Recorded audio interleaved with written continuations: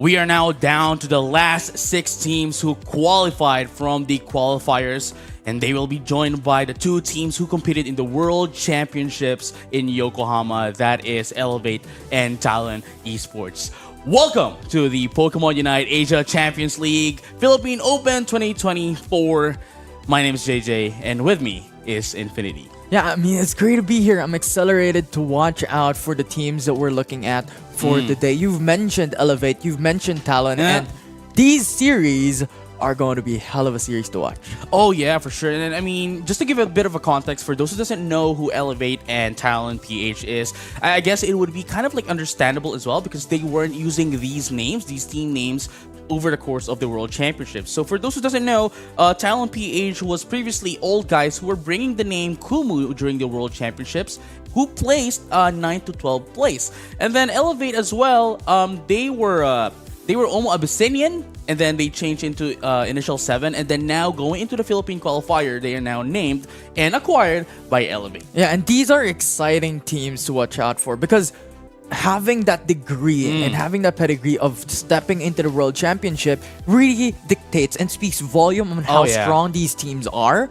And now the big question is, and the big pressure relies onto the teams who will be battling them today. Can they really put out that even level playing field onto these teams? No, yeah, for sure. I mean, again, Elevate and Talon Esports here, they were just waiting. They did not play during the qualifiers because, since they played for the World Championship stage, they are now automatically qualified for the playoffs for the Philippine Open. Now, they are just going to be, waiting for them, studying them from the qualifiers, and now they're ready and, gunning to go and, go against the teams who qualified. Yeah.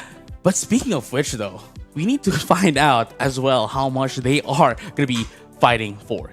100%. There's a lot at stakes on the line on top of the possibility on entering the international stage for these teams. They are also battling it out for 20,000 USD. That is true. And here is the breakdown as well. For the first placer, we have 6,000. For the second placer, we have 4,000. For the third placer, we have 3,000. Fourth placer at 2,000. Fifth and sixth at 1,500.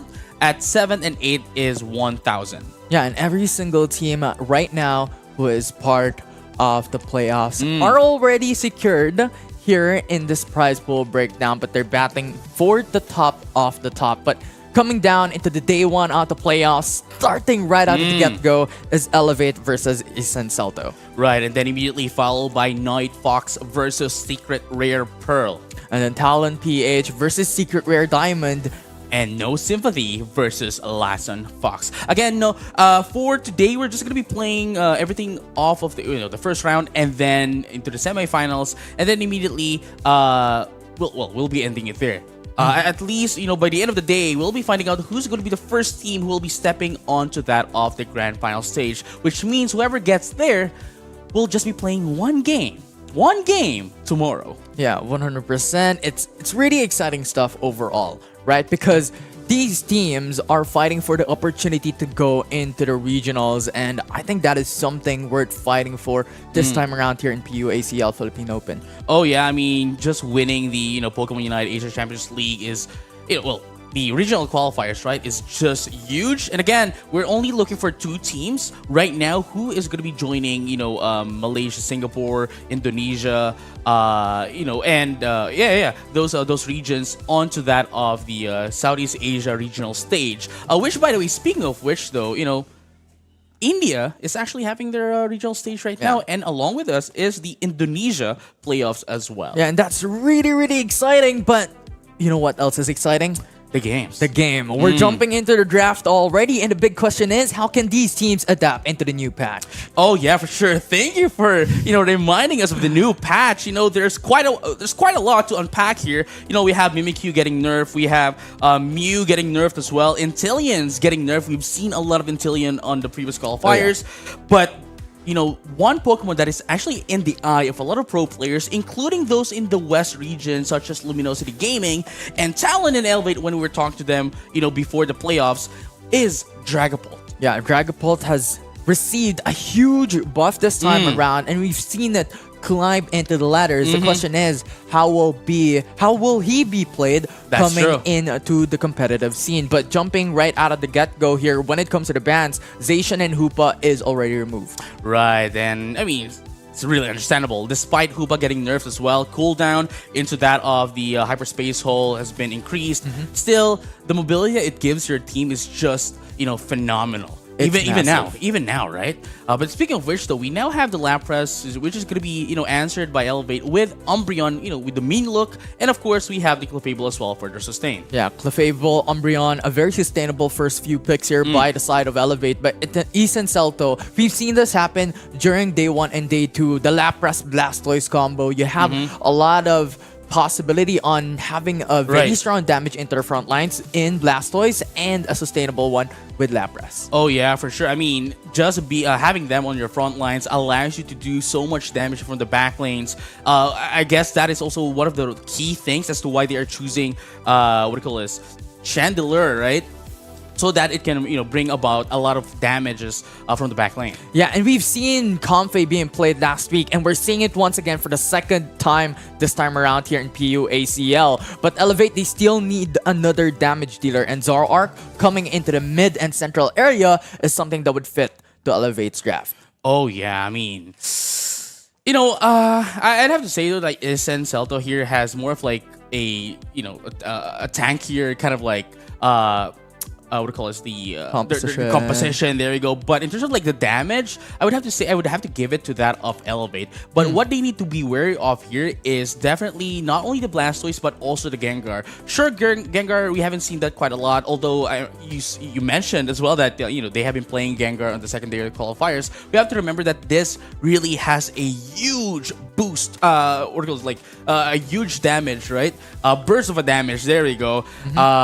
And basically, essentially, off like deleting whoever's gonna be, taken in by the Dream Eater into that of Shadow Ball. Yeah, and this is really interesting, right? Because Ace and Celto, they have a little bit more towards the sustainable side, the defensive side, as you have mentioned, and Elevate is more of that balanced draft. And I think that will be something that Eastern Celta really has to conquer when it comes to these playstyles, especially considering you have the Umbreon to the side of Elevate and you also have Zoroark. So that level 4, level 5 coming into the early game will be something that Elevate will have the advantage of. Oh yeah, and here we have it going into the game. This is going to be the first game of the match. We're not going to be going anywhere else here. Immediately into the game. Game number 1 of playoffs. Day 1. Right, and right now, Elevate, they're going in for the invade immediately coming into these early phases of the matchup. They understand that, Gassy still needs to ramp up. Level 5, level 7, they're waiting for that opportunity for that burst damage as you've mentioned a while ago. And Eevee, for the side of Elevate, understands the assignment that, they have the better lead when it comes to this early game. So Comfey has to funnel through, has to really just support Gassy all throughout these early phases. And there you have it. As you can see as well, Elevate is using this opportunity so that they can put in their stacks, especially with that of the Buzzwole. And right now, Elevate has a bit of an advantage in terms of the pressure against East and Celtum. Now Elevate jumps through into the top path. That first KO already secured, and there's just so much points by the side of Elevate goaling from the early game. Oh yeah, I mean, as I mentioned, right, all they're doing right now is just putting in their stacks, putting in their points so that they can, essentially stack out their stats so that they'll be ready when it comes to that of the team fights. But there you have it. Just right now, it is going to be the Clefable taken down. Taken down, indeed, Eason Celto will be able to secure that knockdown. And this was one of the aspects that we've mentioned a while ago. Elevate coming into the early game has a massive lead, has a massive advantage. Also considering that you also have to wait for level 5, level 7 coming in for Squirtle's side for East Celto on their top path. So a very drastic lead by Elevate that they have secured. Right, and look at how much the prowess is of Elevate, especially with that of the Zoroark. Just making sure that they pressure up East Celto up to the top path and controlling it That's going to be their objective here. They just need to control this up until the mid game, and if they do that, then East and Celto will have a very hard time going against Elevate. Yeah, and right now, with the amount of advantage that Elevate has secured already, look at the level lead that they were able to secure. Zoroark is already at level 8, level 7 across the board as well for Buzzwole, and coming near that level 7 for the remaining 3 members for the side of Elevate. So we're looking at massive burst damage for Zoroark from here on out. And I mean, especially that we are now going to be, heading into that our first major objective as well. Having at level 8, maybe perhaps even level 9, having that Unite move even, being the first one in the match is a huge advantage in and of itself. A good sustainer, well, patience game coming in from Isen Celto, but GGHA is very low already, and Miva has to go in for the defensive play, opting to go in for the defense, zones away the opposing side. You just have so much sustain coming from Buzzwole, and surviving that 3v1 pushes back Isen Celto. Right, but as you can see as well, everyone else from Elevate is now going up top while the Zoroark is left to secure that Reggie bottom. But now right into that of the top hat, let's find out as well if they're going to be able to secure that of the Reggie Ilecki as well for themselves. Yeah, they can't just do that, right? Elevate has Buzzwole on top hat. You also have Clefable, so they could just push them back. We've already stated a while ago that Elevate has the level lead in this early game, so Isen Celto is having a hard time to even have an access on Reggie Ilecki. Oh yeah, for sure. And I mean, at the same time, right? Like, Elevate already has access to their Unite moves. All of them have Unite moves, whereas Isen Celto doesn't. Good knockback coming in from Buzzwole as well. That suppression gets them the number advantage, and now Isen Celto cannot go and fight them in a 4v5. Oh yeah, and here we have it going into an extended team fight. Elevate wants to push in and put in a little bit of a time here so that they can destroy the first score goal before they take in that Reggie Ilecki for map pressure. And Mia was able to single-handedly zone away the remaining crew for Isen Celto. It was a 3v1 on top hat, wherein Elevate's crew and Elevate's team was trying to go in for that goal. They were able to secure that tier 1 turret, and after that, the Reggie Ilecki was free for them to take. Right. I mean, again, the thing here is, right, if they allow that Reggie Ilecki to destroy the first tier score goal, they wouldn't have been able to capitalize on that. That's why they destroyed the first tier score goal, and allowing that Reggie Ilecki to go down to the second tier, providing a lot of pressure and some breathing rooms for them to, get their XPs as well. Yeah, definitely is. So Isen Celto is now playing on the defensive side. We've already mentioned this, that they really have to play it a little bit more late coming into the mid game as well. This is their time where they're looking in for those opportunities and finding those loopholes to have an access against Elevate. But the thing is, these massive leads, we're looking at level 11 for Zoroark, only level 10 for the opposing side when it comes to the same central role. So this will be a lot more difficult for them, but the question is, there's still that opportunity for them to come back when Rayquaza comes up. Oh yeah, I mean, even there, right? Like, Isen Celto only needs to get a very beautiful pick off here, but it seems as if they're going to be forcing an issue here. Gengar comes into the backside. You also have the Azure Spy Vision to get information. That's a triple knockout by the side of Elevate, and now Rox has to retreat, has to run away, and that will be a free dunk by Elevate. Not only just one, but two, 40 and 49 respectively into the top half and the bottom. Mia will be able to go in for the serve there, but Elevate is just going through these 3v1s. Clefable is isolated by AKJ. Will still survive for a bit with that Moonlight, buying a bit more time here. Umbreon comes through, but there's just no access, and Elevate just opted to back away. That was actually quite beautiful of JR Absent here, just because of the fact that, just buying a little bit of time for their team so that they can disengage, right? Yeah, sure, you might be taken out, but at least what you'll get there is your, charge into that the Unite move and allowing your teammates to essentially go away.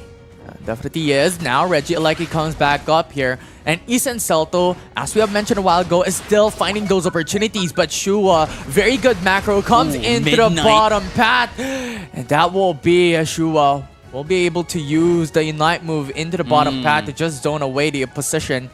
Isen Celto once again will not be able to destroy the tier 1 onto the bottom lane. That was actually quite good as well, coming from that Zoroark to use his Unite move, Nightfall Days, because it's, they have enough time for them to charge up their Unite move once again before their Rayquaza, and that's one of the, rule of the thumb here Yeah. that you don't use it at the last 1 minute. Getting so much damage input, and Ace and Celta will be able to take him down. Elevate will now have the numbers disadvantage, but the thing is, Inteleon is still having that goal into the bottom path. So nevertheless, this macro plays coming from Elevate is spot on. All right, and here we have it as well, Reggie, like to be getting into that first year score goal, allowing them to destroy that first year score goal, but it's still not enough. Look at the lead that Elevate has right now, not only in terms of the XP, but also in terms of the points. It's almost like half by 100%. Yeah, Elevate is saying that, you know what, you can take the Reggie Aleki, Sure. but we're going to be able to dunk on top path with Shua and also Inteleon onto the bottom path. And Gengar follows through with that knockout coming in from Elevate. And thus far, Elevate is not giving any breathing room for the side of his Senselto. And at the same time, you have to take note as well that, again, they have the lead, not only the points, but also the XP, and just allowing them to be taken out, I think is a good play as well coming from Celto, just because of the fact that they can still get their Ignite move charges in preparation for that Rayquaza, and now they are all up again, ready to fight down into the Rayquaza Right pit. now, Elevate already has a good position. They are poised already in this brushes, just waiting for the right opportunity to pounce because they have the massive advantage when it comes to levels, when it comes to these damages right now in their level XP lead up against Isen Celto. And Isen is consistently being pushed back. Right, and Elevate, that's everything that Elevate needs to do. They don't need to get the Rayquaza. They have the lead. They know that for themselves. And now all they need to do is just, push Isen Celto away. But the question is, would Isen Celto be able to, thrust in through the defenses of Elevate? And that's the massive problem that Isen Celto has. They are now in the position to force out these fights. And in addition to that, Elevate was able to secure the tier 2 into the bottom path. In addition to their capabilities on zoning away the opposition. Beautiful marking coming in from Elevate here as to not allowing them to do a split push. And now look at this. Elevate is now doing a sandwich against that of Isen Celto. I think they are forcing them to just back down. You can't get in here, and we can't score in even because we're marking you down. Yeah, and there's just a lot of suppression as well coming in for the side of Elevate, right? You have the Umbreon, you also have the Buzzwole to be able to tank the front lines. You have so much sustainability. And now Isen Celto with the Lapras Express goes into the bottom path. Surf coming in from Blastoise as well. The Unite move coming in from Blastoise with the Hydro Typhoon will be able to take down Inteleon. It's a 1-for-1 knockout, but Elevate still has so much sustain. Tempest is not knocked out. Shua into the front lines, follows through with so much damage. And in the end, Isen Celto is pushed back. There's no opportunity for them to fight through that. And Elevate will win that fight. We'll be able to take 3 knockouts for them. Right, and there you have it as well. Elevate did not need a Rayquaza.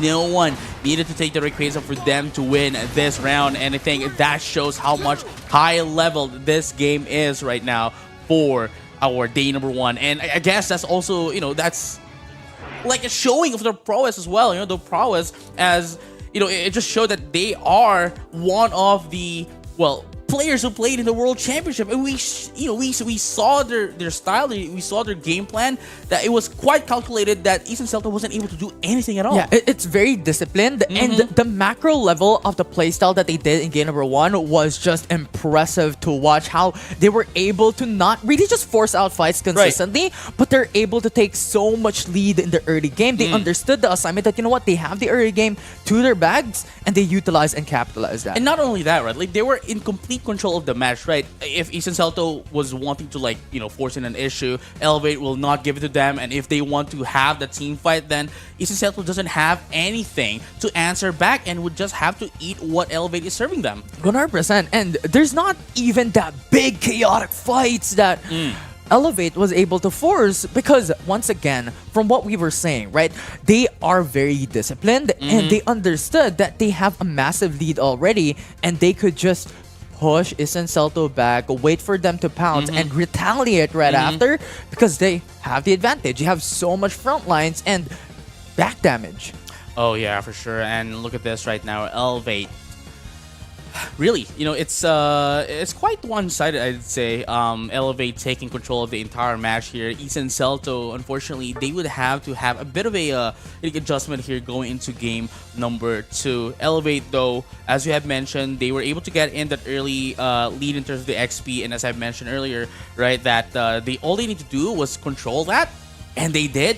going into the mid game and into the late game doesn't even need, again, a Rayquaza. Yeah, and at this point, there's a lot of adjustments and there's a lot of aspects where an Isan Salto could adapt coming into game number 2. They need something that could sustain them if they really want to double down when it comes to that late game prowess that they want to focus on. They need something that could adjust, that could really just change how these playstyles occur coming into the early phases and maybe change Comfey as well. Yeah, I mean that's one of the key factors as well, right? Like Gengar is very squishy, you know, in terms of the HP. I mean, I guess that's one of the reasons why there's the Comfey as well, or maybe even into that of the Blastoise, right? So that, you know, it allows it to be like the wall into the front line. But Gengar though doesn't have that much of a damage, especially that it is mostly a single targeted Pokemon, especially with its what do you call it, Dream Eater into the Shadow Ball. But again, it wasn't enough for, you know, the defenses, the wall of that of Elevate, especially with Zoroark. The moment it comes in, there's also, you know, the crowd control that is a Buzzwole, Inteleon from the back lane, Zoroark just rushing in to, you know, finish a job. We have the Clefable as well to ensure, right? JR absent with the Clefable, ensuring that they are sustained overall. Umbreon, beautiful play as well with its, you know, mean looks all over the place. Yeah, and that is what we have stated during the draft, right? That, you know what, going into the side of Elevate, you have a very balanced composition wherein you have these frontliners that can tank for the team, given the fact that they have Clefable, they have what? So much frontliners for them. Inteleon for that back, Chua for that burst damage. But for the other side, it's a little bit more tunnel vision into Gengar, who will be dealing massive damage. So they need to adapt into that situation. They need to change something up to be able to alleviate that aspect that, you know what, we could still depend on our central area for that massive damage, but we need something else to alleviate that balance coming into the early game. No, yeah, that's what we were talking about earlier as well, right? During the draft, right? I'm pretty sure that, you know, Isan Salto here would have been able to like survive a lot of the attacks coming in from that off Elevate, but it's just that Elevate was able to get in their early lead and was able to capitalize on that even though they are on their composition is more on the squishy side, but the problem here is that their attack prowess, right? Their attack prowess really was just enough to overpower Isan Salto, despite them having a lot of like defenders, having a lot of like crowd control, sure, but it's still not enough to survive the attacks of Elevate. Yeah, it's just too much damage. And a while ago we were talking about this during the pre-show, actually before the show even started, that, you know what, Zoroark at level 5 can already deal out so much damage, and those visits coming in from Shua was just the perfect moment for them. Coming out top pad, coming into the bottom pad, they were able to secure Regirock by leaving Shua alone. Yeah, I mean, they didn't need Shua, right, into that on the top at the first objective, right?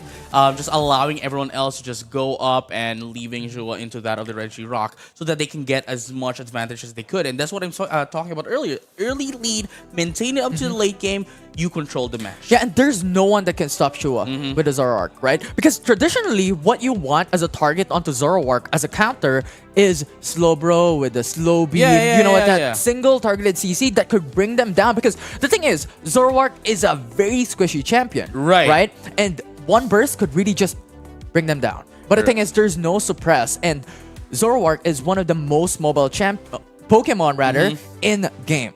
Right, no, yeah, I mean, as we have mentioned, right, really huge damage, but very squishy on the side. But once it gets its lead, there's no stopping. There's no stopping it. And I like the fact that they actually went in for a feint attack as well. Although it does have a lower damage against that of Night Slash.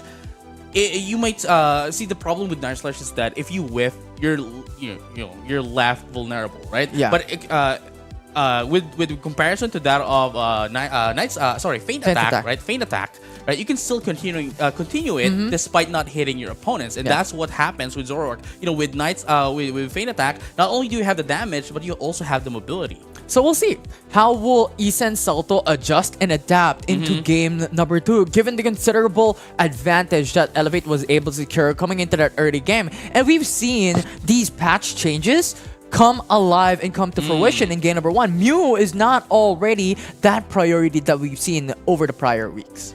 Well, that is true, and then we also have the the nerf as well over that of the Mew, but we might be able to see it. But Elevate though, Elevate banning the slow brew, I think they were able to like know that, hey, you know what, we're gonna be choosing Zacian this time around, okay? We're gonna be choosing Zacian, we're gonna be choosing maybe the Zoroark again, and we need to remove those those crowd control against those Pokemon. But then East Celto banning Hoopa allowed them to get that Zacian. Yeah, that's a massive thing, right? You know what? This is the big disadvantage coming into the orange side when it comes to these Pokemon selection.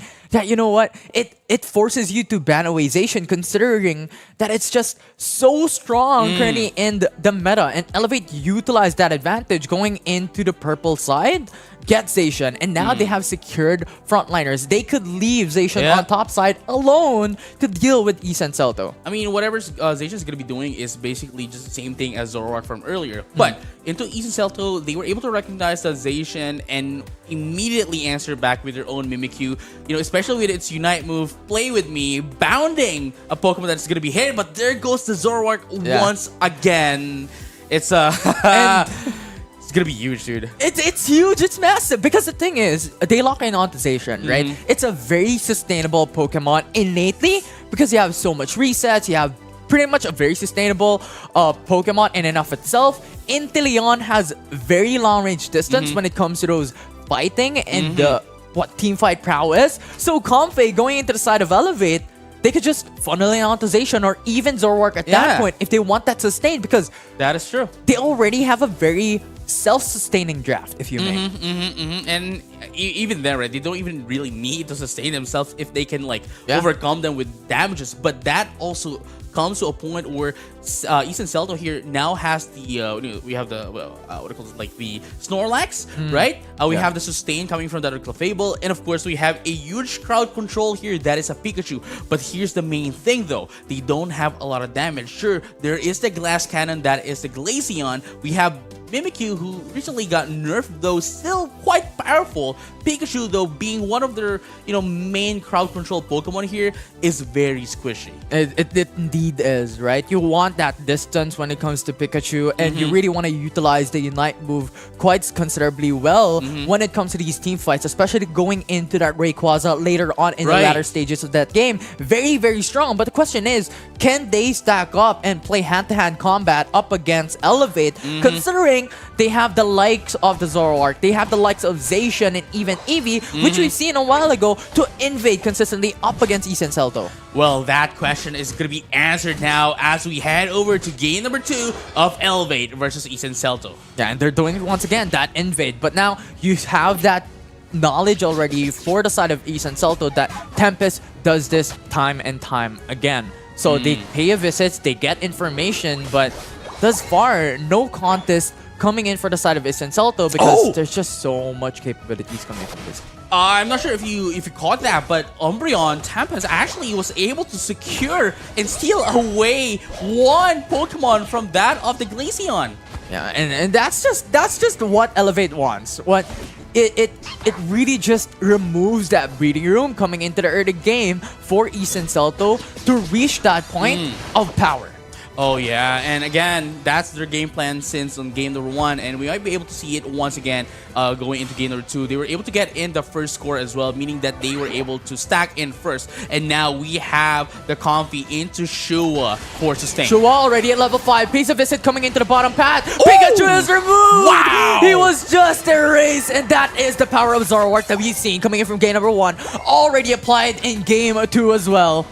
Tempest, beautiful block as well. As we can see, we have the Ice Scale Spears as well. But, knowing the fact that Zoroark is still squishy right now, they just went in, blocked down the Ice Scale Spears so that Zoroark, Tempest wouldn't be knocked out. Clip was just visited by Umbreon on the central area, and there's just no escape. He was just deleted, and dude, he got clipped. He got clipped. He got clipped. The aggression coming in from Elevate is unheard of, and that's just the power of a team that went into the Worlds. I mean, dude, like, I don't think that's it. I mean, sure, they went to Worlds, but like this is beyond that. They've evolved. They definitely did, and right now, A two-man gank coming in Wow! from Elevate. The knockout coming in with Inteleon's power from the long-range distance. And now Issa and Celto hoping to pressure on top path. They have 4 members with that rotation. And Miva playing a little bit Oh my safe. Shua pays the goodness! visit. And 2 members immediately knocked out. Glacian stuck behind Fatal attack again. Station. And there's just no escape. It's a 4 KO by Elevate.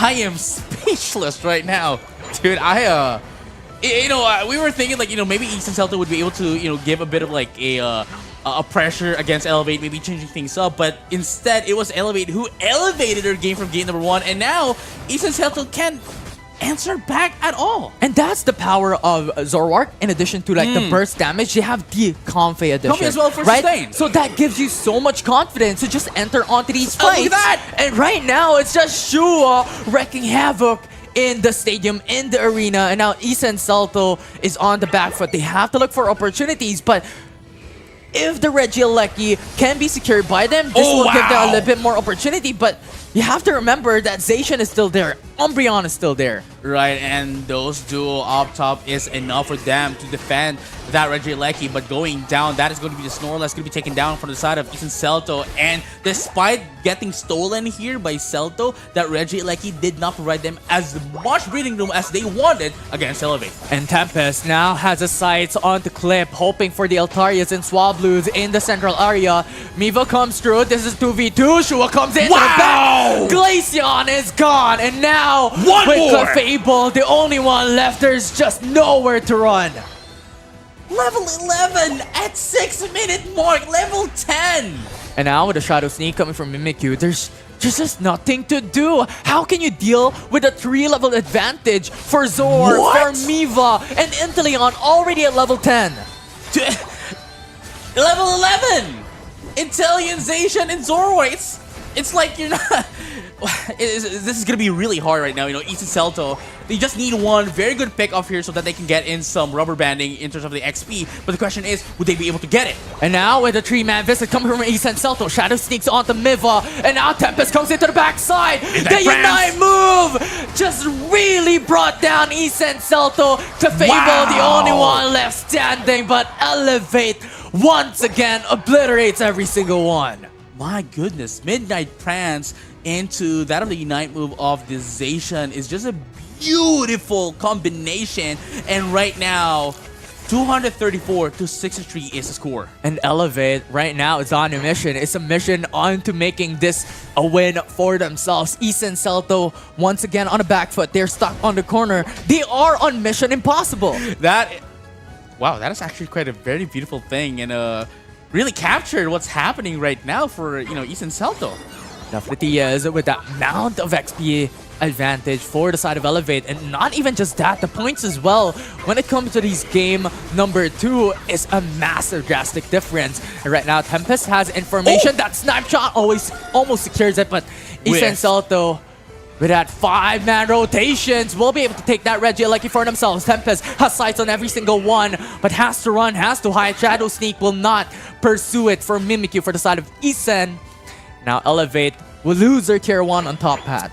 Oh yeah, I mean, it is still the first tier score goal that's going to be taken down into the side of Elevate, but they still are in the lead, 234 to 83, and Elevate very beautifully, quite controlled, leaving just 1 point threshold here into that of Ethan Celto so that they can overcap it for later. Yeah, 100%. And even considering as well that coming down into 2 minutes, if they waited that long, that will be an instant 99 overcap.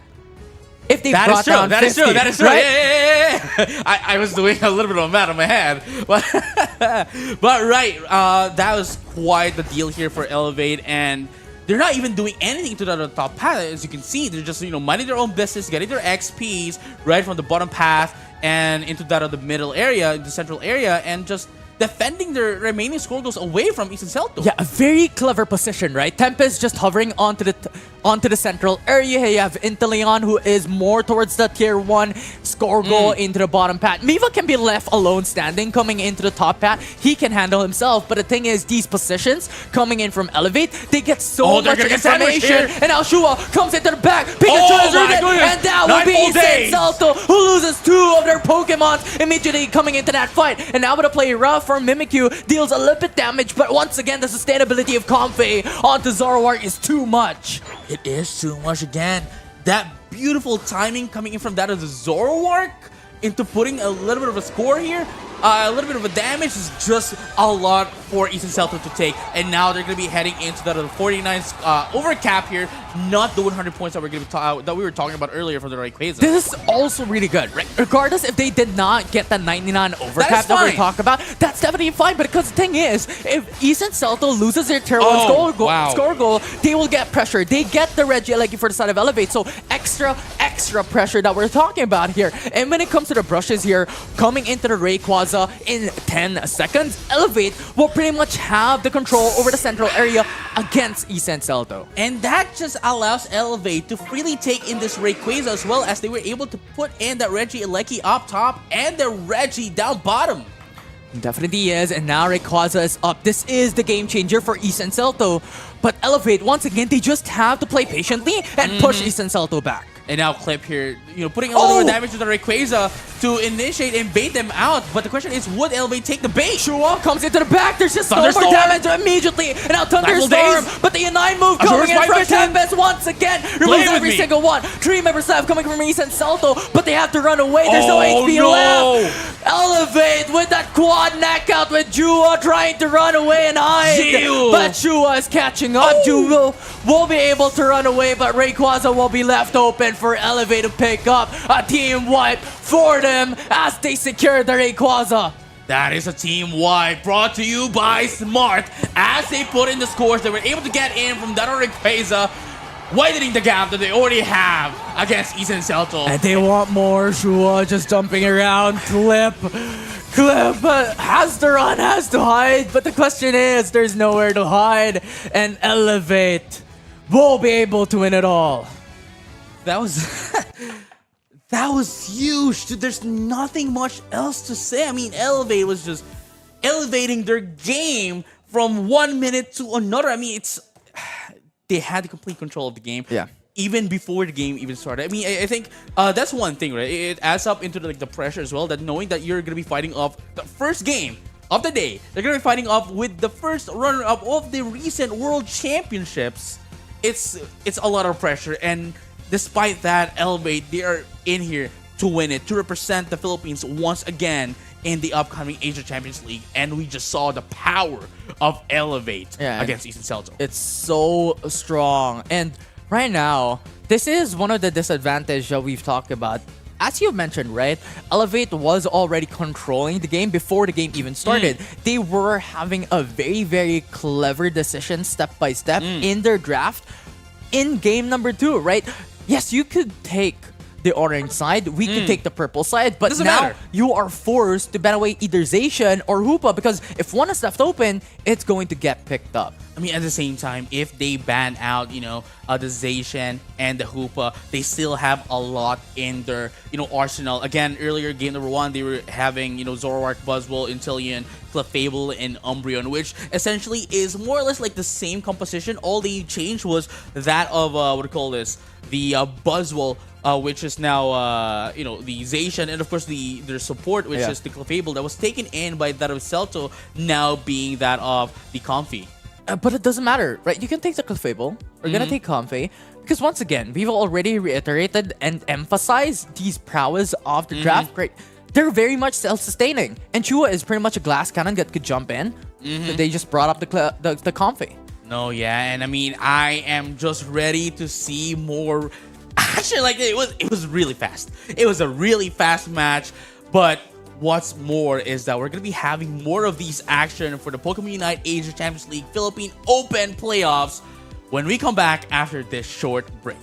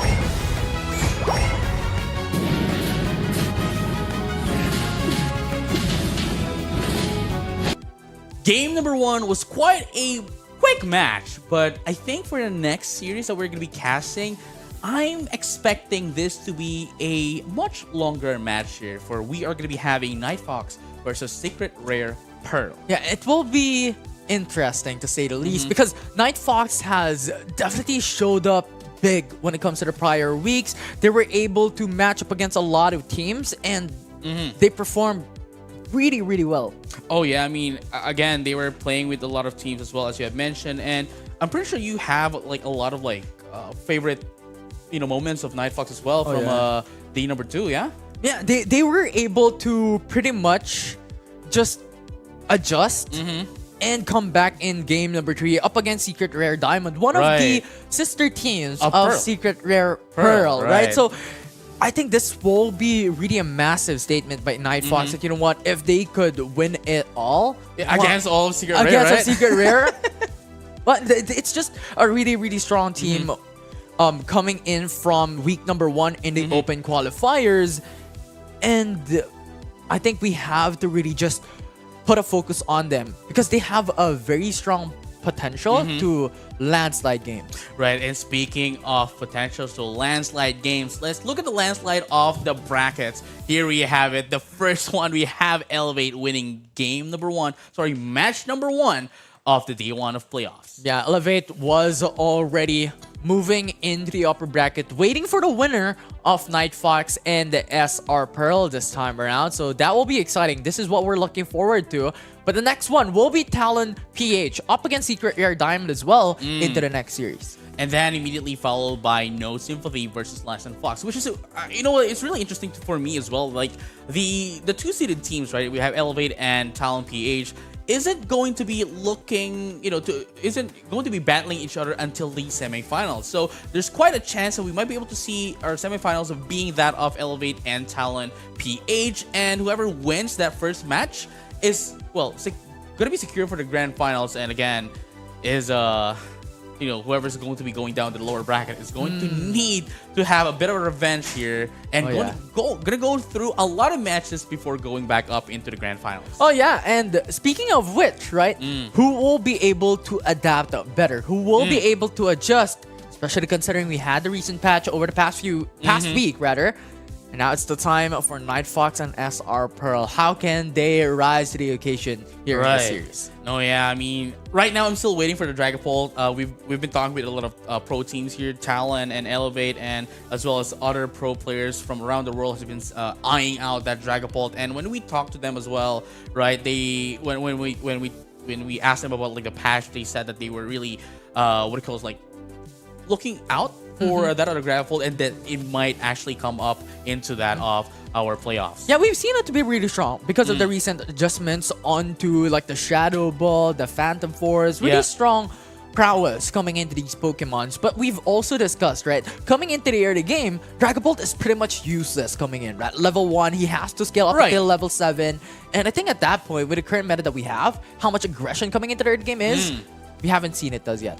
No, yeah, I mean, especially going against Elevate from earlier, I don't think you have the time to. I don't think you would have the time to level up in the early game. Maybe if Elevate gets that, right, then that's a different story. Yeah, definitely is. What is a different story right now is Night Fox versus Secret Rare. Now gunning aim for that of the Trevenant, Intillion, and that of the Blissey. And now for Secret Rare Pearl, though, it's a Mew, Umbreon, Lapras, and Clefable. Yeah, and I'm liking it, right? Thus far, Secret Rare Pearl is bringing out the Mew for one of the very first few times that we've seen it with the nerfs coming into the recent patch. But right now, it's pretty much a very, very balanced draft that we have for the side of SR Pearl and even for the side of Night Fox as well. Yeah, both of them, yeah. Night Fox here does have a bit of like a defender that is the Trevenant, and which could use a lot of like crowd control as well, lining up everyone from the side of Secret Rare Pearl, allowing Intillion to just use his snipe shots, and of course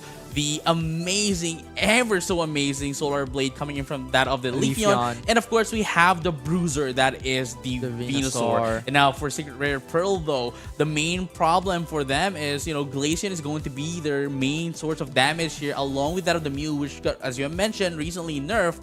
But the thing here is they have a lot of frontliners. That is the Embryon. We have the Lapras. And again, we have sustained that it is the Clefable. So I'm pretty sure they would be able to survive a lot of attacks coming in from that of the Night Fox. Yeah, definitely is. And expectations are for the side of Night Fox here that Venusaur is going to be Bruiser, right? Oh, Going yeah. in for the Petal Dance along with the Giga Drain because you already have the Leafeon, you already have the Inteleon. And they don't have anyone to be on the front line. Yeah, so they need someone to go in front. And as you mentioned, Trevenant as well to be pretty much a suppress Pokemon going into the side of Night Fox. So a lot of expectations to that aspect of this team.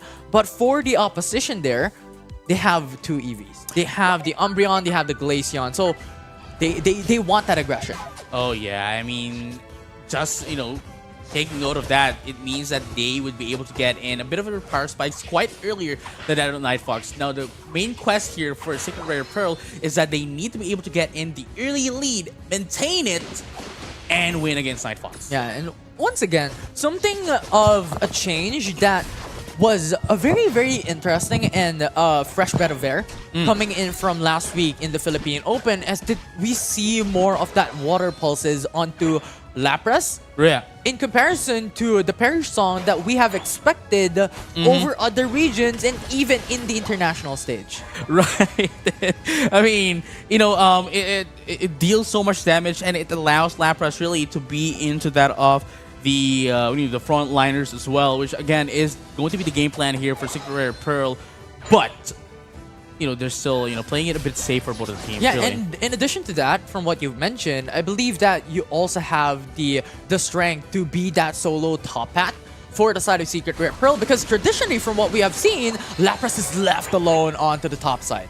Right, and here we have, still nobody is getting their stacks, right? And, oh, never mind. There is the first stack right now. That is the Trevenant. The Tumpfund, still not a Trevenant here, going to get in their first score. Night Fox is one of the teams that is up and rising in the community into the levels and the likes of, Elevate and, of course, Talon. But there you have the first KO of the game. Yeah, it definitely is. You know what? These early aggressions coming in for the side of SR Pearl, Night Fox has this mindset already that, we already know what you're gonna do. The aggression coming in from these EVs with that early evolutions for the early power spikes, we could understand that. So we're going to play it a little bit more safe. We know how to answer it back. And thus far, Night Fox already secures their 58 points. And now with a Venusaur already at level 7, the Bruiser in the front lines with Inteleon at the back. There's There just you go. 2 immediate knockouts by Night Fox. And, they don't need to chase down this Umbreon as well because all they need to do is, push in a bit. Again, the Bruiser into that other front line. And, of course, just put in the scores, getting their stacks all day long, preparing for the first major set of objectives. Now Clyde comes through. This is a 3-man rotation for SR Pearl. Snipe shots coming from Night Fox. A little bit more Ooh, poke damage. Woodhammer. But Trevenant into the front lines. Woodhammer, as you stated, just crowd control or well suppress SR Pearl's possibility to jump through. It's a battle of pretty much the lane birds at this stage. That is true, and all of the Altarius as well was taken in by Night Fox. Nobody, nothing, no Pokemon went into the side of Secret Rare Pearl, meaning Night Fox had gotten all the XPs from that spawn. And at the moment, with a little bit more closer of a matchup that we've seen priorly, it will now be Night Fox who has control over the Registeel with Blissey just zoning them away. Trevenant comes through as well. Stage though! And SR Pearl will be able to steal away the Registeel. Right, but there you have it. Verdant Anger is going to be able to take down the Glaceon. And right now, Trevenant coming into the back as well. That crowd control is massive and phenomenal, but Mew has to force to back away here. Night Fox already got the overcap into the tier 1 zone, into the bottom path. Now Clyde hopes to beat up frontliners by SR Pearl, but Solar Blade from the Leafeon, as we have mentioned, Oh my goodness, one has more! just too much damage. But Trevenant will be traded away by SR Pearl. Oh, wow! But still, it will be Hitari. Bliss assistance versus Solar Survival. Blade, a little bit more sustainable coming in from Blissey's assistance. The Leaf Blade will be able to get away with a little bit more distance. Snipe shots from far away, and Hitari won't be able to go back Lapras unscathed. Express though. And now, we'll be able to isolate Blissey. This is just a 4-man rotation by SR Pearl. And besides, No still escape, survive. but Venusaur comes through, and that will be a good front line for Night Fox. Wow, beautiful assistance coming in from MXI, ensuring that the Livian survives the team fight for another time. And of course, you know, the Venusaur just ensuring coming in. Despite this Blissey, right? Despite this Blissey buying a bit of a time for them to get away, did not let the Blissey go down as well, not giving anything, denying the XP that they would have been able to get if they were able to take in that Blissey. Yeah, and it was the hopes by SR Pearl that they want to get value out from that fight. They needed the trade. But once again, the steal! Steals another objective away from Night Fox. Wow, Secret Rare Pearl, you are surprising us. Sure, I mean, in terms of the macro, right? We're seeing that Night Fox definitely has the advantage here in terms of the team fight, but the objective takes though. Secret Rare Pearl is proving that they have all it takes to answer back. And now Unite move coming from Glaceon. A lot of damage comes through as well, but a counter Unite from Venusaur as well. Trevenant falls down. It's a 1-for-1. Yao is gone for SR Pearl, so they will lack in damage. Glaceon will be a huge dependency. Giga Drain from Venusaur, sustaining him a bit longer. Umbreon falls down, but Venusaur still comes up. Azure Spy Vision gets information, but this will be a 3v3 where Night Fox has the level advantage.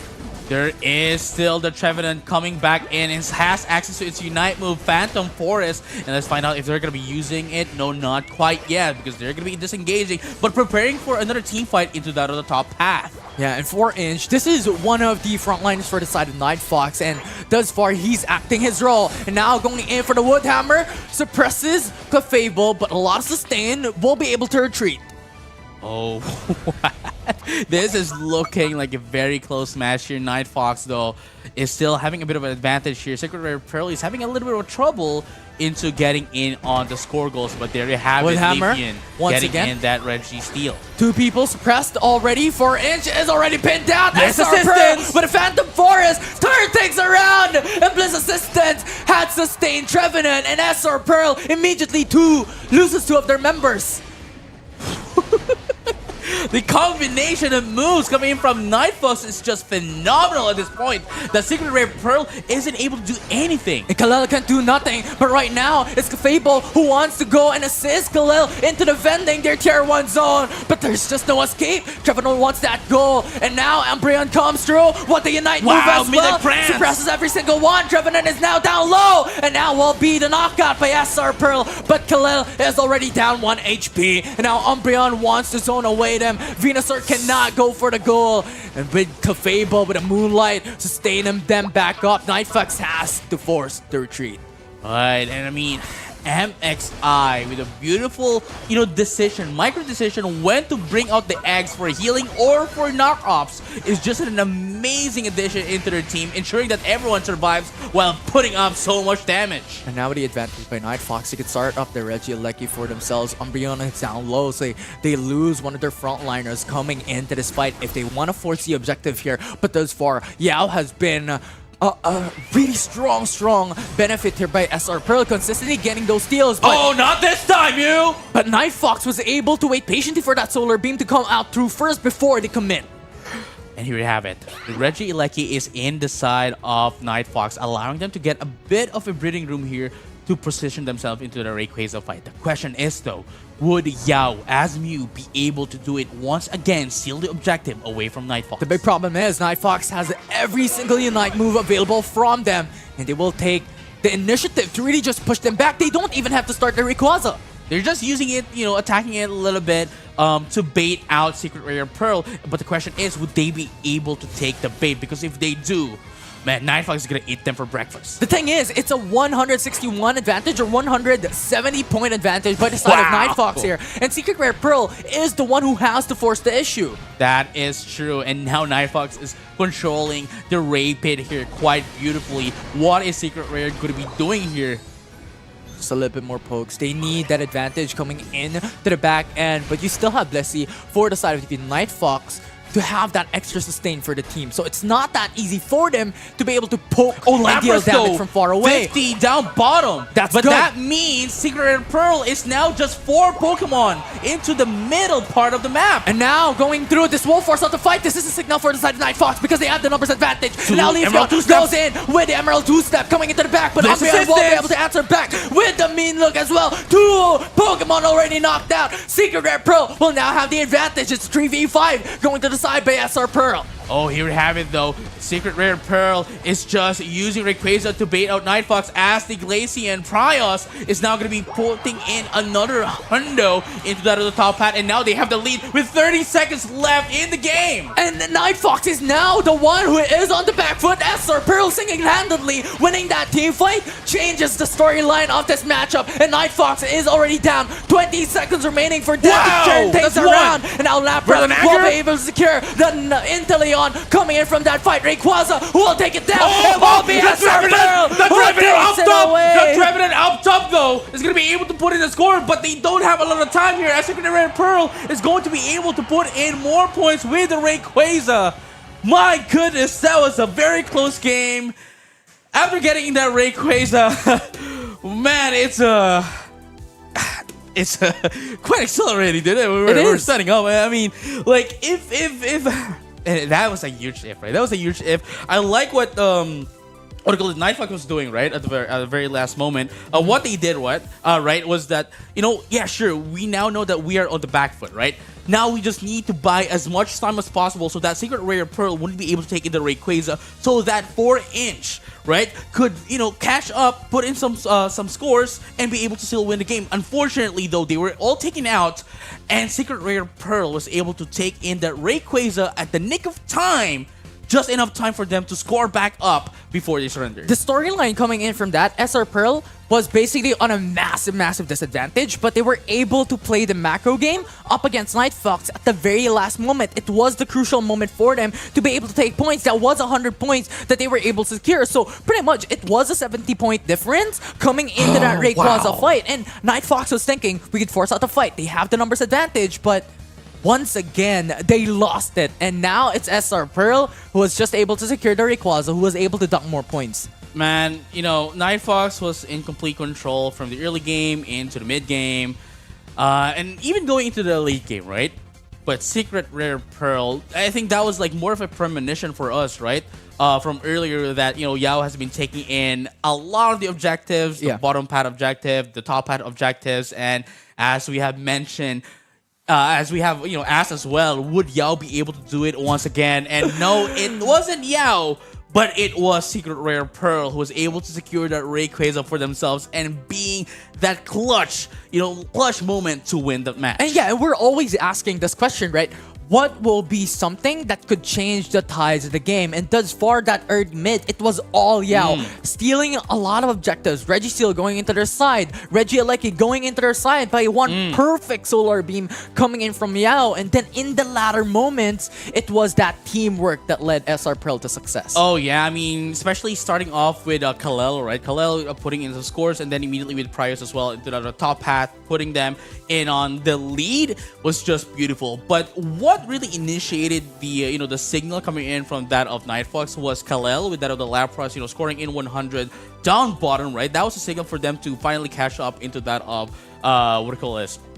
Secret Rare Pearl. Knowing the fact that, okay, someone is scoring in down bottom, that means they are, well, they're not complete in their team, so they went in. But unfortunately, though, the position of Secret Rare Pearl was just enough for them to sandwich them into that of the Ray Pit. Yeah, and one of the positional mistakes there by Night Fox is that Leafeon was overextending. Because Right. he was the one who went down. He was the one who pretty much gave SR Pearl the even level playing field. It became a 4v4 in that team fight wherein Night Fox started that engage. And remember, Leafeon to be pretty much the carry for Night Fox to deal damage, and they lost it. Right, and I mean that was the start of the end for Night Fox, and again, beautiful. what was the term here? Like beautiful effort as well coming in from that other Trevenant, right? Trying to put in a lot of the damage, a lot of like points into the top hat. Unfortunately, they were marked as well, ensuring that they won't be able to score in.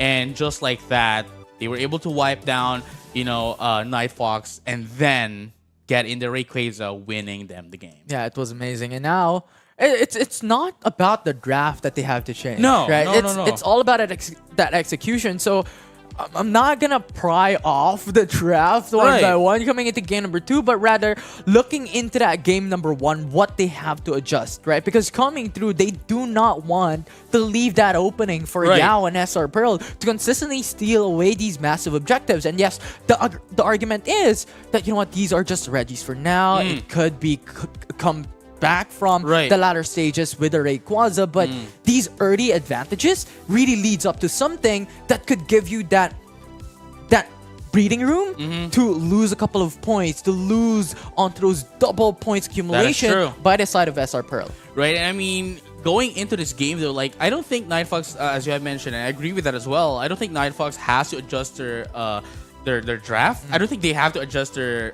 game plan as well. What they need to do though is mark down Yao, maybe have a little bit of respect ban into that of the Mew, or maybe seal that for themselves and basically denying them the objective, because I think that's one of the things that actually stopped them from getting in that lead from Secret Rare Pearl, being denied those objectives. It goes down to not leaving any opening for the side of SR Pearl. That's pretty much the statement here that Night Fox has to do. But a huge respects onto Mew. Very interesting. But this will leave away Hoopa and Mimikyu open for any of these two teams to secure coming into the draft. And it seems as if, Secret Rare Pearl was the one who used the Mew, but they were the ones who banned it out, knowing the fact that, okay, we're not going to be using it this time around because it's probably going to get banned. And if we don't ban it ourselves, it's going to be stolen by Night Fox. And that's what it did. Now starting off with Hoopa with the priority pick. Now with the Inteleon and Trevenant, these are pretty much the statement in the meta picks coming in for the side of Night Fox. So really, really good first few picks here. But this leaves the Umbreon open for SR Pearl. This leaves also the Lapras, the Blastoise. So this could be the first couple of picks that SR Pearl is doing, and they will hide their damage dealers on their 4th and 5th on their next rotation. I mean, that's what's happening here right now, right? We have the Lapras and the Umbreon. Definitely the priority picks here. We have the support, we have the tanks as well before heading over to their damage dealer. But Night Fox here, again, as we have mentioned earlier, they don't really need to change anything, and they're not changing anything at all so far, not changing anything at all. Secret Rare Pearl, though, they're gonna be changing up that Mew. They have the Umbreon, right? They have the Umbreon, they have the Hoopa, and then Zoroark is the other addition along with Pikachu for SR Pearl. This is quite huge, Sure, they might be they might be squishy Pikachu and that of the Zoroark, but we have the frontliner that is the Lapras and the Umbreon, and they have the sustain as well and mobility that comes in the form of Hoopa. But Night Fox though, Greninja? Okay, well, wow, Greninja, this is quite an amazing pick just because of the fact that it's a Pokemon that we haven't seen in months. Okay, sure, it might have been buffed. It actually got recently buffed as well, with Water Shuriken and Double Team, right? Its cooldown got changed up a bit, right? Yeah, it got quickened, got hastened, right? But the damage output of Greninja though is not there yet, so it's quite interesting that they were going in for the Greninja. And I want to echo your thoughts about that interesting pick, because traditionally from what we have seen over the past few games that we've had, and even in the prior weeks and international stage or inter-regional stage in Southeast Asia, is that you have 2 frontliners, you have 2 pokes, and these will be the carries and 1 sustain. But the thing is, Night Fox changed things up. They went in for pretty much a glass cannon composition, which is very unorthodox. Oh yeah, that is true. But at the same time, they still have the Leafeon, which could still be their, frontline damage here coming in. Alongside that is, of course, we have the Trevenant as well to line them all up. So we might be able to see here a Water Shuriken build here, which is going to be more of a mid-range kind of Greninja, and along with the Double Team as well is just going to allow them to put in a lot of damage here. But again, one of the cons here for Greninja, right, starting in with a Pro Key, is that it has the lowest HP in the game, 5,152, and that means it's very squishy. And once it get hits, it goes back to the Pokemon Center. Yeah, this is the massive problem right now by Night Fox. We've mentioned that they don't really need to change anything. They don't have to change their draft. But the thing is, SR Pearl, with these amount of changes, right? They have Hoopa, they have Lapras, they have Umbreon coming into their draft. So when it comes to these drastic difference, it's pretty much light and day. No, yeah, but MXI though was able to, steal away one, Pokemon from the side of Secret Rare Pearl, but that was answered back by the Hoopa, taking in the first KO of the game. Yeah, and this was a really good invade coming from Night Fox. This is already the tradition that we've seen. Have that early game invade. They have that early phase invade because you want that pressure, especially considering that Zoroark is to the side of SR Pearl. So they need to buy time for that level 5 to be able to reach that final evolution for Zoroark before they come through. And now that will be the time. And Blissey once again falls down. All right, I wonder what the moveset is for Greninja here. Frogadier at the moment there we go. That is a double team here. Not going in for the smoke screen for blind. Double team, and I wonder what's the first move though. But despite that, going to the top path. Yeah, Zoroark once again pays a visit. This is just too strong and already pretty much a synonymity onto Zoroark as a Pokemon because there's just so much burst potential and also the possibility on going mobile into these top and bottom paths. Oh wow, my. That's what we're talking about, ladies and gentlemen, and all trainers alike. The prowess of Zoroark, you cannot sleep on it. And we're already reaching that level 7 as well. So if Zoroark reaches level 7, more damage, more mobility comes through, and that is what we're saying right now. Night Fox just has to let it go. And now going in for the illusion with that of the Blissey, it actually can remove as well mean look if you actually time it pretty well. So that's quite an amazing thing to know. If you don't know yet, quite a nuanced interaction against that of the mean look. But this time around, Umbreon and the Zoroark are both in the same team, so they don't have to worry about that. Yeah. But here we have it, as expected. Greninja blank here, going in with the double team and the Water Shuriken, the buffed moves for Greninja this patch. And at the moment, Night Fox is already waiting patiently, coming into the sidelines for the Reggie that will come up at 10 seconds along with the Lane Birds, but it will be Zoroark that pushes them back. A lot of these back and forth damage.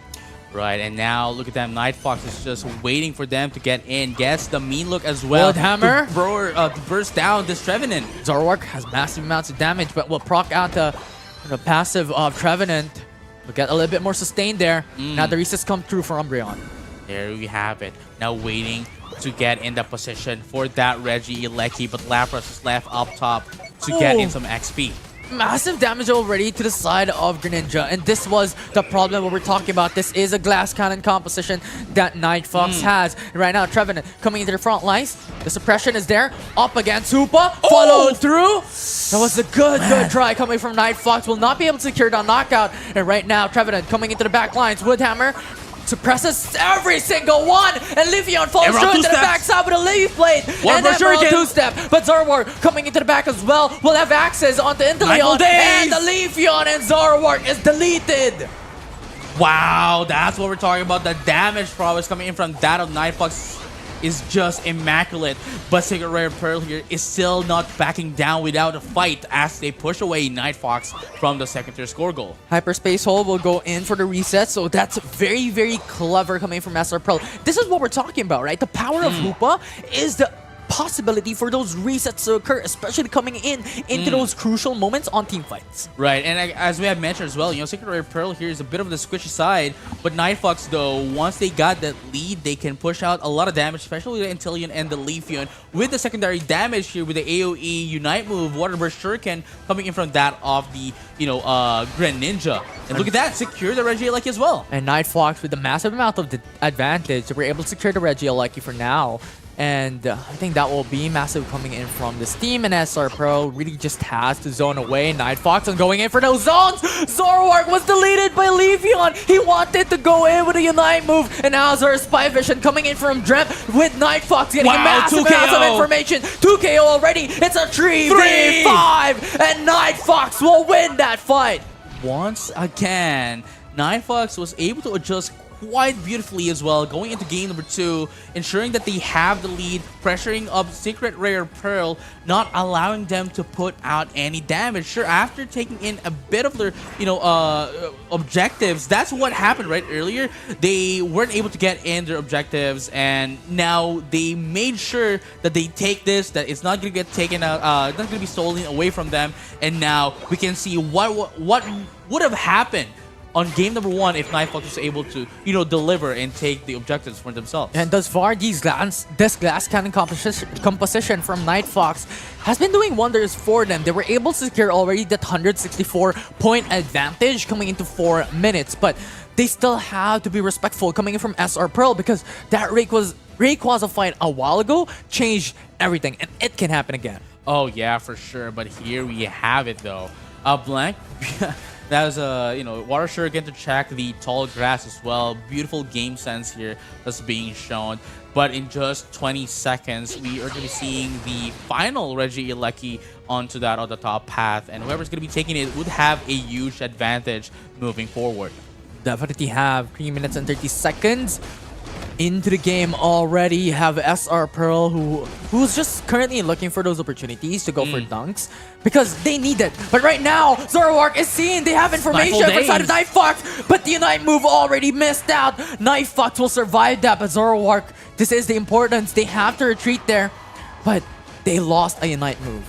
Well, that's okay. That's fine because it's still not the last 1 minute of the match. Again, the rule, the rule of thumb here is that you don't use your Unite move at the last minute before the Rayquaza, so that you have your Unite moves ready for that Ray fight. But it was quite early, and they'll still be able to charge up its Unite move, ensuring that they would be able to have their arsenal fully equipped for that upcoming major objective. Yeah, now Night Fox once again starts up the Regieleki. SR Pearl gets information, but there's no contest. Umbreon and Zoroark is down low, so Night Fox gets a free objective. Now, I feel like Secret Rare Pearl would need to allow that Regieleki to go up top, because Night Fox is not anywhere near anyway. But it's not near anyway, and if they decide to, attack down the Regieleki before positioning into that of Rayquaza, it's just going to give up a lot of breathing room into that of the Night Fox. And they have a lot of time to get that Regi Ice for the side of Night Fox here. And remember, Rayquaza will come out really soon, so this will be a massive advantage for the team with the buff. That is true, and that's what I just said. They were, too focused into that of Regieleki that Night Fox was able to freely take in the Regi Ice, and now has a position advantage into that of the Rayquaza. Now let's find out how Secret Rare is going to thrust through against Night Fox. Now SR Pearl has understood that there are a couple of members for the side of Night Fox already in the Rayquaza pit. So this will be something that they really have to get. This was what changed game number 1 to win it for SR Pearl. And we have, as you can see as well, Leafeon is just staying into the base, waiting for anyone to go for a split push to jump onto them as well. And they don't need everyone into the Ray pit just because of the fact that they have the macro lead here against that of Secret Rare Pearl. And look at the positioning, right? For the side of SR Pearl, Zoroark is left alone coming into the top path. You also have Lapras into the bottom path. So if ever the Zoroark is going to be putting in 100 points here, but still not enough for them to catch up against Night Fox. And that's what we're saying, right? If Night Fox focuses on one path or the other, they're able to secure a lot of points. So they have to force a member coming into the top path to be able to secure that zone away from Zoroark. But Trevenant forces out that fight with a Wood Hammer. It is SR Pearl who is on a massive disadvantage. Right, they have to remember that they still have their Unite moves here, and they're buying as much time as possible and get their Rayquaza at the last possible moment. But the question is, would Secret Rare Pearl be able to do it? 30 seconds left for this game to end, and SR Pearl is on a timer. Night Fox already has a massive advantage. Zoroark hopes to go through, but misses out the opportunity. And now, with the Greninja having massive lead, Trevenant coming into the central area, Rinse and Bound already. It's a 1-for-2 trade. Secret Rare Pearl gets it through, but they were able to secure that Pikachu for the side of Night Fox, and 20 seconds, 10 seconds left with Rings and Battle already for Lupa. And with a massive lead, there's just no escape. There's just no opportunity, and Night Fox brings this to game number 3. That was a beautiful wall coming in from Night Fox, not allowing a secret rare pearl to do anything against them, nor put in a bit of a points, especially with that of the Leafeon just being at the base, right? Being at the base there, and waiting for anyone to what would call it, like split push and just jump into them. But unfortunately, nobody went in there. But Hitori was able to mark down Prius as well, not allowing it to put in 100 points. But the thing is, though, like even if Prius was able to put in down that 100 points, it still wasn't enough for them to catch up against that of Night Fox, which would then just allow Night Fox here to just outnumber essentially Secret Rare Pearl here for that of the Ray fight. That was a good attempt for SR Pearl. That's true. They want to repeat the strategy that they've done coming into game number 1, but unfortunately, it was Night Fox who was pretty much aware coming into that latter stage of the game that Hitori was able to deny that dunk away. And yes, it will give a lot of opportunity for them because they still have that final zone that they could dunk away. But it was just Night Fox who was playing that macro game from here on forward when the Rayquaza came up. I also like to give mention into that as well. Blank, despite Greninja still not buffed as much. Sure, it got buffed, but the attack prowess is like currently on the level where there are a lot more Pokemon that is more viable than that of Greninja. Still made it work and is actually the MVP of the match, according to our match right there. So huge props to Blank for showing us quite an amazing Greninja, and the good timings of those Unite moves, Water Burst Shuriken as well, immediately into those Water Shurikens, and the double team is just phenomenal. Yeah, we saw it a couple of times coming into the bottom path when he was trying to really erase Zoroark as well into those engages. It was outright really, really nice to see these changes coming into the draft as well, and thus far, it's pretty close between these two teams. It is pretty close, and I mean that's why we're going into game number 3, because if it wasn't close, then we're not gonna go to game 3. We're not gonna go to game 3. Yeah, 100%. But I'm tipping my hats onto Night Fox, right? Because from what we have seen thus far, coming in that game number 1, they're consistently looking for a lot of these early game advantages. And yes, they lost game 1. But all throughout that matchup, they got one 17-point lead, and that was mirrored to game number 2. So I feel like Night Fox is has the momentum coming into game 3, and it will be SR Pearl who has to change something up, who has to execute a better strategy moving forward. Oh yeah, for sure. I totally agree. And as we have mentioned, right, like SR Pearl, their game number 1 composition was already fine. It was quite like a poking heavy kind of composition, but it worked out pretty well for them. Beautiful timing, beautiful call outs as well. But they changed it up a little bit too much for game number 2. They had the Zoroark, they had the the Pikachu as well. Quite a squishy pick. Sure, they have a lot of crowd control and the damage, but it did not work out well for them. And Night Fox recognizing this allowed them to just take this as an advantage and take over Secret Rare Pearl. Yeah, they definitely did. And I mean, it was also a drastic change for the side of Night Fox. And we cannot overlook that change because they went in for Glass Cannon composition, brought in the Greninja, pretty much changed the whole draft towards that game. But it was just them being able to capitalize once again on what they did in game number 1 and game number 2. Get that early game lead, get that objectives that really just changes things up. They did not allow for SR Pearl to have that openings for another steal. And once again, we've mentioned this, that it is very important to really secure that massive lead in the early game so that you can just have a lot more breathing room when the Rayquaza comes through. Oh yeah, and I mean at the same time, we're like, what I like about Night Fox is that what they did in game number 1, right? They just adjusted it a bit, made it better, made it more optimized.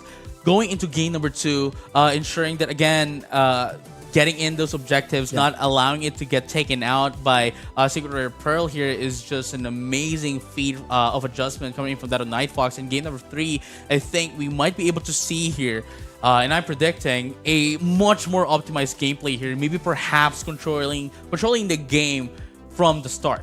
Yeah, overall, these two teams have to put their best foot forward because they are pretty much one game away to move forward to battle elevate later on, or well, in the upper brackets, right? So that will be very important for any of these two teams to be able to achieve. But the changes when it comes to the bans though, Inteleon will be banned instead of the Mew or even the Clefable or the Slowbro that we've seen thus far. That is true. I mean, so far nobody's using the Slowbro, which is quite interesting, really. We haven't seen the Slowbro quite yet in the day. But Nighthawk, though, is going to be starting off with the Mew, and Secret Rare Pearl, though, is going to be heading with that of the Leafeon, sealing it away from Nightfox and the Hoopa. Yeah, and thus far, I feel like the Philippine region as a whole has a little bit more different pacing and a different strategy from what we've seen thus far in inter-regionals from the prior weeks, right? They're not going in for those single target. With a Slowbro, Mr. Mime comes through. We were shocked at the same time, but like Mr. Mime, it's really interesting. I mean, you know, Mr. Mime here is one of the Pokemon as well who got a bit of like a change, right? We got a bit of a change during that of what do you call this, the recent patch, but I didn't see it as someone who would be coming back in this regionals in the tournament stage, but sure, you know, special attack stat buff plus the confusion, again, as I mentioned before, right, it can stun down opponents if it hits a wall. So that is going to be quite a quite a detriment here into the side of Secret Rare Pearl if that ever hits. And I guess that is a bit of like a what do you call this, like a semi-support build here coming in from the Mr. Mime. Of course, we have the Trevenant, which aligns everyone, crowd control. Bruiser, that is the what do you call this?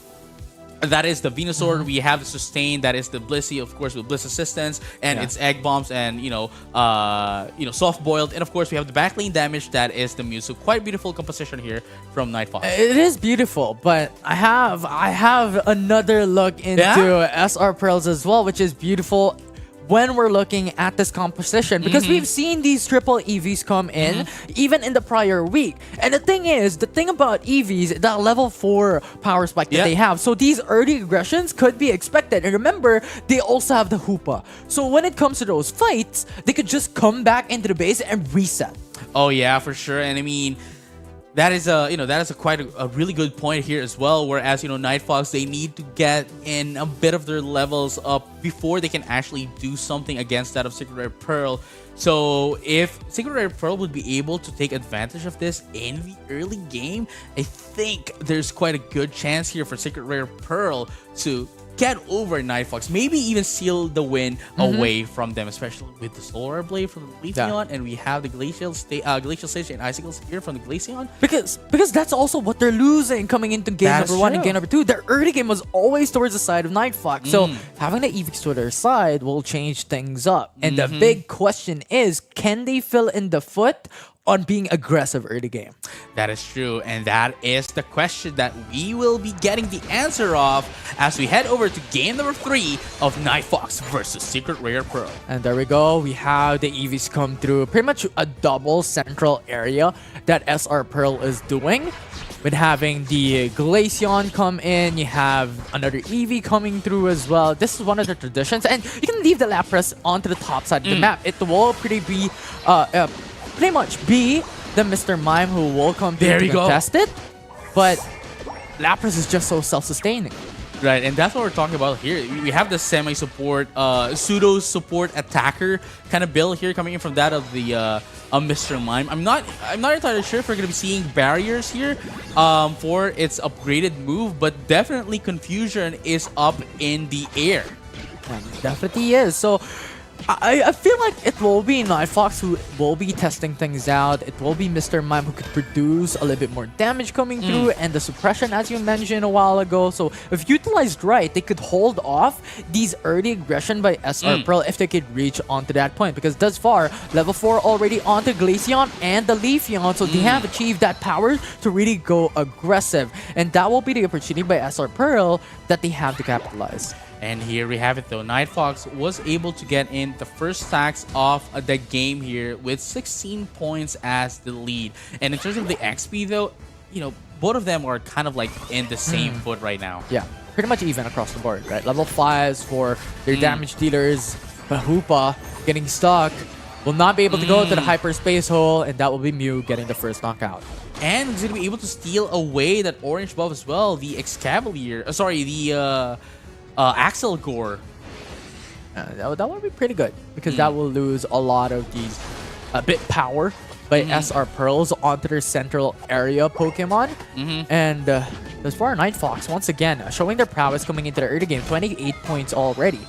And we can see here that Night Fox and Secret Rare Pearl are taking a bit of their time as well. They're not being too aggressive right now, as we haven't seen a huge team fight thus far into that early match. And look at that Magician to steal away some Citrus Berry. Getting suppressed. Night Fox gets it.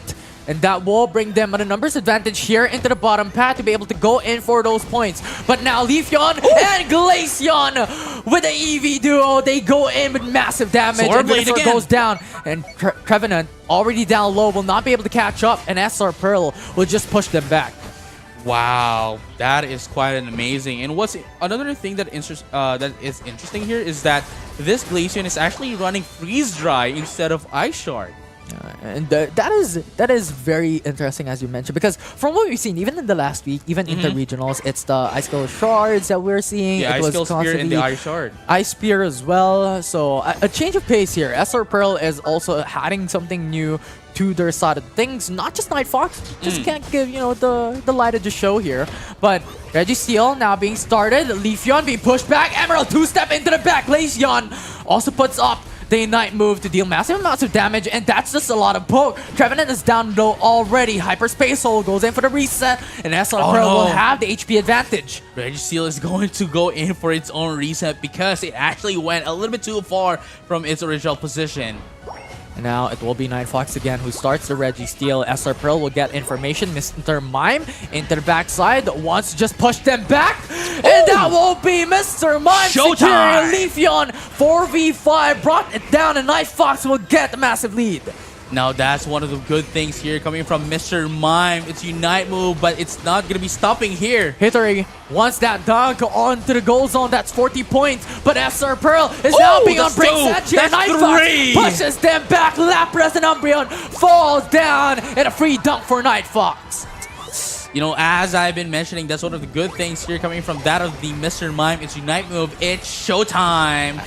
Putting him up a lot of knockups, but here go another team fight. Incapacitated, Hoopa is just deleted. Now SR Pearl loses two of their Pokemons right out of the get-go, and Night Fox once again breaks loose onto the tier 2 goal zone in the bottom pad, which nets them a 160-point advantage. Wow, Mr. Mime with a beautifully placed barrier and allowing that Lapras to get away, ensure that Night Fox is going to be able to push it down, pick them off, and take down the the XP, the points, and everyone shared across the team because everyone was there as well. And now Regieleki is open for both Night Fox and SR Pearl. The positioning here by Night Fox though has a better lead coming into the top side, but Trevenant is being pinned down. It's a 2v1 down low.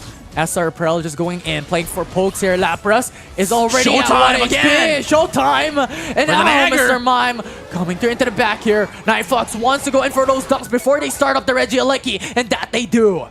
Man, MXI as well, really beautiful aggression, ensuring that everyone's going to be able to put in their scores and buying time for their teammates as well. And now they have secured that Regieleki to buy them a little bit of a time of a breathing room here to get their XP. Yeah, that's a lot of pressure onto the top path here. And SR Pearl has to bring in a couple of Pokemons onto the top side of the map, and that will bring in free reign for the Reggie down low into the bottom path. That is true. But with that being said, though, Night Fox is securing that Reggie bottom as well. As Secret Rare Pearls, they are quite occupied by that of the Regieleki. Yeah, and that just gives them a lot of these macro plays. This is what we have commended Night Fox to be able to do in game number 1 and game number 2. It's just a very clean and disciplined playstyle that they have done thus far. Oh, showtime! Mr. Mime once again shows time, pushes SR Pearl back. Yao is really low already, and Hoopa hopes to knock Mr. Mime back, but there's just no more escape.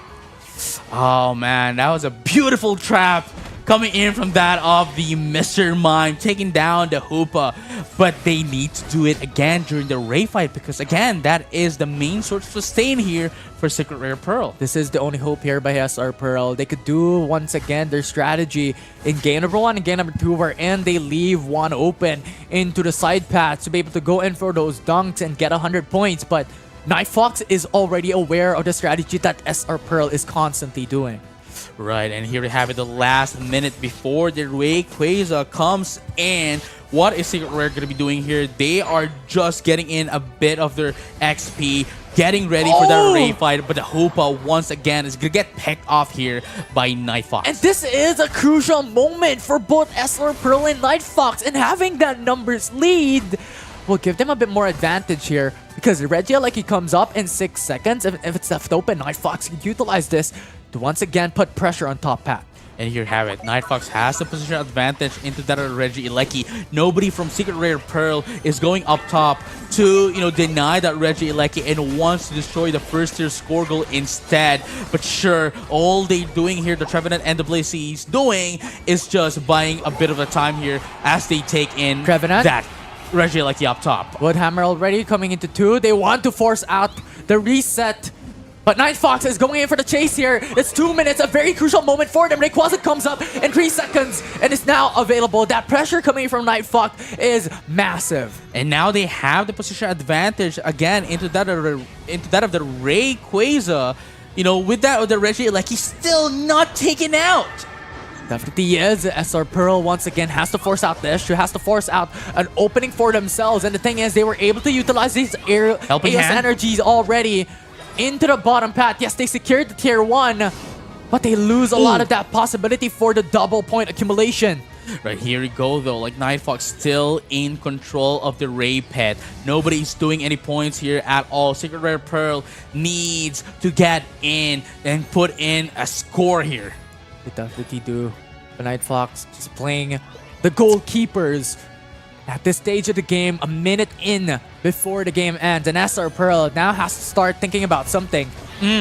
And here we have it. This might be the start of the end of the team fight. Khalil into the back line, Verganagger. but the Phantom Forest just pushes it back here for Night Fox, and that will lose them. The Showtime. Umbreon Showtime from Hittery catches up with the eject button, but Glaceon's too far away, too mobile, and now Khalil wants to go in for that dunk, but Solar Beam just denies him off it, and Khalil is now stuck. But Trevenant going in with a Woodhammer suppresses him down. What happened in game number 1 is not going to happen once again against Night Fox, because they already know what you're planning. They already have read your moves and what are you going to be doing here right now, Secret Rare Pearl. What is the game plan here? Khalil still forcing in the score up top. But Trevenant is here to deny him off it. Woodhammer suppresses once again. Hoopa into the bottom pad as Unite well. move. Rings and Bound coming through into the bottom pad. Oh, He won 15 that seconds objective. left, though. And 15 Oh seconds, my 187 goodness. points already secured. But Night Fox is fast to act. They go into the bottom pad, deny them of points, and Night Fox will win it in the end.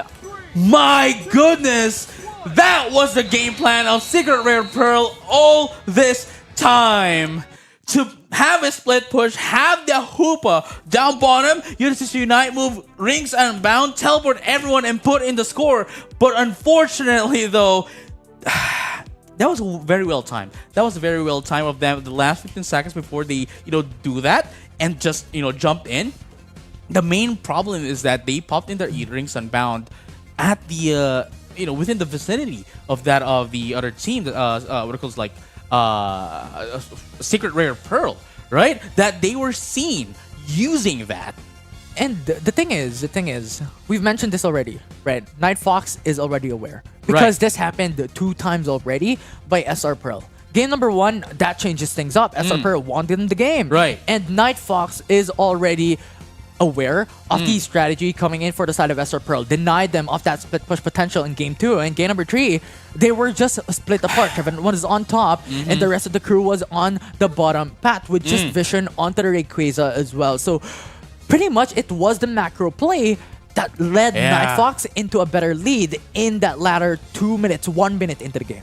No, yeah, but again, we have to commend Secret Rare Pearl here for doing quite a valiant effort into trying to use the time against that of Night Fox. Last moment, 15 seconds, Rings Unbound from the Hoopa, allowing everyone to just jump in, teleport, and put in some scores. Unfortunately, they were only able to put in 1 point and nothing else, putting Night Fox in a 90-point lead still against Secret Rare Pearl. Yeah, it was a good attempt definitely for the side of Secret Rare Pearl, but once again, commendations all around for Night Fox. Those macro, those disciplined plays, they do not force out fights because they don't have to. No, yeah, that is true.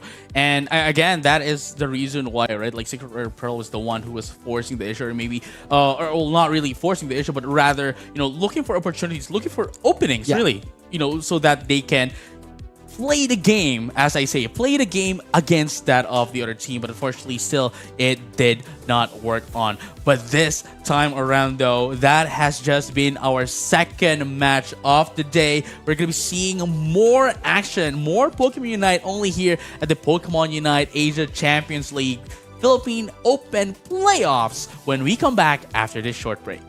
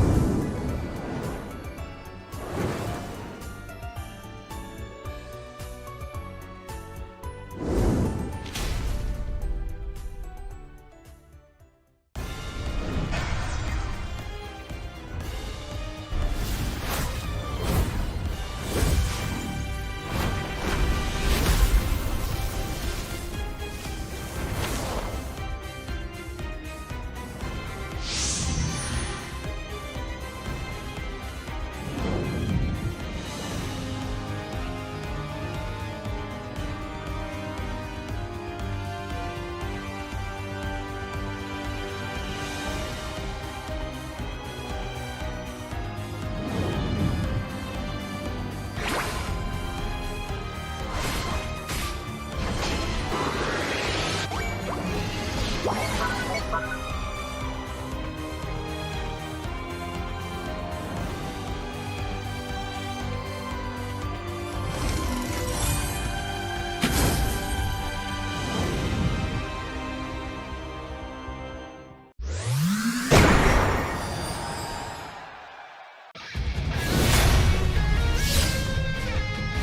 Asia, it is Hong Kong, undefeated from the very start of the tournament.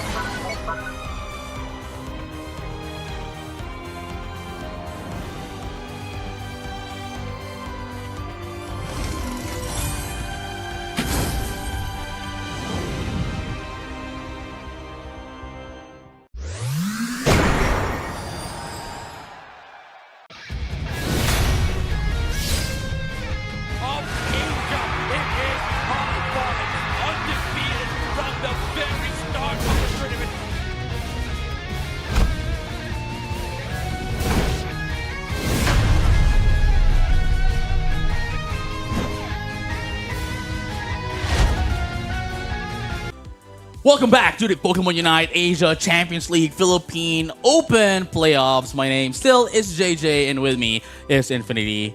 I mean, I think We're the same. We're the same casters. yeah, we're the same casters. We're the same casters. We No. have the same name. We haven't changed. No, what I was going to say was that you're kind of refreshed right now. Oh, yeah. And it was quite well.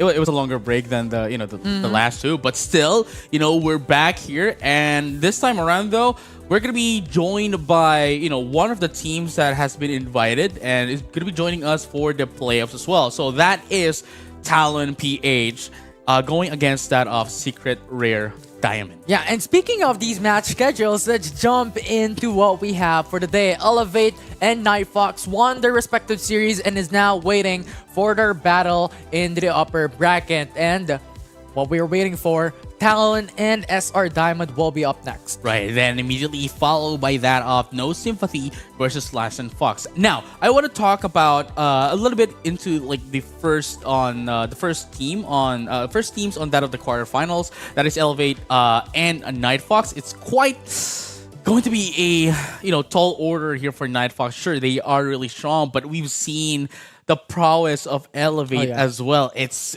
gonna be a tough bridge to cross to. Exactly. It's a very methodical and very disciplined of a playstyle that they've done. They're not forcing out unnecessary fights, and they know how to hold off.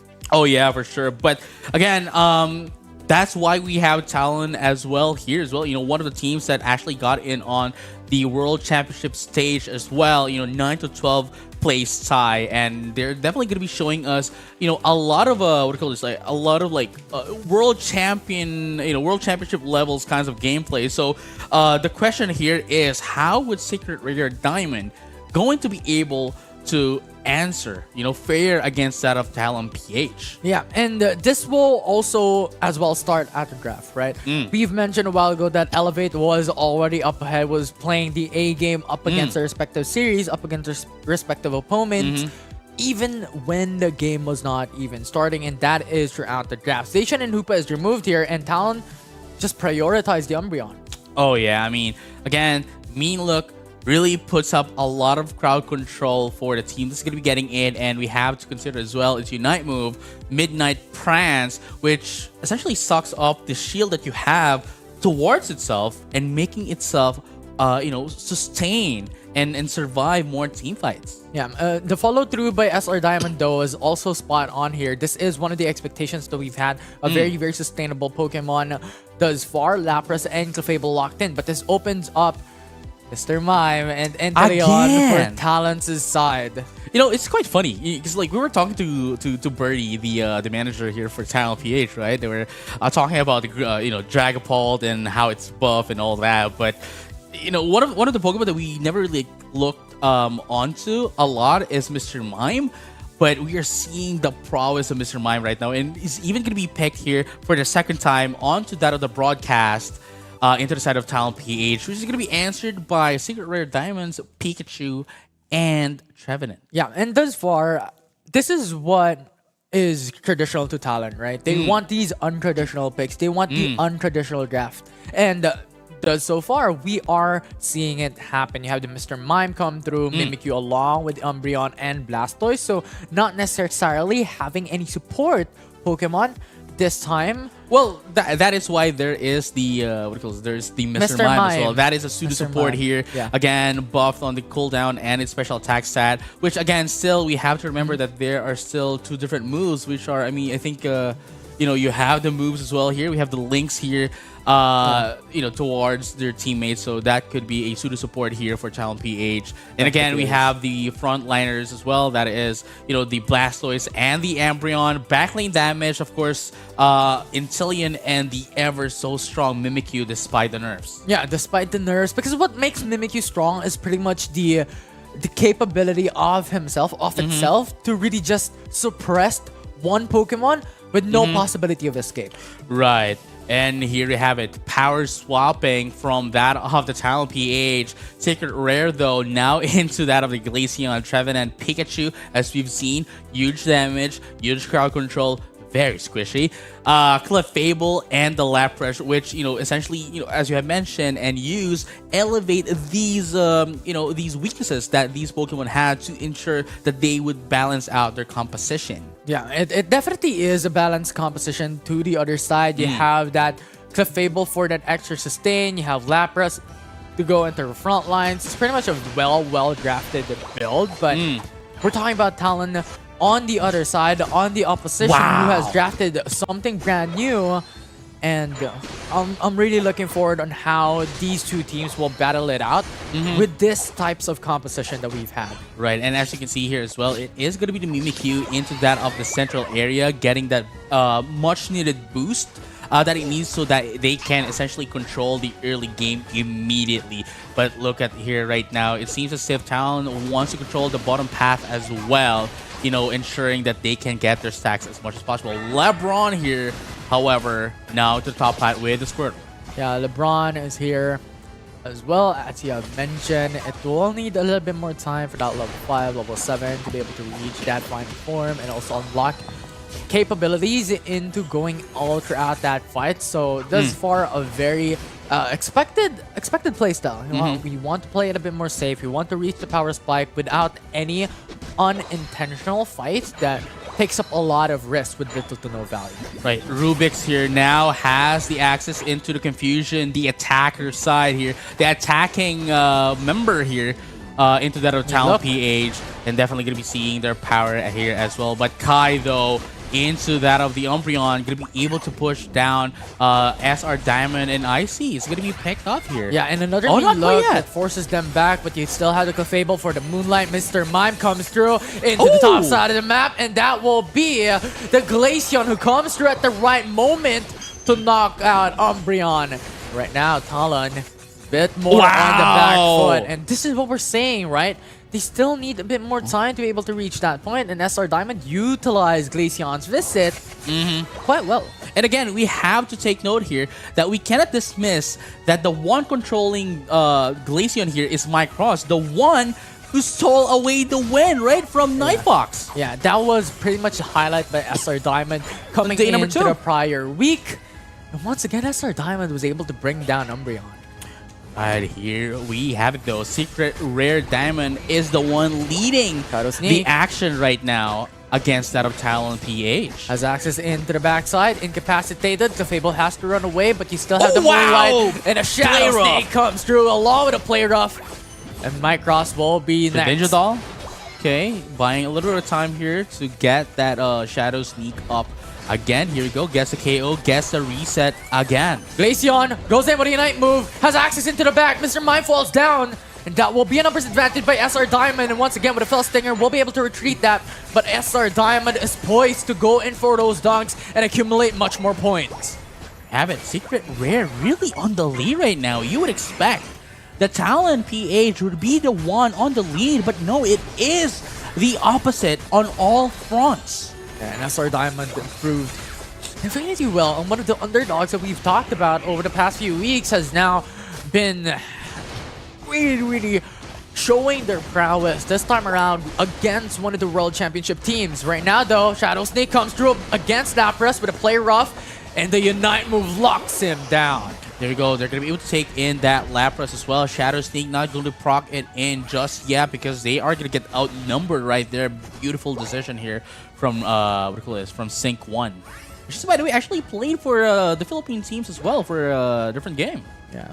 And at this point, Talon, it's still near the game. Only, what, a 57-point advantage for the side of SR Diamond. It's not as much when we're talking about these early games, because the thing is, you still have a lot more opportunity with the Regieleki if ever Talon will be able to take it down, and also the Rayquaza later on. But thus far, SR Diamond capitalizing once again their advantage and bringing it much more. Glaceon has to force out the Unite move to have that extra mobility, be able to go out the grasp of Talon. And now Mimikyu falls down. SR Diamond will be able to get down 2 members of Talon, and Glaceon goes for the eject. Catches up and going in for the chase as Inteleon falls down once more. Secret Rare Diamond is now on the lead. Mr. Mime, no escape, and once again another advantage by SR Diamond is secured. 33 to 203. That's 170-point lead here for Secret Rare Diamond. And Talon PH is looking pretty bleak right now. We are currently at the 5-minute mark, and they need to do something, and they need to do it now if they want to catch up into Secret Rare. As you can see here, Secret Rare has the lead in terms of their macro plays and the team fights, and Talon PH needs to force in the issue here if they want to catch up. And you mentioned it, you've called it. Talon is now the one who has to do something. But the thing is, they've already reached their level 9s. So Just the night now. move is already unlocked. If ever it comes down into a situation, into a moment wherein they need to force out something, now is the right time. That is true, and now Showtime is now going to be up as well. And just as I said it, it's got popped up. Showtime into the backside, Hydro Typhoon to follow up, and Trevenant comes in as well. It is Talon who comes in at the perfect moment, and that will be 3 members down for SR Diamond, but it's still a fight that SR Diamond wants. Snipe shot falls down, one more member. It's a lone wolf left. It's Lapras, the last man standing, and as we've mentioned, Talon with the Unite moves available pounces. And they're really making us quite surprised, putting in some surprises here to the viewers, putting in a show. There we go. That's what I'm trying to say. Talon PH here is having their anime moment here, I'd say, where they are getting beaten up at the early stage of the game. But now is answering back. And again, that one team fight is all they need. As Bernie has mentioned, the manager of Talon PH here, if you are on the losing end, you really need to force in the issue. And that is what Talon just did. They did what they told us, and it showed how much they were able to catch up against Secret Rare Diamond with just one team fight. Right now, Clefable falls down once again. Shadow Sneak connects into the back. Showtime once more into the backside. Glaceon is getting pinned down. CC Hydro Typhoon! And that will be the knockup that they need. But the thing is, you still have Lapras who's running around, who's zoning them away. Lapras Express could be there. Thunderstorm brings in Glaceon into the back, and that will be Blastoise who falls down. All right, there you go. A little bit of a team fight here. There's a Mimikyu. Sangwan going to be taken down as well. And Kai trying to get away, but to no avail. That's going to be 3 down into the side of Talon PH in favor of Secret Rare Diamond. And now the Regieleki will be opened by SR Diamond. They will start at no contest by Talon. It's just too far away. No snipe shots as well that could make it through. The Regieleki will be taken for free by SR Diamond.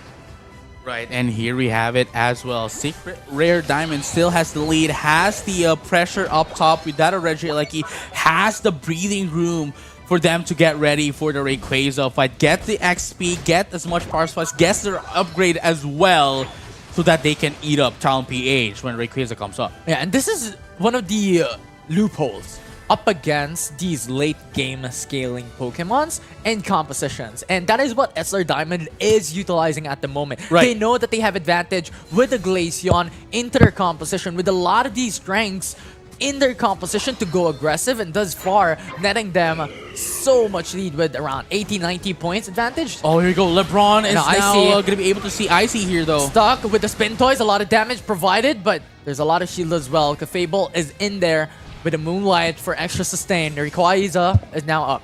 Right, and look at that. Talon PH really forcing the issue. Going to be able to focus Icy. down that Lapras. There's just no escape.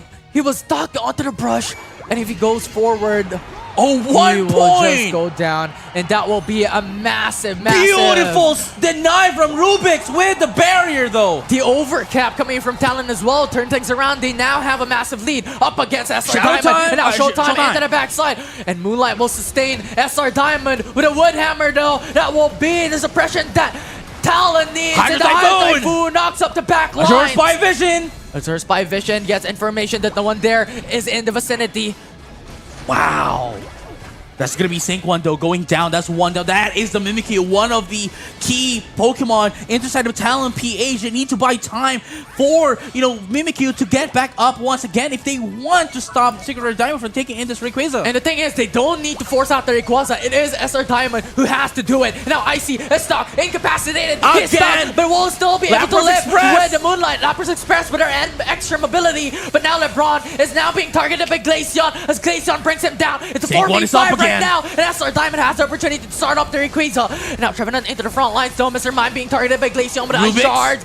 That's just so much damage, and Kai is stuck. Rayquaza will be able to help SR Diamond out, and this will Wait, be who's a gonna be taking this? 4v4 who will take it down in 20 seconds is left. Secret Rare Diamond takes the Rayquaza for their own. And that's going to be a team wipe as well against that of Talon PH, as Secret Rare Diamond showed us their prowess, that they are ready, that we have studied you, that you might be one of the teams for the World Championship stage, but that was a few months ago, and we have now evolved. That is an unexpected turn of events, bringing down one of the favorites here in the PU ACL Philippine Open, and what a performance being shown by SR Diamond. Yeah, I mean, it's again right from the early game, right? Like we were expecting that Talon PH might have the advantage here, having more experience, more pressure experience, tournament experience than that of Secret Rare Diamond, but they showed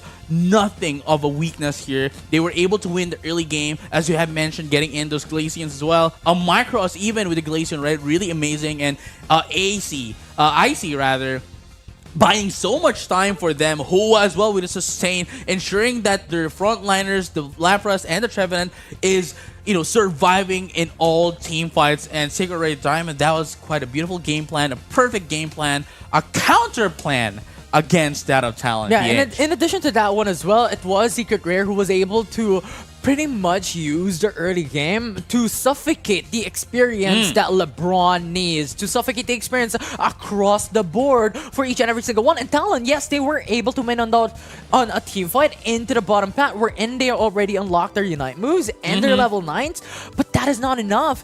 And the huge dependency on Unite moves is something that will be really hard to execute every single fight. No, yeah, I mean, again, having that Unite move, even just the power spikes ready before the first set of objective, a 7-minute mark, right, is already quite huge for a team. But even more so if they have their Unite moves and the other team doesn't. And that's what happened in the early game here for Secret Rare Diamond, and they just capitalized on that, controlled the entire game. Sure, there was Talon PH was able to answer back in one team fight. They were able to catch up against them, but overall, getting those Reggie Ilecki for themselves, Secret Rare Diamond just enabled them, gave them a bit of a time here, get their XPs up, and made sure that they are still ahead of Talon PH. And from there on out, just, use it to their advantage. Yeah, and that's pretty much the storyline when it comes to these games, right? When you have the early game lead, you should not leave any openings for the opposition to get any values, and that is in the form of objectives, that is in the form of the lane birds, the wild Pokemons in the central area, and thus far, SR Diamond executed that pretty well. That is true. Now, the edge is on the side of Talon PH. Again, one of the teams that got in on and qualified for the World Championships last August in Yokohama, Japan. They might just be going down if Secret Rare Diamond goes and wins game number 2. Again, if you lose at this stage, round number 1 of the playoffs, you'll have to scour through and dig yourself up, right? Crawl yourself back up into the grand finals, and that means playing more games. Definitely yes, and that will be a very difficult time, and actually just a gruesome time if ever it comes down to it. So it is now on Talon's hand to turn things around, and Secret Rare Diamond is already in match point. And here we have it, the draft of game. I'm excited. I am excited. I mean, this was not of any of our expectations. This was true. Not part of our storyline, and SR Diamond just showed up big here today. And that was quite smart of Secret Rare Diamond to show us. Speaking of which, though, we have Smart as well as our official telco partner. Smart, the official telco partner of Pokemon Unite Asia Champions League Philippine Open 2024, and it's still the best in mobile network, having the fastest network and nationwide coverage in the country, as awarded by Ookla of Speed Test Intelligence data for speed and coverage in the quarter 1st and 2nd of 2023. Thank you very much once again, Smart, for powering Pokemon Unite Philippine Open 2023. But jumping into the draft, Tearization and Leafeon already moved, and SR Diamond understood the assignment. You know what?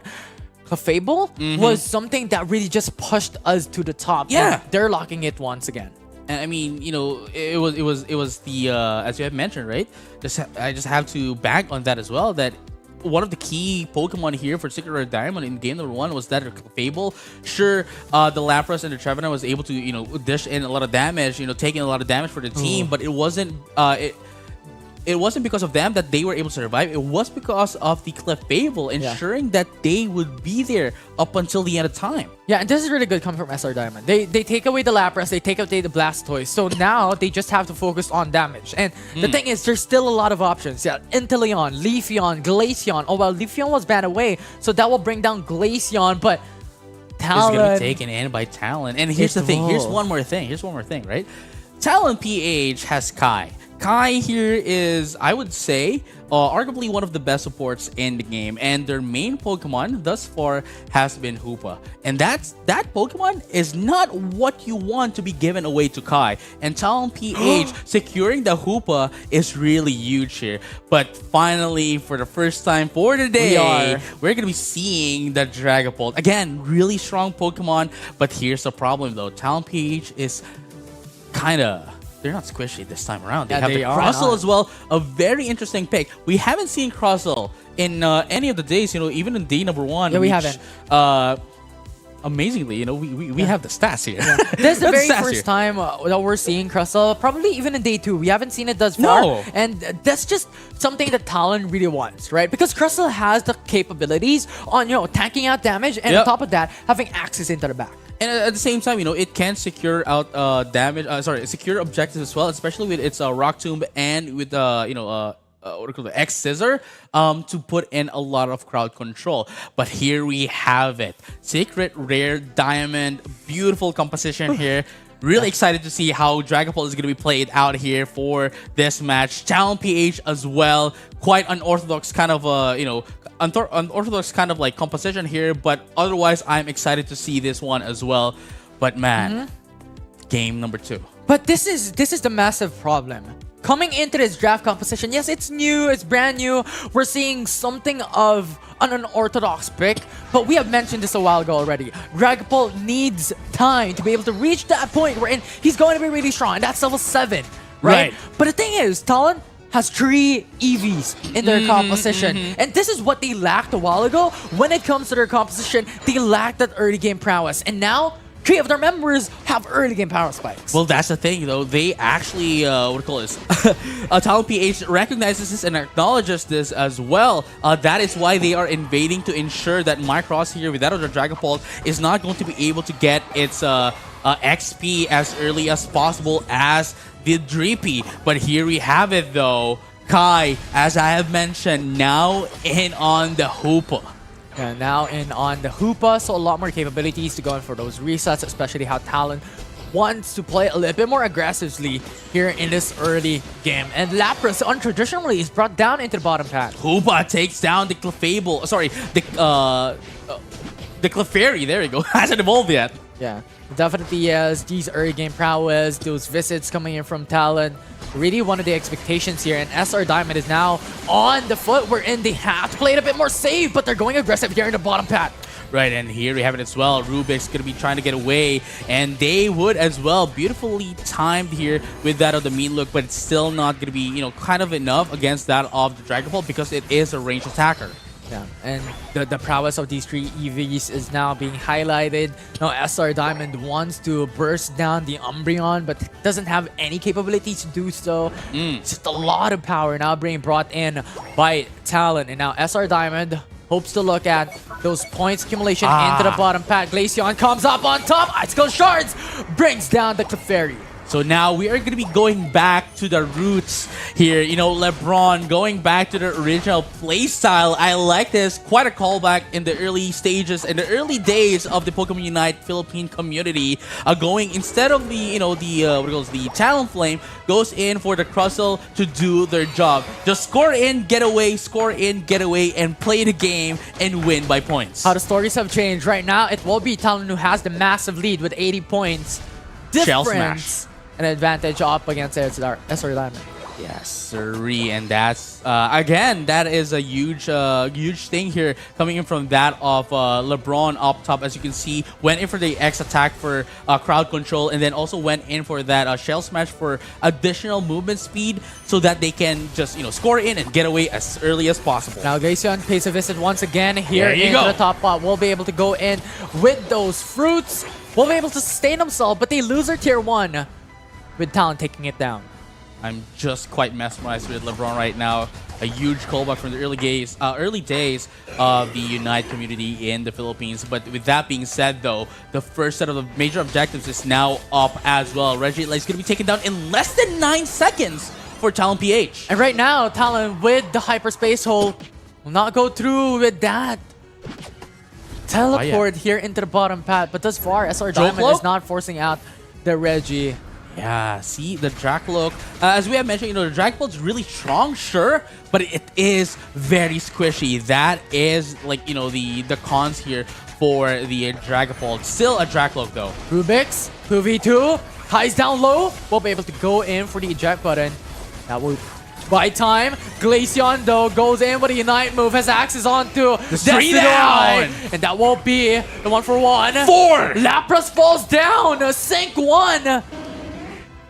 And this is what we're looking for. Talon PH's aggression against that of Secret Rare Diamond. As you have mentioned, really one of the huge helps here is that going in for the triple EV composition here, right? Allows them to get their power specs quite early and get the lead as well. Unfortunately, though, for the Sidowai, the Shadow Sneak here only gets in, a bit of a vision here, but in comparison to the Mimikyu, which you can teleport to the target. The Sidowai doesn't do that. Yeah. Especially coming into like a long-range Pokemon, you don't really want to go in. And you don't want to eat either, right? It's already to be expected, but right now Talon is on a different evolution, if you may. 150-point advantage coming into 5 minutes. That's not quick match, though. But going back into the game, though, here comes Reap and Umbreon. Destroy. Not going to be enough to take down Rubik's, though. But the knock-knock, though, is going to be taking out Rubik's. The Sidowai, good long-range damage from that pokes, and Talon will lose one of their frontliners, and thus far, they don't have to force any fights here. 10 seconds before the Regieleki comes up. That is a huge lead, yes, as was calculated here. 150 exactly. And with that being said, though, Kai being alone here, Phantom Force just to get away with the eject button, and Talon PH has the advantage and positional advantage that are already securing it for themselves as well, putting in a lot of pressure against Secret Rare Diamond. Yeah, but from here on forward, Talon has to be wary up against SR Diamond because now they have access into their Unite moves, and Dragapult already is at level 11. Yes, here we have it. The Lapras Express is going to be used here with the Hydro Typhoon. Hydro Typhoon with a knock up on the Espeon goes in, access, spin toys, But the Unite secures rings the on bound, knockout. though, down bottom. Down bottom, as you have mentioned, will be able to get access onto the tier 2 goal zone, but will follow through by SR Diamond be enough here as they jump in Rumble Rouser. into the bottom pad. And now Talon wants access. Wow. They want to go in and goal in some points, and that will be a 3 knockout by Talon. Yo, Talon PH here has really studied Dragapult. As I can see, I mean, they were already expecting the Dragapult to come up, and that's why they actually prepared in this Crustle, which I am seeing is a very, very heavy counter to that of the Dragapult. I mean, not only is it very mobile, but it can, with the help of the X Scissor, it cannot do anything, and it's getting knocked back as well. Crustle is, I would have to say, observing the games right now is the counter to that of the Dragapult. Yeah, thus far it's been acting wondrously for Talon Philippines here in this game number 2. I mean, this is what we mentioned, right? They have to put their best foot forward in this game because SR Diamond, if they win it, they will beat one of the teams that qualified for World Championships. And again, back in Talon the days. PH is still on the edge here because they still don't have a point. Secret Rare Diamond, has a single point here, so they have, a bit of like a I'd say room for errors, but Talonflame here, just one error is all it takes for Secret Rare Diamond to win against them. Gains access onto Blastoise, has to use up the Rapid Spin along with the Water Spout to be able to go back out. Regieleki up again, and everyone from Talon PH is heading towards it. But would Spirit Shackle be able to steal away this Reggie? And this is really good coming from Talon, right? They bring every single one up above into the top path. Because the thing is, Rings and Bound is available. So That if is true. SR Diamond... Doesn't matter, right? Yeah, if SR Diamond forces out the issue into the bottom path, Rings and Bound could come in and everyone could come through for a response. But here's the thing, though. They're not... I don't think they're going to be using it just yet because, again, the Rayquaza are going to be popular. And if they do that now... It's situational. It's situational. It is very situational. That's true. That is true. And right now, Rayquaza will come up at 8 seconds. And Talon, once again, the strategy here is to not force away Secret Rare Diamond and Applers gonna be access taken out, onto though. Rayquaza. On the Ray fight, that's 4! 4 left from Secret Rare Diamond. This Talon will- has the huge lead. This will be massive coming from Talon. They remove a member coming from SR Diamond that will gain them so much advantage into this objective fight. Oh, let's find out, though. Talon PH getting in a bit of a damage into the Rayquaza, using it as a bait against Secret Rare Diamond. And this is why goes in for those long-range pokes, but they did not, or they need not to be able to go in and overextend. Because the thing is, Umbreon is waiting into the bottom path. You also have Glaceon there you coming go. in, and this is what we're saying. This is the mistake that they could not commit. Because one overstep that will lead to Talon into taking them down. And now the Hydro Typhoon, Oh, wow. check button will gain access onto tree. Now the Rings and Bound comes in, and that will gain them a lot of capabilities. But across into the One back down, line, two that down. will be that's the one 3, who will gain 4, access. team wipe. By Talon. My goodness, Talon PH, beautiful play here. And of course, with that of Rubik's as well, coming back up from the hyperspace hole, right? Immediately popping off, I believe it's the full heal. That's why they didn't get knocked off by the Hydro Typhoon. Beautiful timing coming in from them and then immediately, answering back against Secret Rare Diamond. The Rings and Bound as well was able to just go in as well. If ever someone wants to come through onto those fights, immediately can come in. And this is the power of Hoopa, right? You can allocate your positions Right. very, very far away and could come through into a single team fight and get the numbers into an even level playing field. Again, I cannot reiterate this enough. Do not give Kai the Hoopa. It has worked in the previous Unite Championship Series last year. It's working towards the regional stage of the World Unite Championship Series as well, and it is still working now as we have seen. Yeah, one of the best, if not the best supports thus far that we've seen in the entire Philippines in the region. So giving it the Hoopa gives it so much more flexibility, gives it so much power for the whole team. And we've mentioned this time and time again. Dragapult needs so much time to be able to scale. And with Talon's draft, there's no opportunity for them to do so. And they don't even need, right? Like everyone else don't really need to get in onto the Dragonfall. All they need is LeBron with a Crustle, right? Just come in, what it calls like Shell Smash, gets his mobility, gets his attacks up as well. Head straight to a Micros with a Dragapult, use X Scissor, and that's it. Yeah, and it's always LeBron who gains access onto Steam as well. And that is one of the perspectives coming into the latter fights onto the Rayquaza, wherein it was LeBron who went into the back, the Sidaway was pinned out, and just seconds after, he was gone. That's gone. Yeah, There's- exactly. There's no more damage left coming into the side for the opposition for SR Diamond. And remember, Dragapult did not have a great time coming into the early mid-game, so not looking into that aspect, losing the Sidaway just loses you a huge That is true. chunk of your damage overall. Now, see, here's the thing though. Like, I want to see what the game plan was of Secret Rare Diamond in game number 1, and I want it back on game number 3 because definitely the huge adjustment coming in from that of game number 2, from that of the Talon, really made them control the entire match. And Secret Rare Diamond, if they want to win this, move over to the quarterfinals of the tournament, they would have to win this time around. Yeah, they will have to, right? And in this stage of the series that we've had, it is already game 3. Both these teams are already match point, and none can leave any stones That's unturned. true. And that will be something that SR Diamond has to think of. Because the thing is, yes, if they beat Talon, this will be such a statement to make here in the Right. Philippines Open. The thing is, if Talon wins, it's just It's a regular day, right? A World regular day. Championship team qualified coming Again. through for the Philippines Open. Right, but Once again, just to reiterate what you said, right? If Secret Rare Diamond wins this match, right, it is a huge statement. Yes, I agree with that. That they were able to, drop down a team from the World Championships down to the lower bracket, right? And at the same time, that is going to be such a huge morale boost for them as well, moving forward to the tournament. That hey, we're able to drop them down. So I think we have, the mindset would be like, hey, we actually have the chance to win this. If we were able to take down Thailand, then we might be able to take down and get the spot as well for Thailand. And I think that is quite a positive mindset if they decide to do so. Yeah, and it does speak volume on how SR Diamond was able to really improve all throughout the Philippines Open. And even way back before then, they were able to really just get their adaptations, get their chemistry spot on. And thus far, it's showing them a lot of benefit. And thus far, game number 3, it's all eggs in one basket from here on forward. Talon has to really put in the effort coming here in this game.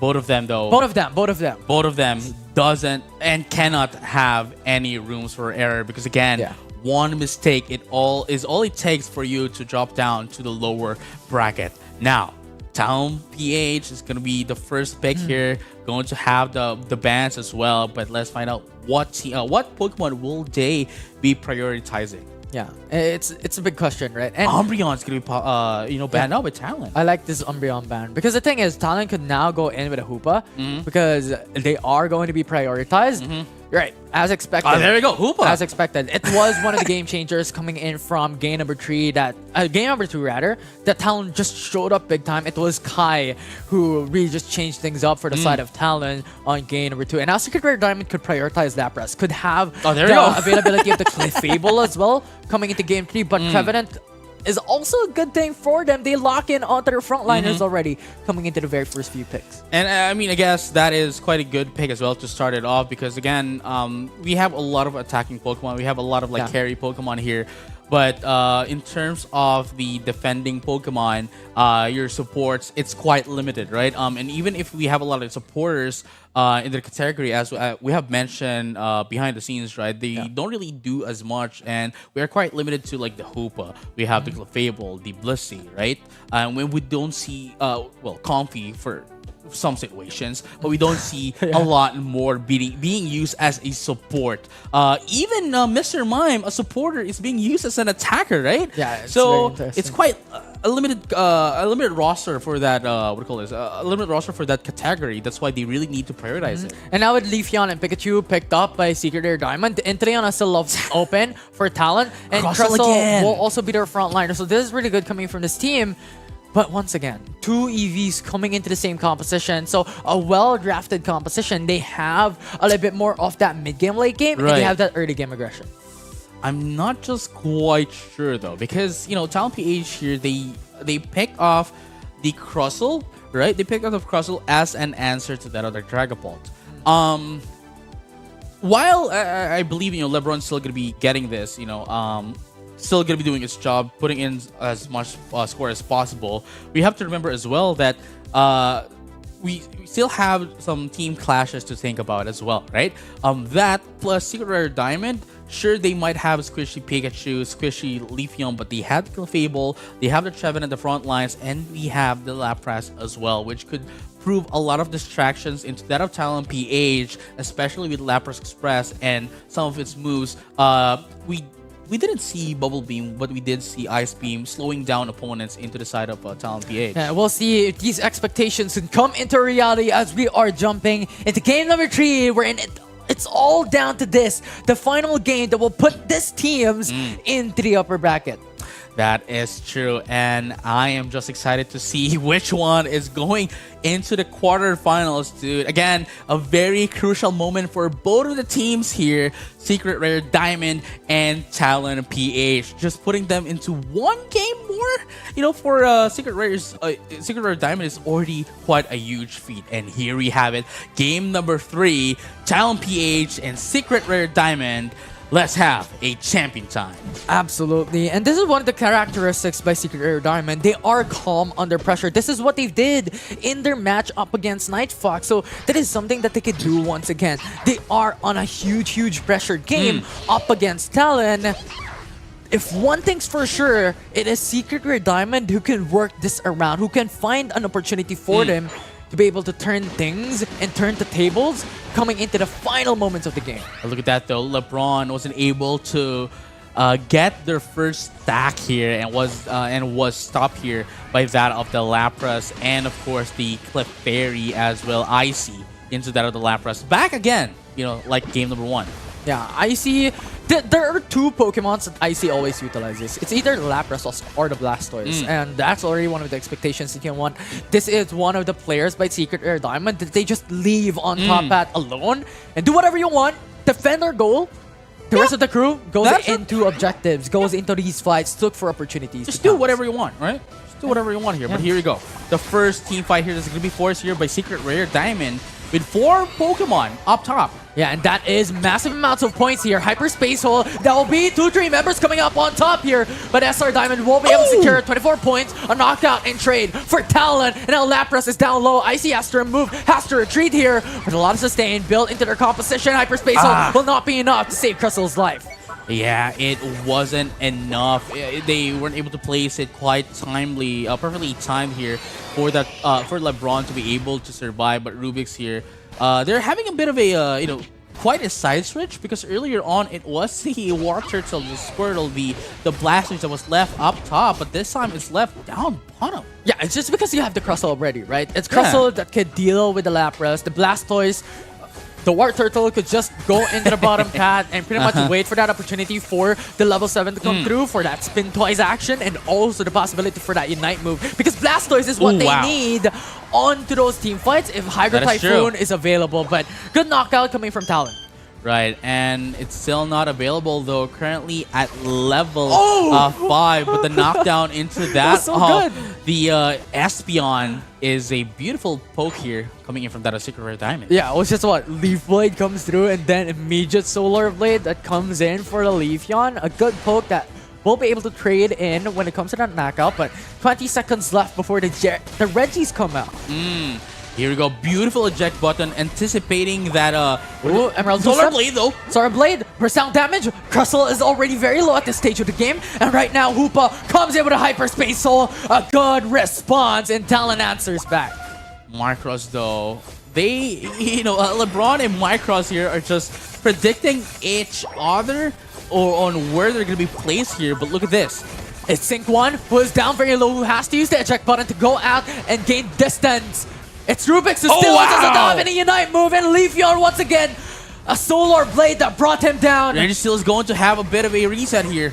And now, Espeon goes into the backside, goes for the Unite move as well. A lot of damage already secured. Stage. And single-handedly, he was just able to really bring down SR Diamond, and that will be gold secured.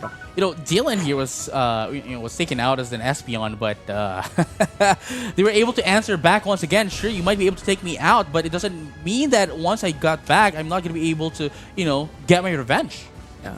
And as far as those utilizations of the advantage, we've mentioned this already, that, you know what, coming into those team fights, Blastoise will be such an importance. But you know what, on top of Glaceon, Espeon, pretty much Hoopa, Crustle can be just left alone standing coming into the top hat. But this is the importance, right? Those team fights prowess, those team fight, this is what Talon wanted to do. And as far as they have gained so much advantage right now.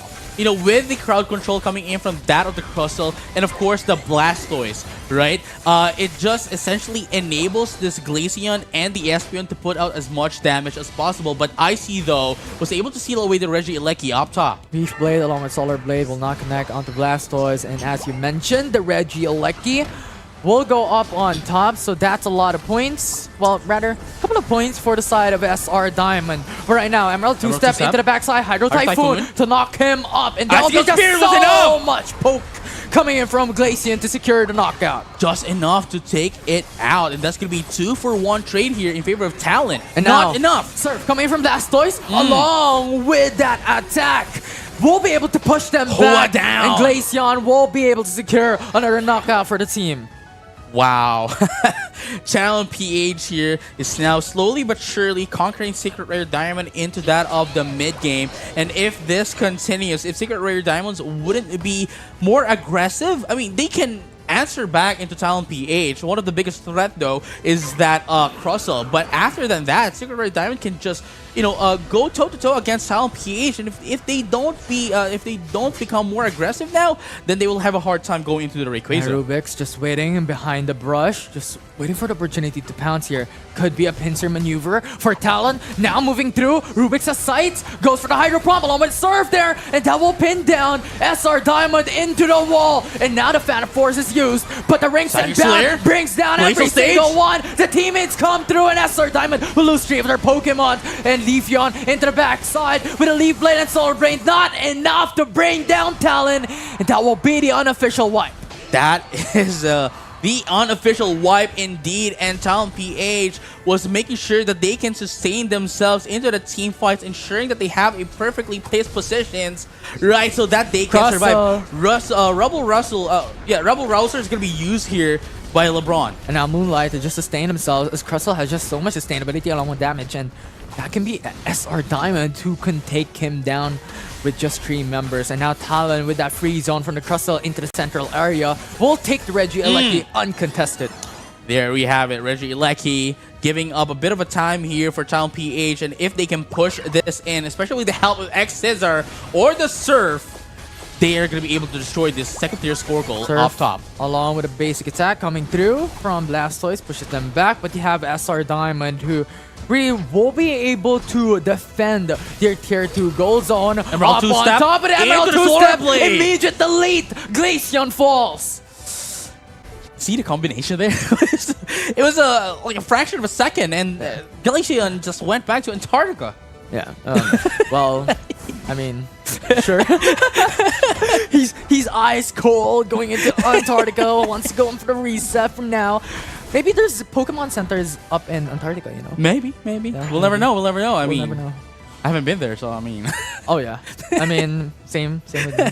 But coming back into the game, right? Talon still has a massive amount of lead. It's pretty much like what, 159, 169 or something like that. Yeah, it's just a little bit of complicated math, but that's the thing, right? Talon just a massive lead from here on forward, and they can do the same thing over and over again. When Rayquaza comes up, just push SR Diamond back. They just have to buy time. And now if they get Regice, that's an additional buff for the team to get advantage onto that objective later on. And will they get it? Yes, they will at the nick of time before the 2-minute mark. But that means Secret Rare Diamond is up to push in their Unite moves as well. Perfect Hydro Typhoon to knock them back, but that's not enough. SR Diamond just has so much damage, and now this will be Crustle who has been down. Oh, but there's no one to bring them down. The trap! Turn things around, and that will be a 1-for-3 trade. Talon has so much Hyperspace lead. Fury! And now Espeon will be the only one going into the backside. Team wipe! By Talon once more, and Rayquaza will be left open for them to take. Oh, well, Secret Rare Diamond wouldn't be able to answer back here anymore, I don't think. And there you have it, Rayquaza going into the side of Talon, brought to you by Smart. And that will be SR Diamond who just opts to break down those shields, but that will not be enough. Talon shows a qualified team here in the World Championship performance here today, and SR Diamond can't do nothing, as that will be what we had looked out for. Talon putting their best foot forward in Game 3. Man, it's quite a huge lead. They were able to maintain it, 150 something points of a lead. Did not allow Secret Rare Diamond to score in anymore, and that beautifully played. So I understand what Secret Rare Diamond at the very last moment, ensuring that, okay, yeah, we saw at the very last second that Talon PH was able to get in, that Reggie down bottom is the go signal for Secret Rare to actually get in, go there, outnumber. Maybe I think that's the mindset here, outnumber Talon PH, whoever's down bottom, because they were able to mark in whoever's onto that of the Rayquaza pit. And Secret Rare Diamond, thinking that they can outnumber Talon PH, was eaten up and used their own game plan here against them. A reverse Uno card coming in from Talon PH. That's the thing. We always have to remember that Kai has the Hoopa. And that Talon has the massive lead when it comes to that early game. So coming into that perspective and coming into that fight, yes, SR Diamond could had hope into looking and bringing them down when it was the right moment, because Talon had focused on Reggie Ice just moments few. But it was just not enough. It was still Talon who has a massive lead from then on forward. And once again, Reggie Ice buff as well, in addition to that. That is true. Again, cannot reiterate enough. You cannot give Kai the Hoopa because whichever team Kai is in, and he gets access to the Hoopa, he just enables everyone. Yeah, he just enables every single one. But you know what? More exciting stuff is up ahead. The day is not over because we have more games later on. But before then, we're just going to take a short break. So don't go away.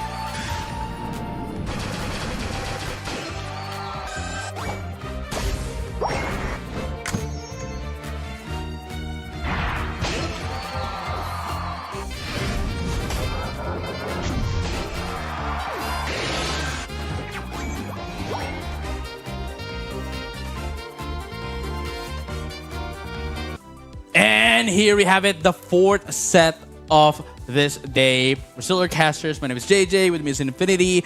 Earlier on we have had Elevate versus Easton Celto, Night Fox versus Secret Rare Pearl, and then Talon PH just earlier going against Secret Rare Diamond, winning 2-1. And this time around we're gonna be headed towards No Sympathy and Last on Fox. Yeah, and today we had 2-3 games already, so are we gonna have more? I think we're going to have more game number 3 You here. think so? But I would like to look over the brackets here, a bit of an update on our brackets. Again, whoever is going to be heading over to our quarterfinals for the upper bracket. Again, it is Elevate and Night Fox now going to be the next match after this one, and then for now it's going to be No Sympathy and Last on Fox, and then whoever's going to be winning that will be heading off against Talon PH for the penultimate match of the. Yeah, it's more on the Today. quarterfinals, semifinals, and more around those lines, right? They will come through into the upper bracket, and that will be such a benefit for them because now is true. they don't have to creep themselves coming into the lower bracket to go through to the grand finals. Right, and here's the thing though, I just have to point out as well that while we were talking with Elevate and Talon, right, one of the teams that they actually mentioned that they were really surprised of is No Sympathy. Yeah. That they were really surprised how they played, that they were shocked how much they have evolved, and they are really giving them the respect that they deserve, right? And now what it goes like No Sympathy, if they do win this, right, would have to go through Talon PH, and Talon specifically are looking over No Sympathy as well as one of the biggest threats in the tournament thus far. But here we have it though, focusing into the game at hand, Last on Fox versus No Sympathy. Let's find out if Last on Fox would be able to last on No Sympathy, or No Sympathy answering without any sympathy. Yeah, and that's the thing, right? Last on Fox became one of the synonymous to their name, quote unquote last on, or being one of the teams that really changed things up back in week number 1. So that could be one of the expectations here. That No Sympathy has huge aspects. Is one of the favorites coming into the series, but definitely cannot overlook Last on Fox here today, right now. Clefable and Glaceon locked in by No Sympathy, but Mimikyu, Embassy, and Trevenant to follow through for Last on Fox. Oh yeah, and I mean, Last on Fox, as I have mentioned, just have to reiterate here,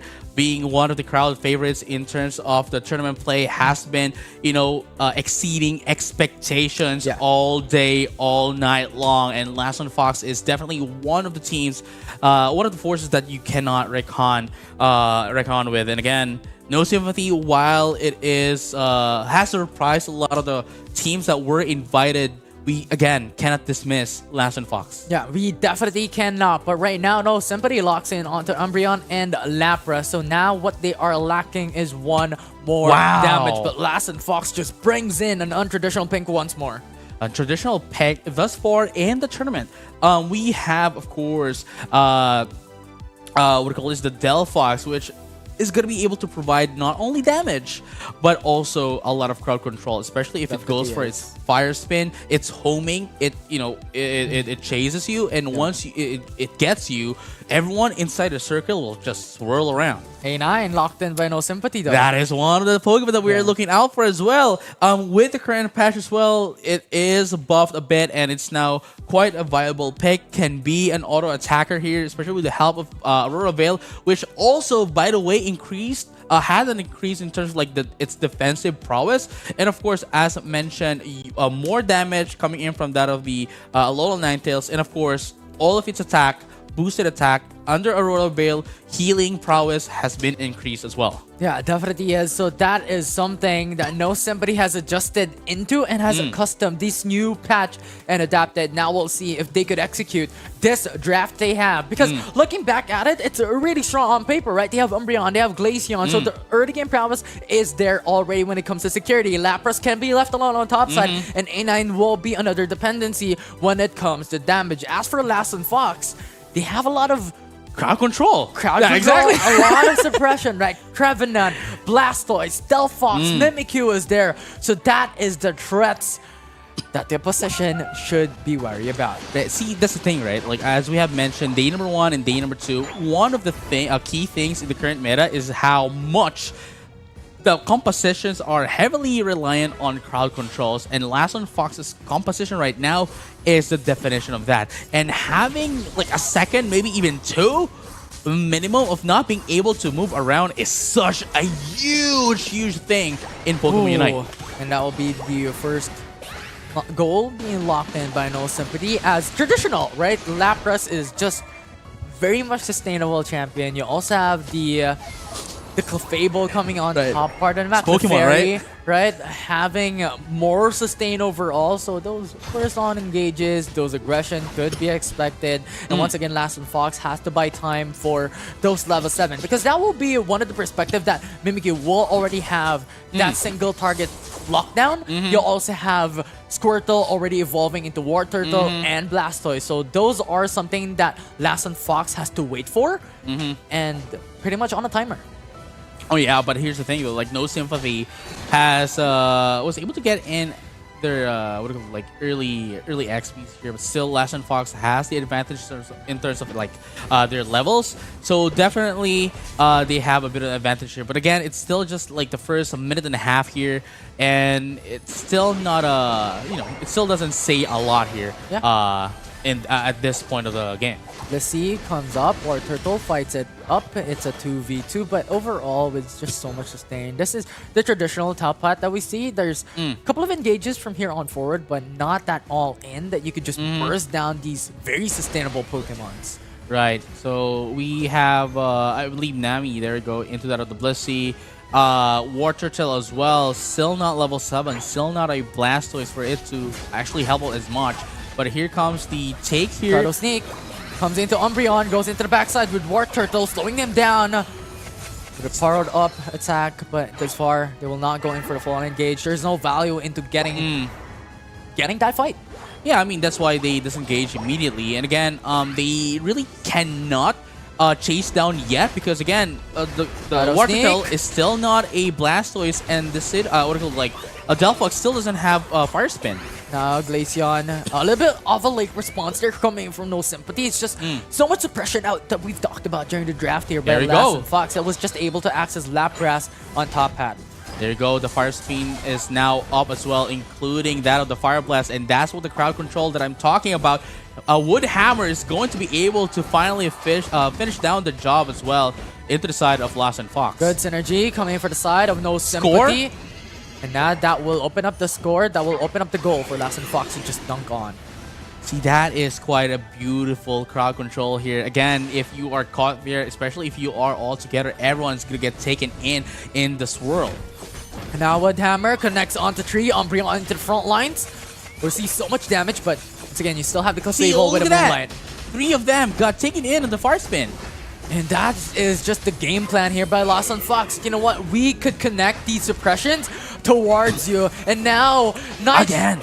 It's just so much with a Shadow Sneak onto Umbreon. There's just no escape. No Sympathy loses one of their frontliners coming into this fight. And that will be once again a free zone for Last on Fox. See, I like the combination here of the Trevenant and that of the Delphox because after Fire Spin, there comes the Wood Hammer. Or it could actually be the other way around. Wood Hammer, line them all up, get the Fire Spin, swirl them around and around and around. Yeah, it's just so much suppression that you could really look into. A lot of possibilities as well. Because on top of the Fire Spin, on top of the Wood Hammer, you still have the possibility for Hydro Typhoon to come in. Maybe you could go in and target these backliners that was not connected. And there goes the Egg Bomb as well. Right. So definitely so much prowess built into the composition for Last on Fox. Right here, like now being started though. There you go. Fire Spin is gonna be popped up as well. Last on Fox has the advantage position into and out of the Regieleki, but No Sympathy gets it away. Yeah, Clefable will be able to steal the Regieleki for themselves. No Sympathy takes it down. Wood Hammer though will secure the Clefable, and now A9 comes through with a Unite move into the back lines, and Trevenant is pinned down, isolated from the rest of the crew. But good utilization of move 2 to be able to go back into his teammates, but Regieleki will be able to secure the tier 1 on top. There goes the Unite move. The fireworks coming in from that of the Delphox wasn't able to do as much as we have expected.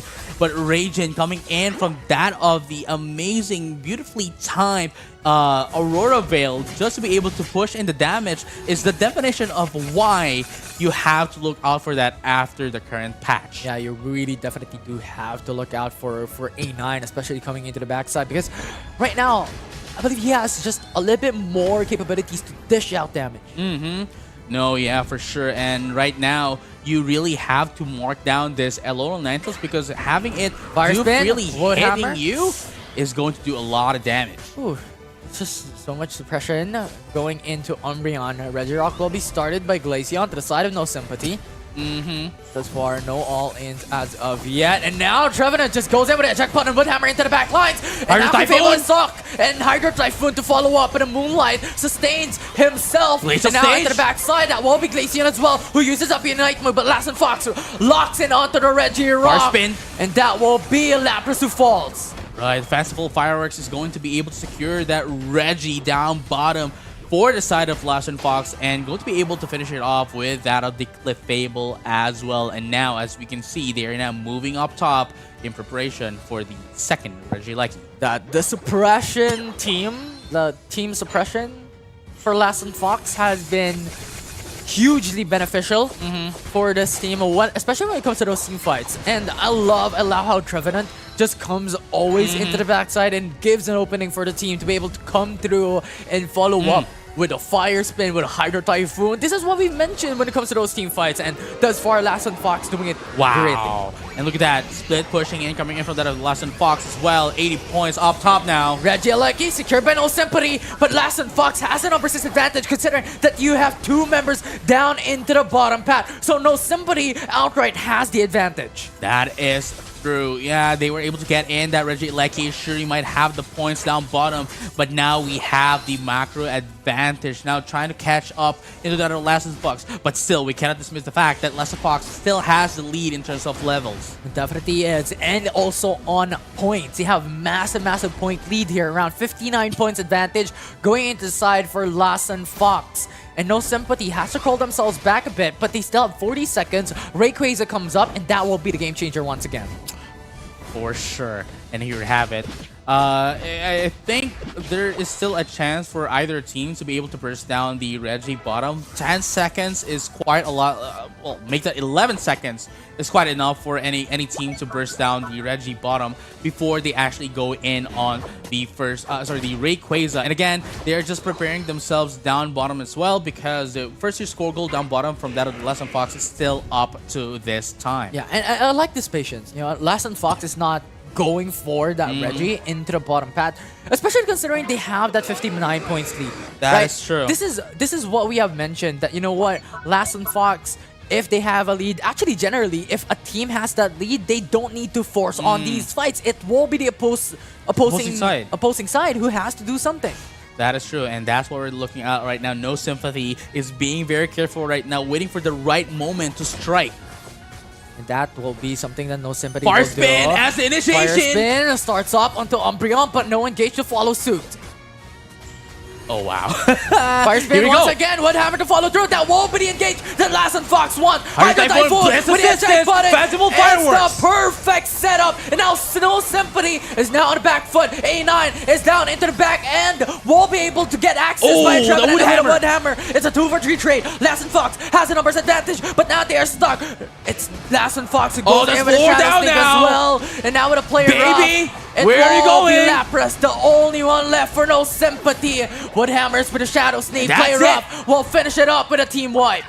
That is it, though. The Umbreon is going to be up here waiting for that right moment. And this is quite beautiful of a decision coming from Lassen Fox. Just because they were able to wipe down No Sympathy doesn't mean they have to start the Rayquaza. They have to position themselves once again in preparation for the second team fight here in the Ray Pit. There's just so much more time to be able to go through for No Sympathy to catch up onto Rayquaza. And remember, Lassen Fox also lost 3 members coming in from that team fight. So that is something that No Sympathy wants to utilize here. Umbreon still starting onto the Rayquaza, but going into the backside, that will be Mimikyu, who wants to have an access into the back. Main look locks down onto Mimikyu. Shadow Sneak comes in. Will be able to have a look onto Clefable as well. Trevenant into the backside, pushes down Lapras.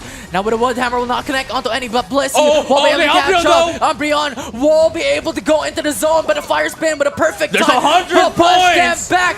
No Sympathy locks in 42 points, but Trevenant will counter it out with 100 points dunk into the tier 1 bot path. That was close. That was really close. You know, again, as you have mentioned, at the very last moment, locking in 42 points, that would have been enough for them to, well, is that enough? No, I don't think that's enough. No, they had like a 90, a 50, 58 something. 50 something points. 50 something points, points. differential. Yeah. And there's another hundo points here coming in from that of the Trevenant Kiawe at the very last moment, securing themselves as well. So here we have it. The first match, very close. Would have been either one's games, really. Yeah, it could be anyone coming in from that Rayquaza pit, but Last and Fox. Synonymous to their name. This suppression team, this team suppression has been such an annoying team composition to fight up against. Oh yeah, for sure. And at the same time, you know, I really have to commend Mari Baby here for buying so much time, tanking in so much damage as well for the team, especially at the first team fight of the Rayquaza fight, ensuring that, you know, at least one of the team members are going to be coming back up into the game. That is Picao with the Umbreon. But unfortunately, while that is all good, it still wasn't enough for them to come back against Last and Fox. Yeah, and we still have to remember, though, that when it comes to this matchup, yes, it is No Somebody who lost game number 1, but last week in day 2, they were able to reverse sweep their opposition. It was S or Pearl who they were fighting up against, and Humbled by God was the one who changed things up coming into that game 3 in that series. So definitely have a look on the Humbled by God, what he can do for the next following games. Even if it goes into 3 games, it is a series. Maybe it would go into that long distance, but we might actually be able to see that in this game because I mean, game number 1 was already too close to tell. Yeah, it definitely was too close for comfort for any of these two teams to really just stay put and chill and just watch the Rayquaza. But that was just an overall really smart I mean, composition by Last and Fox. And that was good. That was good. But you know, again, even if they do win this, they still cannot have any conflict because again, whoever's going to win here would have to face off against Talent PH. Talent, yeah. So it's still not the time for you to have a bit of a comfort. But again, what's comforting is a very fast and reliable internet. With our official telco partner, Smart, being the best mobile network, you know, fastest network and nationwide coverage in the country, as awarded by Ookla of Speed Test Intelligence Data for speed and coverage in the first and second quarter of 2023. Yeah, and that was just magnificent plays overall that we've seen. The series of events, not just even in the series, but over the past few series that we've had, a very, very drastic team composition because last week it was pretty much linear, right? We're expecting very, very standard picks. Like, you know what, Mew coming in, it's Leafeon to follow through with these Poke compositions. There's a very standard amount of Pokemons for a single role, but this time around, a lot has changed. And at the same time, you know, we have to consider as well that there is a bit of a change in terms of like the tournament structure, the tournament format here in comparison to like day number 1, where we're playing just a single eliminations, but day number 2 and day number 3, especially the playoffs, we're going to be playing off in a double elimination. So even if they do lose here, they're still going to be they still have a chance to get back up into that of the grand finals, you know, if they're going to be able to crawl back up from the lower bracket. So yeah, we'll see if that will be something that we could really expect from any of these two teams, and utilize the bracket, have a better positioning into the bracket here today, because Last and Fox one game away for proceeding into the upper bracket. That is true. Now here we have it, first set of bans. We have Hoopa and the Zacian. Very understandable, very reasonable bans as well, but no sympathy. They really want to sustain here, prioritizing the Clefable. Because that will force Last and Fox to pick something else. Who's the other supports that you can do? Mr. Mime? Maybe. Blissey is still open for Last and Fox to pick up. Confe is still open, but at the end of the day, it's Clefable who just has a massive sustain AoE with the AoE with the Moonlight. So that's something that No Sympathy wants to utilize. Now, into the following occasions here, when it comes to the picks, Lapras could be picked up along with Glaceon because Glaceon has been so good by Humbled by God, but Umbreon would be the priority instead. And here you have it as well. They now have the what it goes. They now have the crowd control. That is the Umbreon. We have a single targeted burst, glass cannon rather. That is the Glaceon. Now it's going to be answered back here by that what it goes, the Blissey. There we go for sustain. And Lassen Fox still not giving out that prowess that the Delphox is giving them, especially with the crowd control capabilities, alongside the combination of that of the Wood Hammer from that of the Trevenant. Delphox for Lassen Fox. You know what? Okay. No, I'm kidding. Okay. But you know Okay. what? Don't fix what's not broken, right? And Delphox definitely made it work, but No Sympathy acts up on a different path here. Locks in onto Scissor or Cider and Still Mr. doesn't Mime. know. This still doesn't know. Yeah, Not still quite don't yet. know, still don't know. Right, and the Mr. Mime. This is quite a very unconventional pick. Sure, could be a DPS, could be a burst here, depending on which Pokemon is going to be coming up, either a Scizor or what do you call it, like the Scyther. There we go. So it could still go either way, but we have to take note here of the Mr. Mime, which is going to be the secondary damage here with the confusion and the barrier. Yeah, and expectedly though. Expectedly for Scissor or Scyther option. Thus far, it has been a Scyther priority, even way back, even in past week. So that could be one of the expectations here by No Sympathy, that you know what, they want to double down onto the Scyther. They want that burst amount of damage, or they want that massive backline access. That's true. And they could get a hold of the likes of Delphox or Blissey. And if that is going to be the case here, though, we have to discuss it as well. That the team here of No Sympathy is going to be heavily relying into that of the Scyther or Scissor for that matter, to be able to properly flank out Lassen Fox. Because again, we have the Lapras, we have the Trevenant, we have the the crowd control Delphox, we have sustain, that is the Blissey. We also have the Mimikyu, which can essentially mark down the entire map, especially with this Shadow Sneak, which increases its range if it passes through a wall, right? So it's going to be quite a heavy burden here. Placed into Humbled by God, into that of the Scyther or Scissor for that matter, and if they can do their jobs properly, and if they do, then it's going to be a huge day for No Sympathy. Yeah, there's just a lot of damage output that No Sympathy has in their draft, especially considering they brought in the Mr. Mime as well. But Mr. Mime has been, as you stated, like the pseudo support, pseudo attacker, because of its capability to just really lock in with the utilization of the barriers. So that is one of the things that we could expect from No Sympathy. Maybe they want to have an outlook coming onto those team fights, lock in and isolate a member from Lassen Fox, and come through and pounce. That will be the perspective that No Sympathy could do. Right, and as we have mentioned as well, Lassen Fox is now trying to put in as much stacks as possible, and Scyther, Humbled by God, is going to be the pick. Expectedly, right? Expectedly, it will be Scyther because it just gives you so much more capabilities to access the back lines. And with just that, they're able to go in with the first knockout of the game. There you go. The dual wing beat is a really, really huge attack here. Really huge move. Quite a menace, really. If you get hit, that's already a huge damage, and then immediately you can follow it up with another burst of a damage here. So you really have to put a mark here into that of the Scyther. Yeah. So at the moment, No Sympathy and Lassen Fox, they would just play it back and forth, right? Lassen Fox, Trevenant already secured. They probably could wait for Delphox, but at this point in time, Secondary Evolution still has that capability onto fighting onto those engages, but right now, No Sympathy, a little bit of an overextension, but they still have the Clefable for that Moonlight, self-sustaining. But once again, back and forth. There's not big fights that we could expect. Not yet. Not yet. I mean, I think we're going to be seeing that into that of the central birds here, Altarius and the Swablues, and here we go. Light screen already used up. Cider comes into the back, dual wing beat, but Lassen Fox will be able to answer back, but a 1-for-1 trade is secured. They're not stopping anytime soon because the Lapras is going to be taken out here as well. Good confusion to stun it out into that of the light screen. Okay, incapacitated now. Well, Blissey wants to run away, but Mr. Mime is just waiting. The barrier now, it's no longer the light screen. My correction, it's now the barrier. Yeah, and this is a really good. This is what we've talked about, during the first few seconds of the game. Oh, that's it. Barrier Cow. could be utilized, but the Wood That's Hammer, two. along with a Shadow Sneak, gets them too.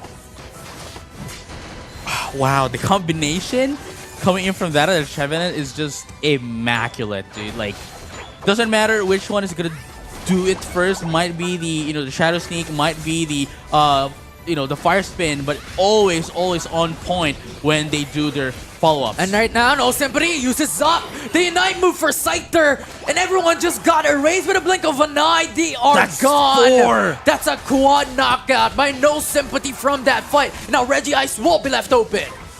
Wow, as we have mentioned, right, that is a time that Humbled by God needs to get in on, and just surprising Emerald into the side of Last One Fox will, put them in the map as what just happened, taking down 4 in the process as well against that of the Last One Fox. Yeah, and surprisingly enough, it's a little bit more of a different storyline that we have here for game number 2.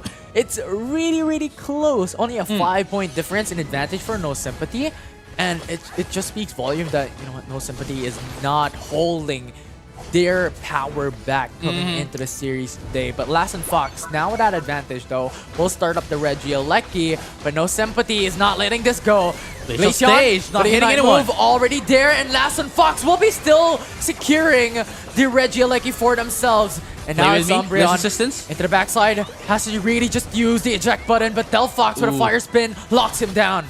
Umbreon just sacrificed itself.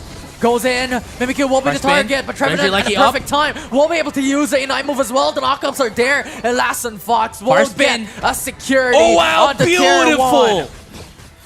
Beautiful Wood Hammer coming in from that, coming in from Kiabi as well, making sure that everyone goes in on the Fire Spin.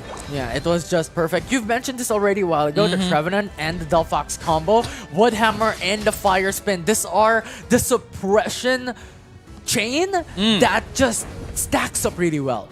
Dude, that is the Mechas of the game here. Here we go. Wait, what? You mix those suppressions. You mix those suppressions. Yeah. Okay, sure. Fair enough. But coming down into this, Last One Fox already has secured a massive lead. It's around 80-90 points into their favor this time around. 89 points to be more specific, as the Reggie down into the bottom path is now up. Regirock will now be started by No Sympathy. They want this objective. They are on a massive disadvantage. If they take this down, Festival Fireworks though will be able to secure an advantage. But once again, No Sympathy loses the tier 2 path into the top zone, and Mimikyu will gain access onto Clefable as it is brought down. Shadow Sneak again to take down the Glaceon. And right now, Last One Fox once again will secure the Regirock for themselves. It's a wipe by Last One Fox that will give them such a massive lead once again. My goodness, Last One Fox, though they were on a bit of a disadvantage earlier this time around, they are now leading and making sure that they maintain this going into the Rayquaza fight. And as you can see here as well, Last One Fox has the advantage, positional advantage into that of the Regieleki. And now Regieleki being started by Last One Fox, considering that No Sympathy is now on the back foot. In addition to that, tier 1 gold zones are non-existent into the top path and bottom path, so just a good option and a good opportunity for Last One Fox to take that objective for themselves. And here we have it. Regieleki into the side of Last One Fox, essentially making this a 6v5. But the question is, would they push this in? Fire full fireworks up again. Locks in onto Cider, but will gain access into the back. Unite move!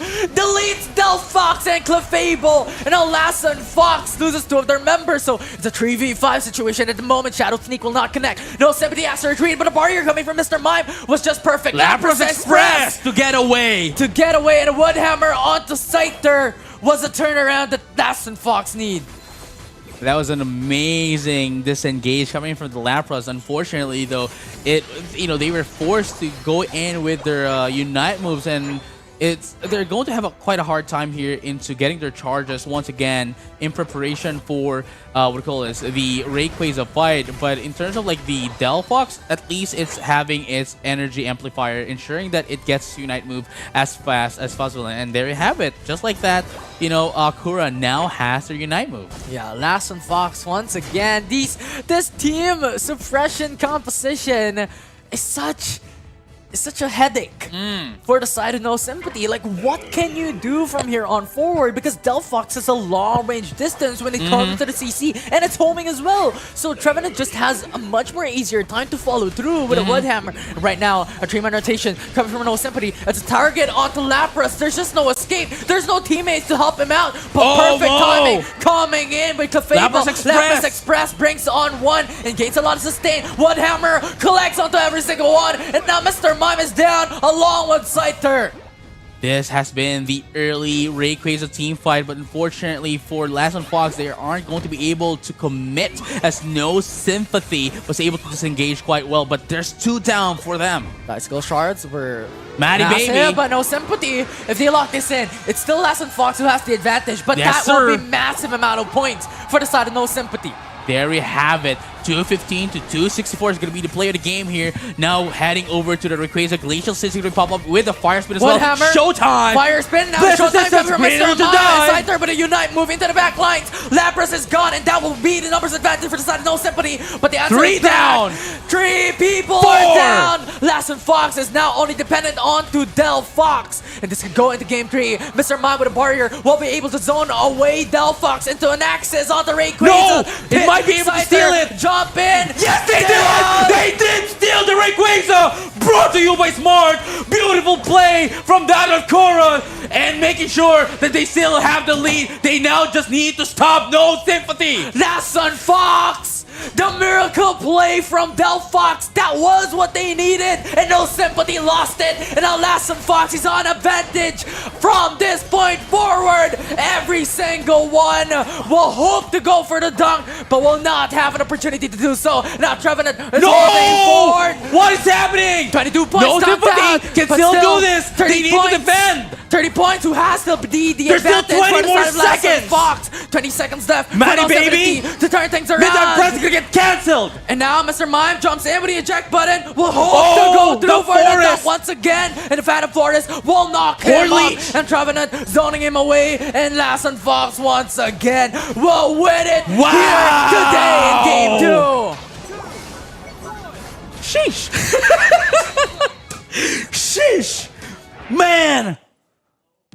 That steal changed That was it everything. all. That was everything. That was pretty much a do or die for the side of Lass and Fox. And single-handedly, We were they already secured the game. we were already going to game number 3, and then Kura, as you mentioned, with a miracle play, right, was able to take down the Pokemon that you were 1-on-1 in, and then immediately with the Fire Blast steals away the Rayquaza. Bought in enough time. Not only have bought in enough time for the team to spawn back up to get ready for another team fight or defend, but they were able to steal away the Rayquaza as well, denying No Sympathy of their win. And now Lass and Fox has lassened their way in on the quarterfinals. Definitely did. I mean, it was a good mindset. It was a good mindset coming from No Sympathy, right?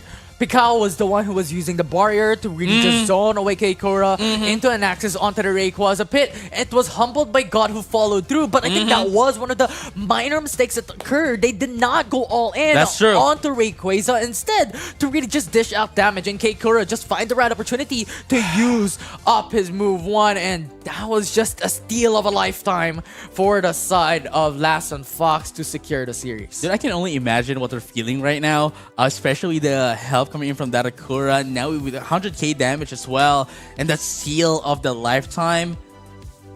Fabulous. Yeah, it was just fabulous. it was- Fanciful. It was just outright out of this world. Lass and Fox has won that series and is now proceeding into the upper bracket where currently Talon is waiting. Right, so now we have our entire set of teams going in on our quarterfinals. So we have Elevate going against Night Fox.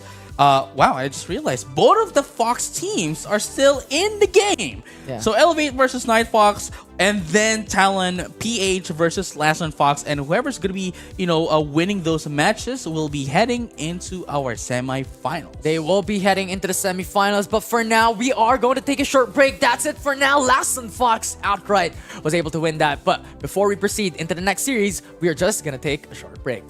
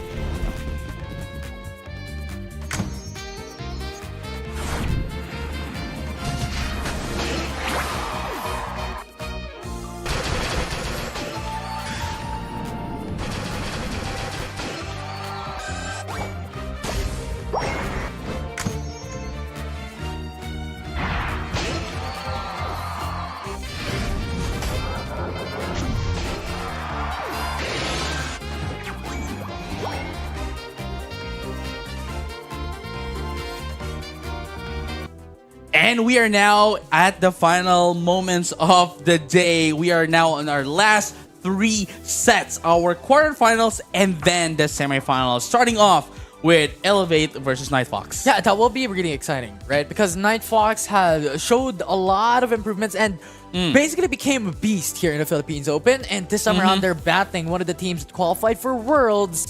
And that is just something that they really have to conquer if they want to represent the Philippines in the international stage. Right, that is true. And speaking of international stage, of course, we will have some international prize pools as well. Not peso, but dollars at 20K.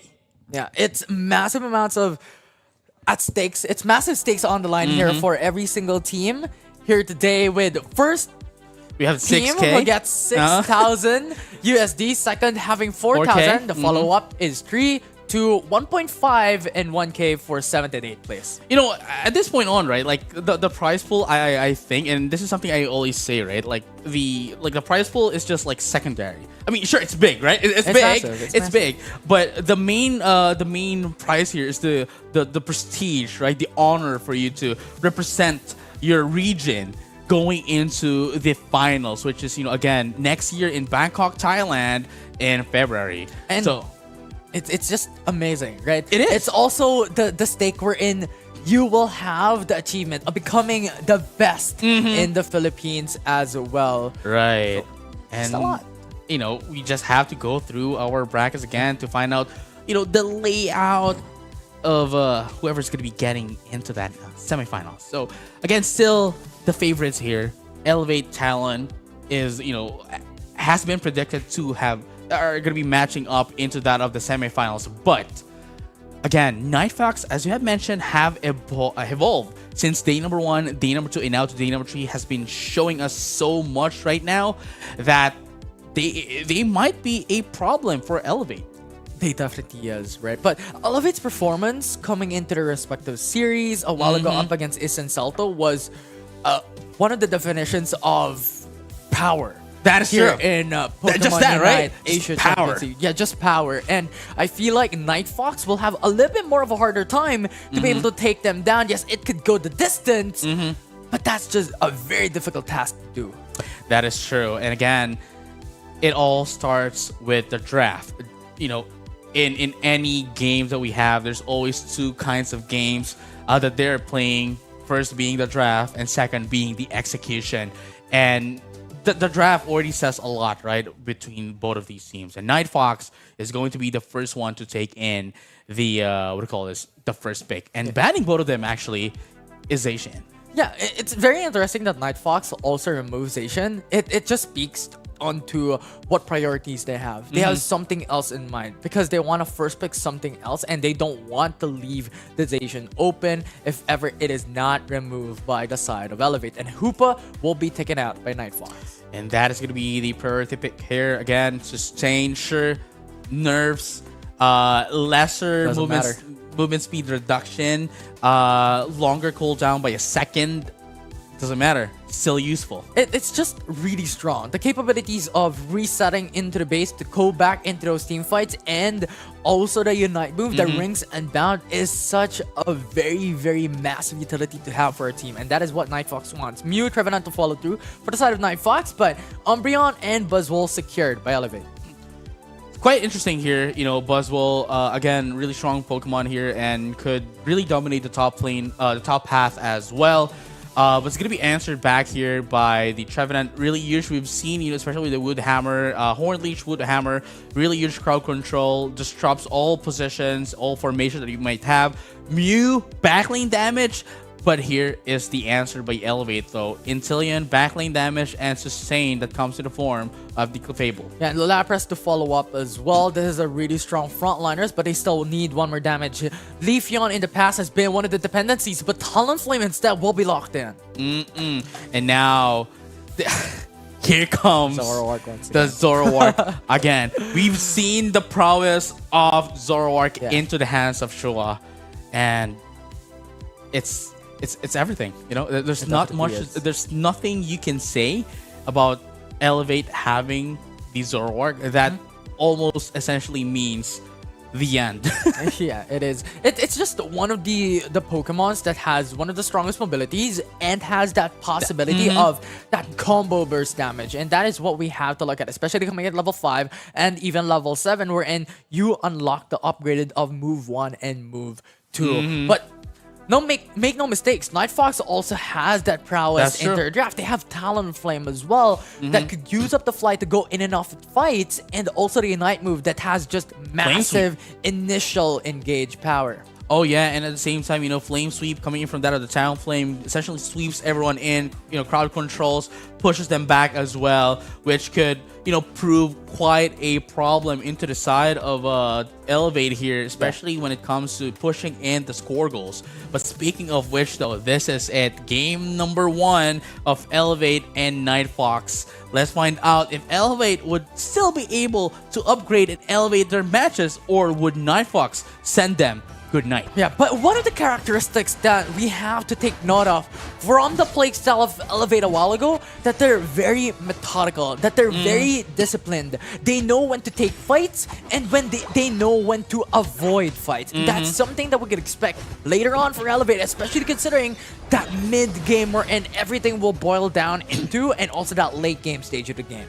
That is true. And now we have the Cliff Fairy just, trying to get its stacks, but gonna be helped up here by the Buzzwole. Gonna be getting that first 9 points as well for both Miva and JR Absent here as well, but they're gonna get taken out. No, well, not quite yet here though, but Miva is gonna be left up top as well to get as much points as they can, and to finally back again stack up on points. A beautiful play here from JR Absent, just getting in their getting in their diversion, getting them as a diversion. There you go. Yeah.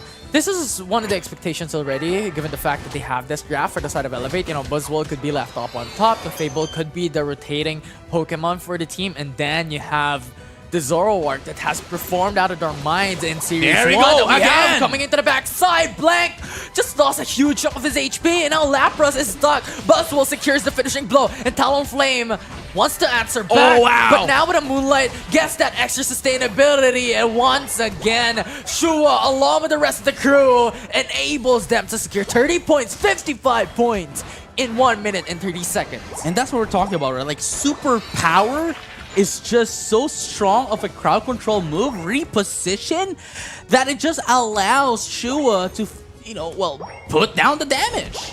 Definitely is, and right now, especially considering that we're already at level 7 for the side of Shua, for the central area Pokemon for the side of Elevate, this will be such a massive Pokemon for the team to have that extra amount of damage. And right now, Elevate secures another knockdown. That will be Trevenant, who falls down. And now Shua wants another piece of that fight as Hoopa will be removed. But Talonflame answers back with a knockout of their own, but that will just be enough for Elevate to just win that team fight. Again, yeah, and Drizzile, Lewis is going to be able to get those buffs as well away from that of the Talonflame. Again, huge burst damage coming in from the Talonflame with the fly from Blank, but still, there is a lot of problem into the side of Night Fox here. Elevate with 140 points, and Night Fox only having 1% of that 140. Fly targets onto Clefable, Hyperspace Hole, a resets comes through for the Trevenant,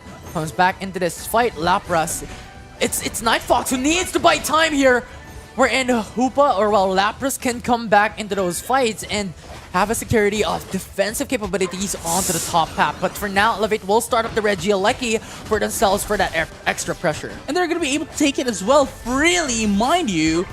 And now going down bottom, they don't need their attackers. They don't need the Zoroark. They don't need the Buzzwole. All they need are their sustains Snapshots. and Lewis alone doing in the damage for the side of Elevate. But unfortunately, it's not enough for them to steal that one.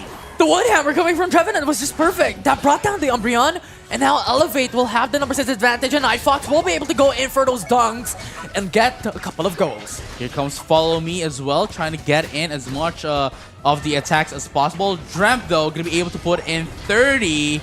But is that gonna be enough though? Here comes you know, the Umbreon again. Unite move coming from Talonflame along with the Fly as well. Will secure the Clefable. And now Elevate. The rest of the crew Superpower. comes down into the bottom Mystical path. Mirage. The target onto Mew, but the Unite move was just phenomenal to just escape that adversity from Elevate. Beautiful Mystical Mirage into the Solar Beam. Take here coming from Drent and steal away, you know, that Indeedee from Elevate. The big problem that Night Fox was doing there, they tunnel vision back into the bottom path. Yes, they got a couple of points, but Elevate, look at the top path. No more tier 1 or That tier is true. 2 zones left. And again, it's just mid-game. It's just like 5.5 minutes left here. And there's no more score goals up top. And what did we mention a while ago? That Elevate knows when to initiate fights and know when to avoid fights. And that is exactly what happened. They need not to engage onto Regirock. Yes, that's an additional objective, but it is not mandatory. And Elevate did that macro so well coming in from the latter or earlier part of this game. Man, it's just Elevate never ceases to amaze me with their game plan. And again, quite calculative play here from them as well.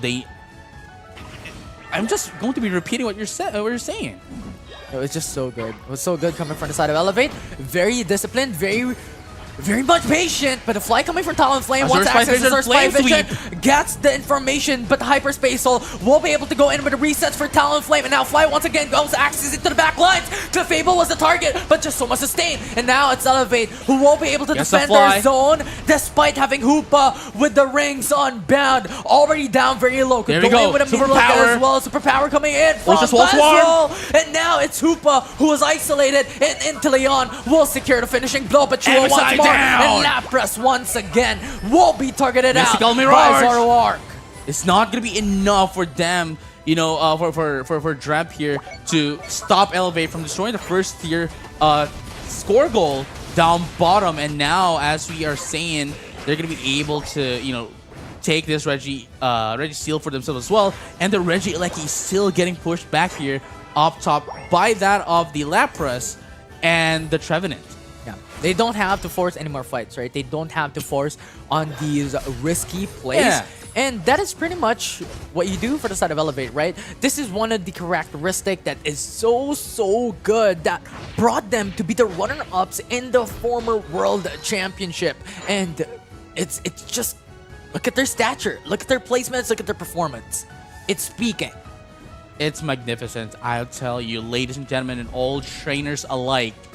Elevate has the complete control of the game thus far, and now Night Fox needs to get in that little opportunity, needs to widen it up if they want to win against Elevate. And I guess that's why Blank here went in for the Talonflame as well to burst down the damage coming from the Elevate, given that their attackers have a very low HP. The thing is, there's no opportunity, right? That is because true. When we're looking at the current state of the map here, Elevate already secured tier 1, tier 2 on top side of the map, right? And the thing is, Buzzwole could just stay on the tier 1 zone, not have a care in the world what happens towards the end of the top map, because once again, they already have secured tier 1 and tier 2. So what they have to just focus on is the bottom path and even these objectives available into the map. And here you have it. Regieleki is going to be popped up here. Elevate going to be able to secure it, giving them a lot of time here for the Rayquaza. But the question is, would Night Fox just let Regieleki go to the last year's score goal, or would they stop it? Because if they do stop it, this is what's going to happen. They now have, they don't have the advantage, they don't have the positioning into the Rayquaza, which allows Elevate to put up their walls. Yeah, and once again, Elevate securing that Regieleki as well. Extra pressure on top side of the map gives an extra positional advantage for the side of Elevate on top of their map control. Here we have it. The Ray fight here of Night Fox and Elevate. Let's find out how they're going to be able to answer back here. Hyperspace Hole resets for Trevenant, comes it back into this position for the Rayquaza pit. The fact is, Elevate has two Pokemons position themselves on top side of the map here, while Inteleon, Umbreon, and Clefable position themselves towards the Rayquaza. So very good 3-2 split that they're doing. Yeah, Shua here gotten hit by the slower beam as well, putting in a lot of damage. But here comes the initiation coming in from that of Night Fox. Fly coming in from Talonflame was massive. Brought down the HP bars of Inteleon, and that will be the option for Lapras to come back in into the backside. Stinger to go in for the retreat as our Spy Vision gets information, but Chua just got pushed back by Talonflame, and now Elevate loses Buzzwole along with Inteleon, so a massive chunk of their team composition that was removed. And now Talonflame comes in to the right moment that MBX, who was trying to escape onto the grasp of Elevate. Now Umbreon, a really tanky Pokemon, will be brought down by Night Fox. Yeah, you know, MXI here really trying to do their best to survive, but unfortunately though, yes, they are surviving, but they can't put in the damage. Shua now though, still getting sustained here by the Clefable. Right now, Rayquaza being started once again. Shua is down low already. That will be Moonlight sustaining himself back up here. Rayquaza still being targeted by the rest of the crew by Night Fox, but receiving a tons of damage. But once again, they have Hyperspace Hole to go in for the reset. Oh, Night Fox got it! Securing the Rayquaza. Are they going to be able to score in enough though? Elevate, they need this. They are absent coming in, but here comes the stop coming in from Blank. Denies them off the dunk. Night Fox will be able to dunk into the bottom path. That will be extra 100 points, but is that enough? Elevate will be able to really just lose it because 80 points going into the side for Night Fox. So a very close matchup. I don't know who won. We don't know. I don't know who won. It's 180 points that they were able to dunk just because of their Rayquaza. No, yeah, that's true. And again, they were able to take it at the very, last second as well, ensuring that they just need to run away. But again, is it enough though? No! It is enough! No, it's not enough for Elevate, and it will be the win for Night Fox. Night Fox! Surprising us again! My goodness, they were able to win in, Secret Rare, and this is one of the things, right, that was told to us by the community as well, that Night Fox has been that team that has been showing us promising works, and it just showed here. Night Fox winning against Elevate the first match. This is such a huge morale boost for the team. Yeah. Both of us were pretty much star-studded. Well, what happened there? Like 100 points coming in for Dreamt into the bottom path on tier 2. And then right after, you also had 4-inch who got 80 points onto the top path as well. So was that enough? And the answer was yes, it was Night Fox who was able to secure the point advantage. And thus far, Elevate is on the back foot. And you know what was the coin flip? It was Talonflame. It was Talonflame. That fly that burst damage into the back lines was just the perfect and right amount of damage to push back Elevate on their advantage on the Rayquaza pit. That was clutch. They didn't even need, right? A Blank didn't even need the damage. All they need to do is just, go up, fly down, get the AoE burst damage down, and they just need to hit them one time. But since it's an AoE attack, right? The fly, it hit everyone who was trying to score in and just stopped them from scoring in, and essentially denying Elevate taking that to take that game. Yeah, it wasn't not just about denying that points as well for the side of Elevate into the bottom path. Yes, that was very crucial for them to be able to really just secure that win, but coming into the Rayquaza fight, it was also Talonflame who did miracle plays.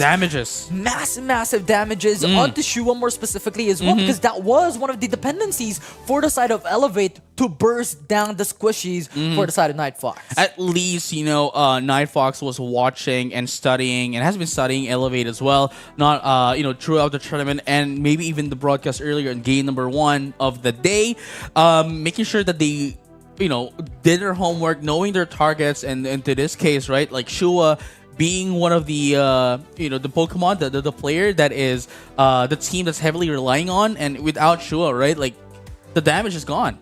Well, I mean, sure, there's still more, right, but like most of the damage coming in from Shua, and removing Shua out of the equation means that it opens up a lot of opportunity. This is what we were talking about earlier, right? Like, sure, Elevate was closing in the opportunities, the gaps that they have, but that one moment taking out Shua, that was the opportunity that Night Fox has been waiting for, and taking it out is just the follow-up was just beautiful. It was indeed. It was glamorous to watch. It was stunning coming in from Night Fox. The big question is, once again, could Night Fox bring this to a 2-0 win in the series? Or That is true. once again, especially considering how Elevate has been performing thus far throughout the day. And yes, they lost in game number 1, but they had a massive lead down to the last minute into the game wherein they lost. So You're right. that's something we still have to take note of. Again, it was still pretty close. It would have been anyone's game, really. And as you have mentioned, Elevate had control of the of the match up until that of the Rayquaza fight. So Elevate, we cannot dismiss again. This is the power that we're seeing right now. The power of the team that got the first runner-up in the World Championships. So really, Elevate would adjust their game style here against Night Fox. But if Night Fox wins again, it's a huge statement. Yeah, it's pretty much as well looking at it more of a double-edged sword on their discipline and also their patience, right? Because they do not want to force fights. They do not want to take a little bit those high-risk team fights. And that is a bit of a double-edged sword because, yes, they could secure these massive leads, but they cannot secure more, right? We're talking about massive, massive amounts wherein we've seen 300, 400 points up against like 80 points onto the opposition. That's not going to happen. It is Elevate who really just keeps it still, who keeps it calm, looks for those plays that they want to pounce on, and that just nets them like a couple of hundred points, 260. And I think that is something that we also have to really just dive deep into when it comes to these games coming from Elevate. But overall, this has netted them so much benefits thus far throughout their series a while ago and even in game number 1, but just lost that objective to change the whole game. This is this is quite a huge morale boost here now for Night Fox. Just knowing the fact, it's already a statement, right? Like just getting in one game off of Elevate is already huge. And I think they are just going to continue this momentum going into game number 2. Now the edge is on the side of Elevate. How are they going to adjust against that of Night Fox when Night Fox could just steal away that momentum, that shift away from that of Elevate at the very last moment. Especially considering now that Elevate is on a switch inside selection. They're now on the first pick. So they have a better priority onto picking up these massive, massive Pokemons for this team. The question is, what will be the bans? Because that will dictate how these drafts will come through. That is true. So let's find out which Pokemon are they going to ban out first. I think this is going to be a respect ban. I don't think Opposition. I feel like it's still Hoopazation because the thing is, yes, Night Fox had a huge dependency onto that top lane, but Hoopa was also giving so much work for the team. Right, and I don't think we're gonna be seeing. Oh, there we go. It is the Trevenant ban here. Just a huge respect ban here coming in from that of Elevate, but still, just not wanting it to be taken by Night Fox, is a huge thing. And again, Night Fox.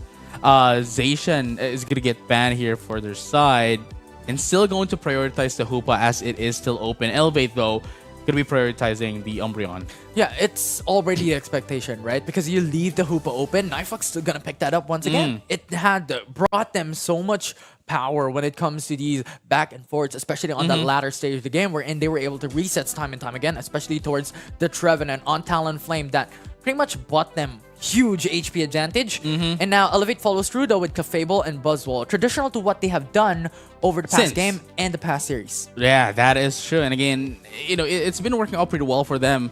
Anyway, they don't really need to change as much. It's just that they really need to, put some markings into some of the very mobile Pokemon into the side of Night Fox, to, I guess, prevent Blank from doing blank things.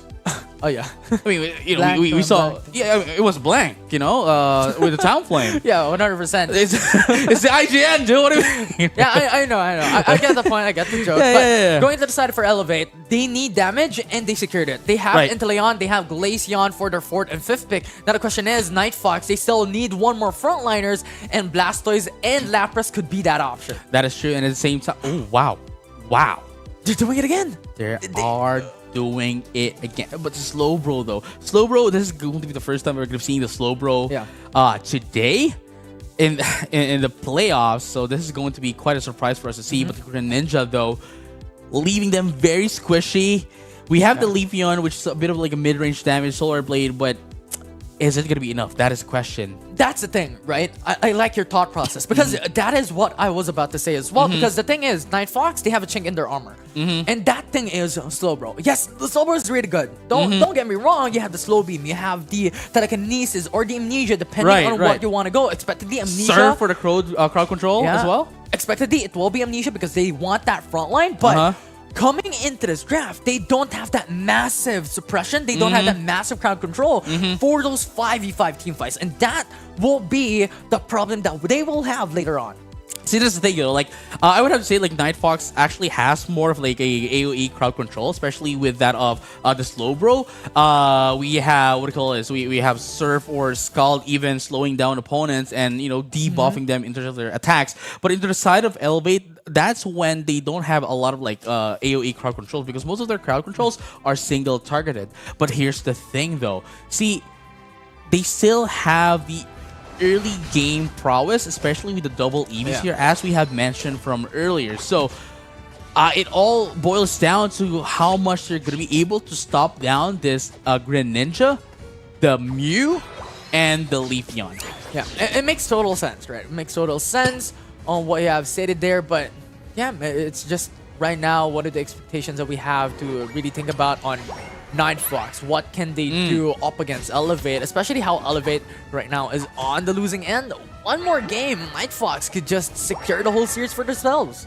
And this is what we're talking about earlier. You know, this, I believe, is the Elevate that we saw on the first series of the day where they are just pressuring up the other side of the team. And just like that, you know, Buzzwole and the Clefairy was able to put in their stacks, their first stacks of the game. He is, but right now, level 4 already coming through for the likes of Glaceon. We're waiting for their Umbreon to be able to reach that point. There we go. They will be able to reach it, and Night Fox at this stage can now go in for those visits because they're now at level 5 for Greninja. They're now at that point where they could really just go in with those damage and play for a better position, a better advantage coming into the early game. Right.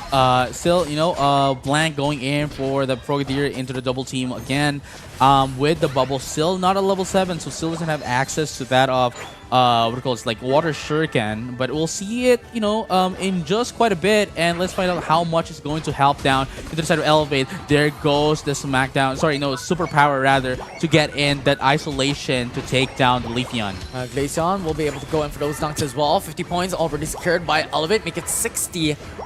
Night Fox once again. This is the power of Elevate. Already one of the expectations that we've had. This is what they did in the prior series. This is what they did in game number 1. They had massive leads in a couple of minutes starting off onto those fights. It's this rotations that they do that's really annoying to deal with, and thus far securing a 38-point advantage up against Night Fox. But here's the thing though. This is what happened in game number 1 as well. So we're still at that possibility, Yeah, we're not, right? We're speaking too soon, definitely. Too soon, definitely. Still the early game, but still Rayquaza. That is true. We still have the first set of objectives. Yeah, 100%. But this is one of the characteristics that we have to look at for Elevate, definitely. Right? Securing these early advantages, they want those points in as soon as possible. And you know, as we can see here as well, most of the points there, most of the birds actually went into the side of Night Fox, which allows you to get in as much XP. But beautiful eject button out, not to get affected here by Elevate. And now Hyperspace Hole will be able to go in for resets for Slowbro. Now comes back Telekinesis in. though. Reggie Ice will be started off Glacial by Night stage? Fox, and now Glaceon goes through so much damage, and then Teleon will bring him down. And Night Fox will lose one of their frontliners. There's just no more time to be able to go away, but Night Fox will steal the Reggie Ice. Wow, I just realized as well that there is a bit of the crowd control AoE into the side of Elevate that goes into the form of the Clefable, you know, with Follow Me, ensuring that every attack goes towards that of the Clefable. But still, Night Fox was able to seal away that Reggie Eyes from Elevate, and I think we're seeing a bit of what happened from the earlier match as well, where, you know, Night Fox is just getting in all these objectives away from Elevate. Down very low, Emerald 2-step already used, but there's just so much more of an HP advantage for Glaceon, and one Ice Skill Short just brought him down, and now Elevate had a couple of advantage to secure the central birds here available for themselves. Miva, now at level 9, has access to its Unite move, Ultra Swole Swarm. But the question is, where will they target it? I think most logical one would be the target into that of the Greninja so that they can easily take it out immediately and then goes in for the Smackdown. And of course, we have a Superpower just to, you know, well, isolate someone else into the side of Night Fox. So that's still a huge prowess into the side of Elevate against Night Fox. Yeah, and Elevate, looking towards their bottom path, a good utilization of the Hyperspace Hold, considering you already have sight Spy on the Vision. Tempest from Elevate. Is there Spy Vision as well to really just get information from any single one from Night Fox that comes through thus far? Night Fox will just be successful in pushing them back. No point secured by Elevate into the bottom path.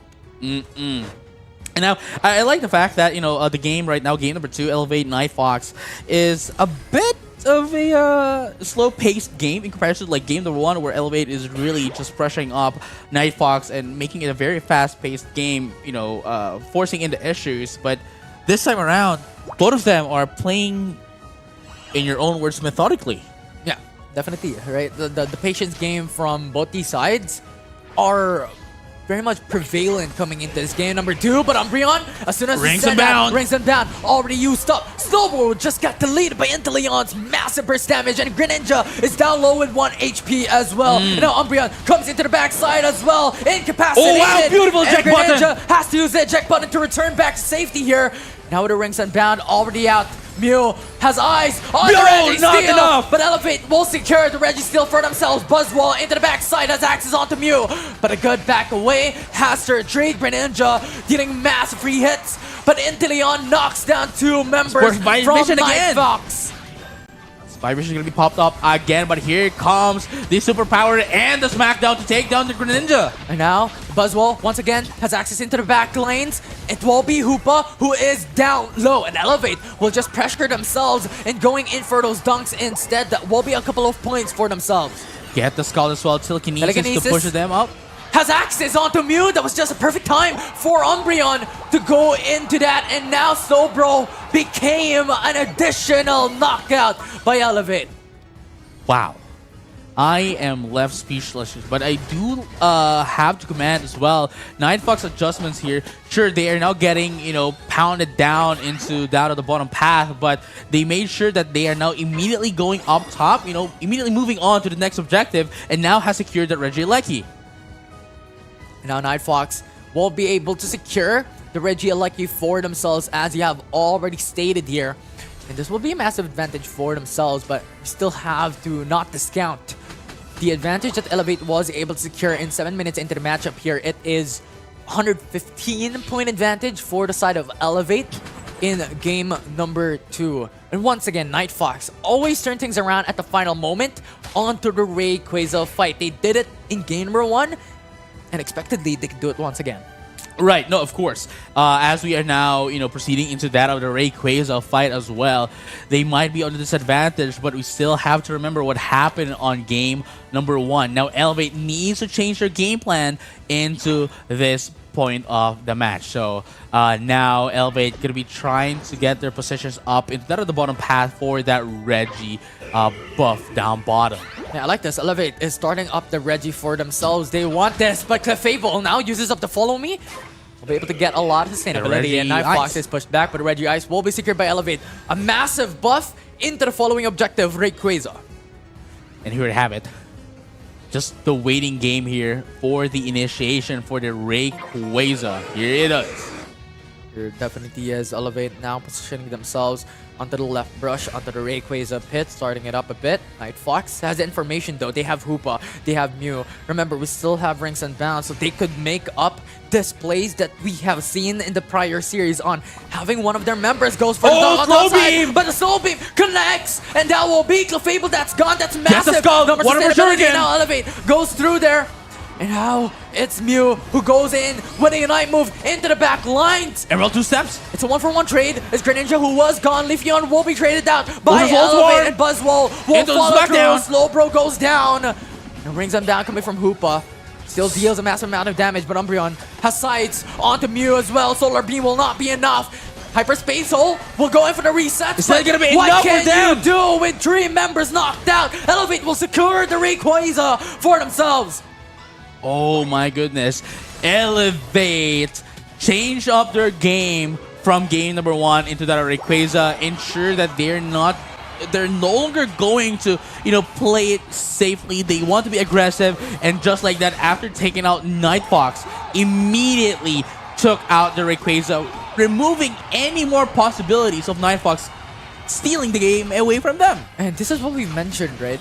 It was a double-edged sword when you want to play it patiently, and yes, playing aggressively, it's still a double-edged sword. Right. Whatever you look at it, there's pros and cons when it comes to these aspects, but when we're looking at Elevate, it's constantly the advantage coming into the early game. They just have to balloon it to a much further lead, and that they did in game 2. That is true. Although we have to commend as well, Night Fox here having a beautiful initiation, taking out, having it with a slow beam, taking out the Clefable immediately. But unfortunately, the follow-up wasn't there, and Elevate was able to capitalize on this, right, and took out Night Fox. Yeah, and also tipping my hat onto Inteleon. He was consistently playing in a safe distance, just putting out those snipe shots and massive burst damage every single time, especially coming into the latter stage of that fight on Rayquaza.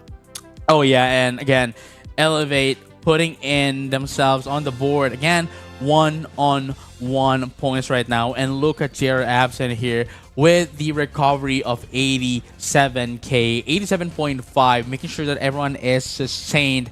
Lewis, though, the one that you took note of, has 83k in terms of damage. Yeah, it was just so good coming from Lewis. Like every single time, those team fights, it was Night Fox who cannot access Inteleon. And if they can't access Inteleon, there's always that risk. If we go all in, Inteleon's just gonna shoot his shot. Those snipe shots are going to be deadly. See, that's the thing, right? Like, that's the objective that they needed to do, but unfortunately with Greninja, it's not quite enough. Surely you might be able to take down that Inteleon, but since you are very squishy, there's the other problem here is that they still have their teammates. If it were a 1v1, sure, maybe, right?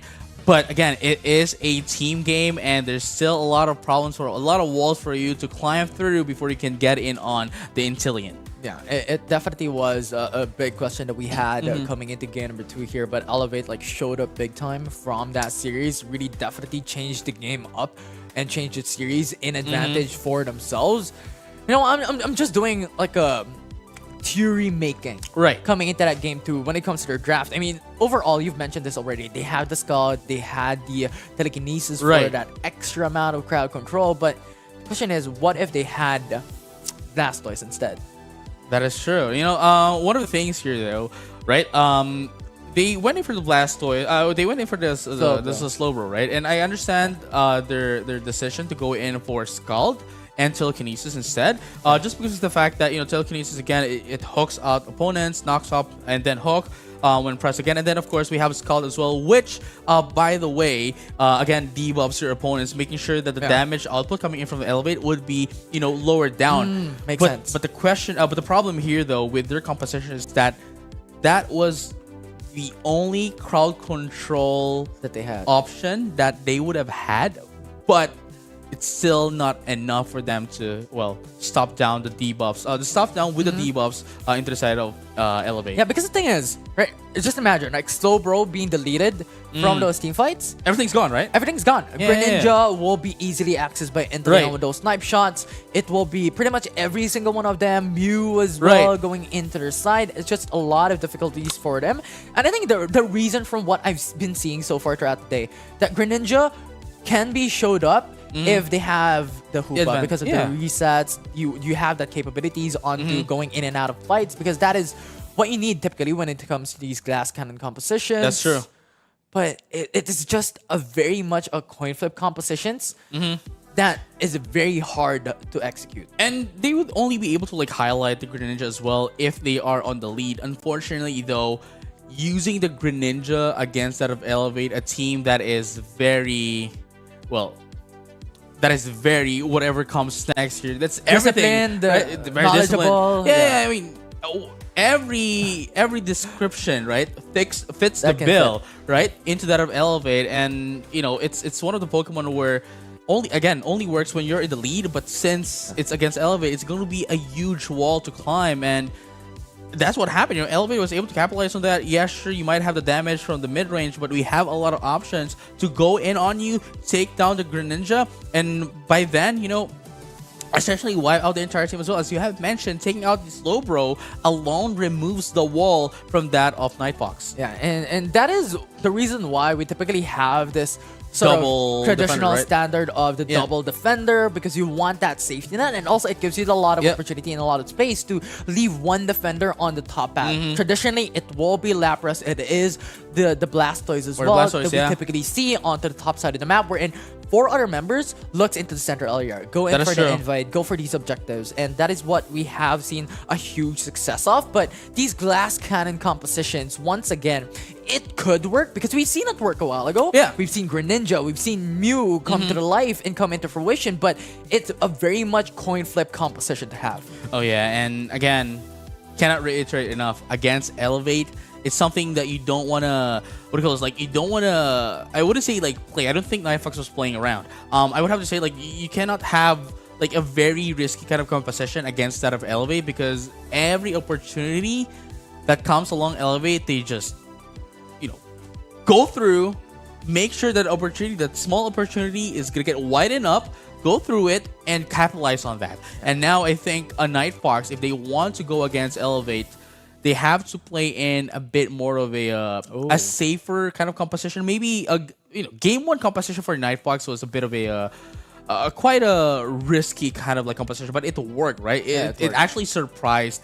Elevate, I'd have to say. But the thing is, again, that game number 1's very close as well. That it would have been able to Elevate was. It was very close for Elevate to actually have been taken that game as well. So the changes here would be very detrimental for the side of a Nightfox, starting off with a Trevenant. Yeah, and I love this coming from Nightfox. Trevenant has been one of that success Pokemon for this team. And Trevenant having that lock-in gives them a lot of crowd control already right at the get-go. They have that Wood Hammer for that AoE. They have the Phantom Force as well. They also have the move to that gives you extra sustainability. So now they could put out their options of Mew, of Blissey, to now explore sustainability and damage. That is true, and there you go as well, right? The Mew, we have the Blissey in terms of the sustain, and of course crowd control with the Egg Bombs as well.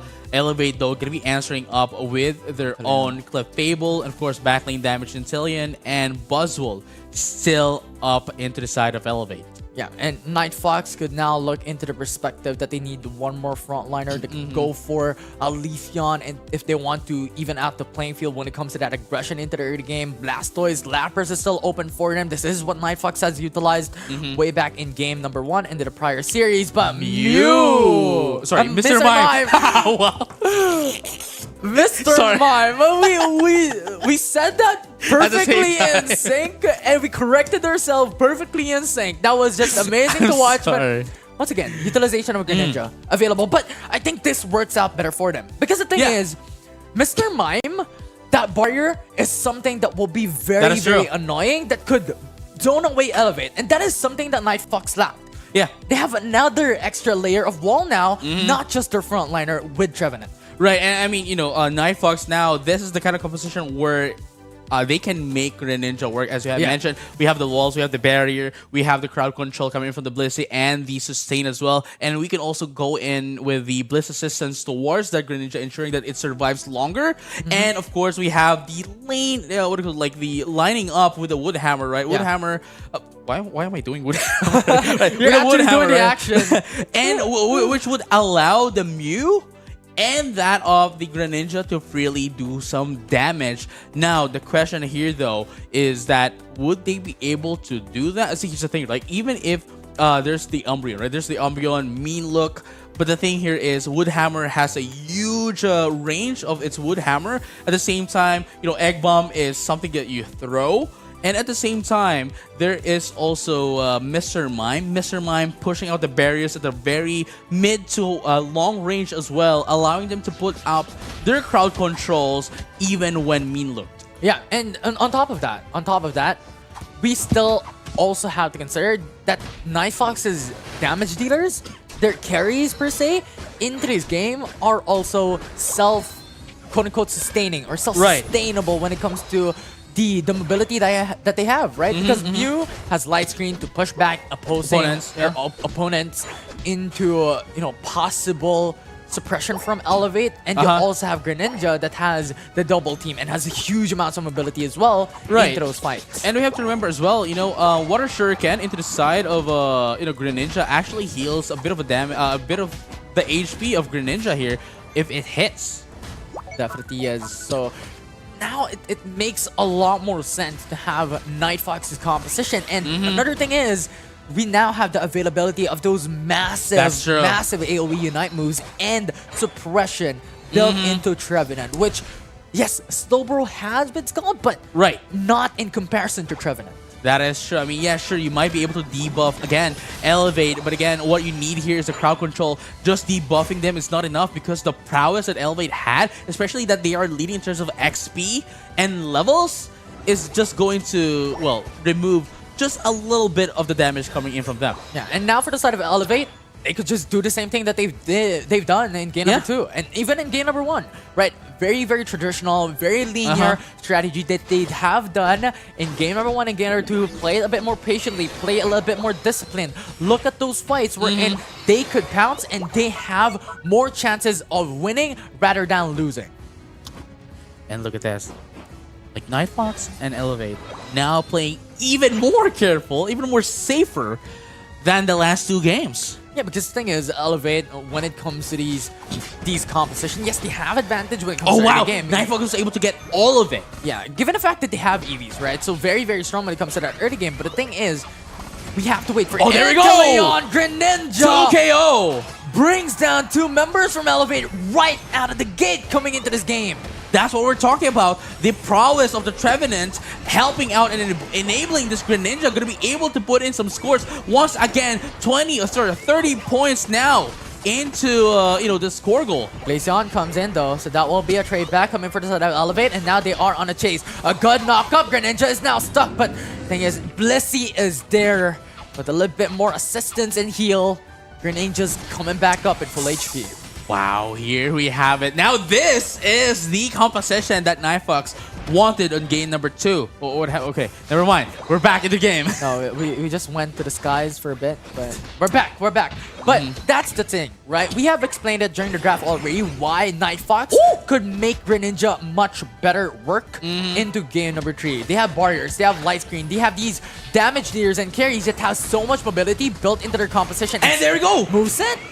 Stealing that Registeel again. That's just very, very strong. Wherein now they could make a lot of better moves. That is true. And at the same time, Hitori with the Mr. Mime alone up top is stopping the Buzzwole.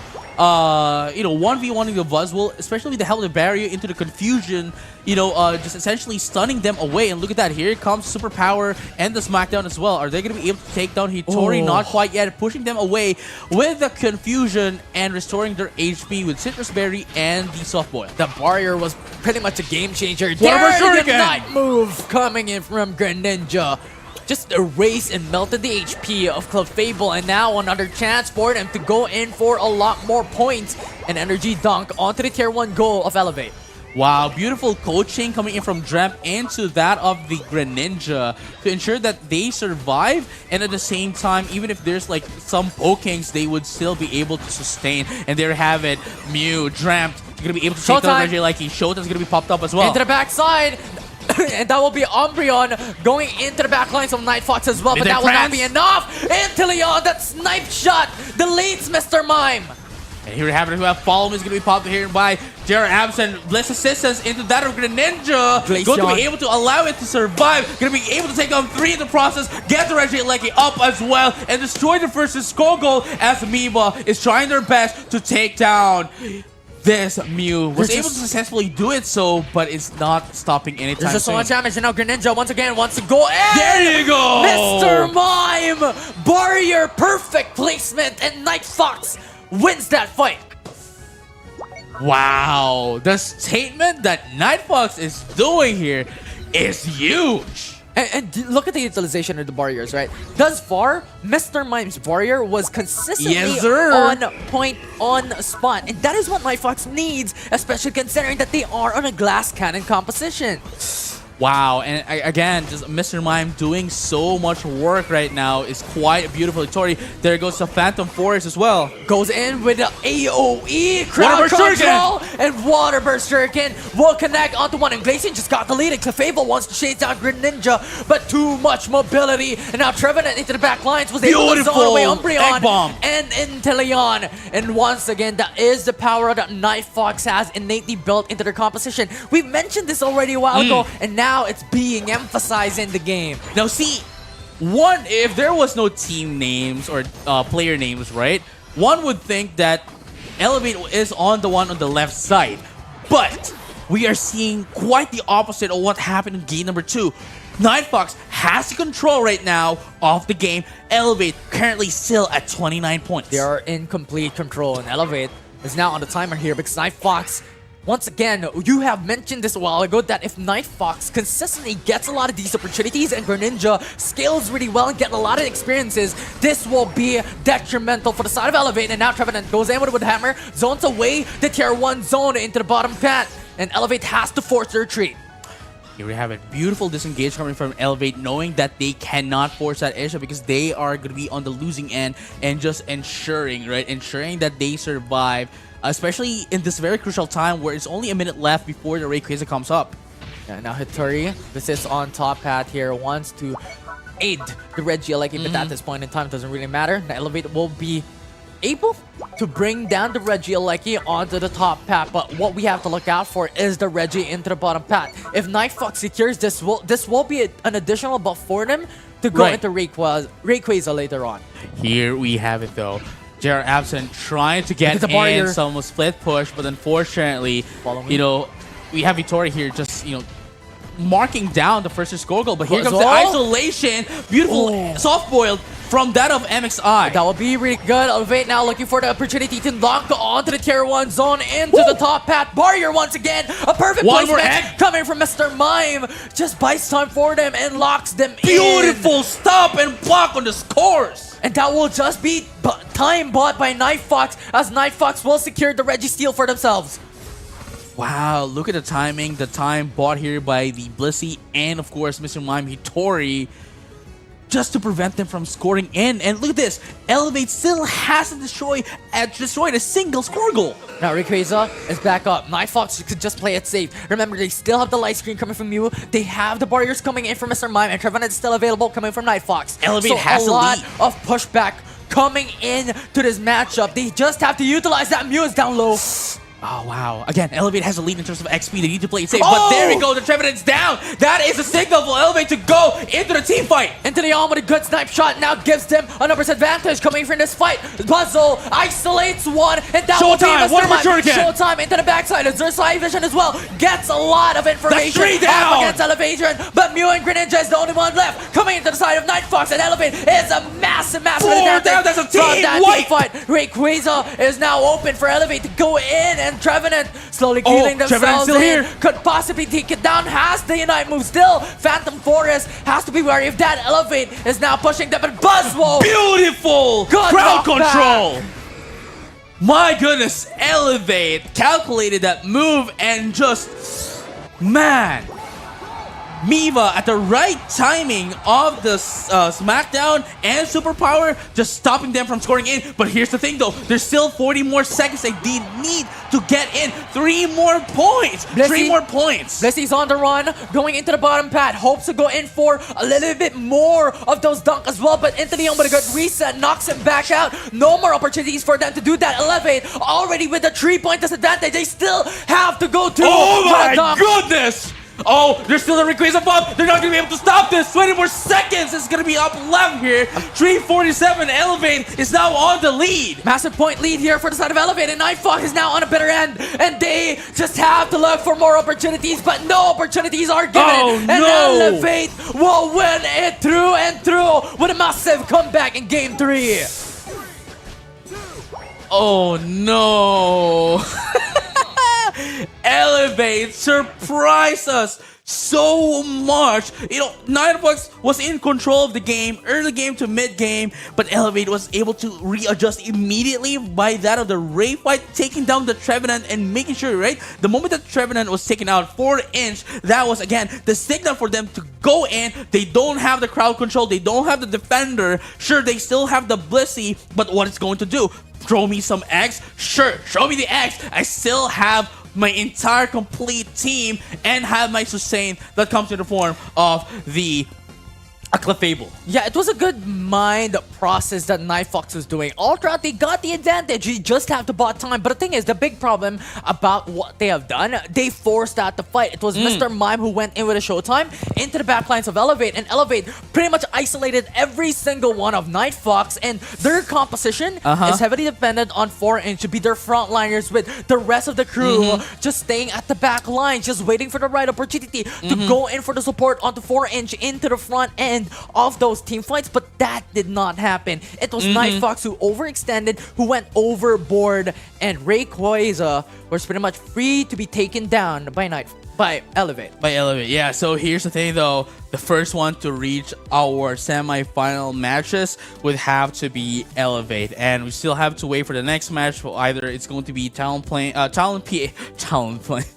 PH or Last on Fox that's going to be headed into our semifinals. But again, we cannot dismiss the power of Night Fox. It was a beautiful game, and I think they have what it takes to still go back into the grand finals. Yeah. But speaking of that though, going back is what we're going to be doing in just a bit, as we're going to be headed into a short break.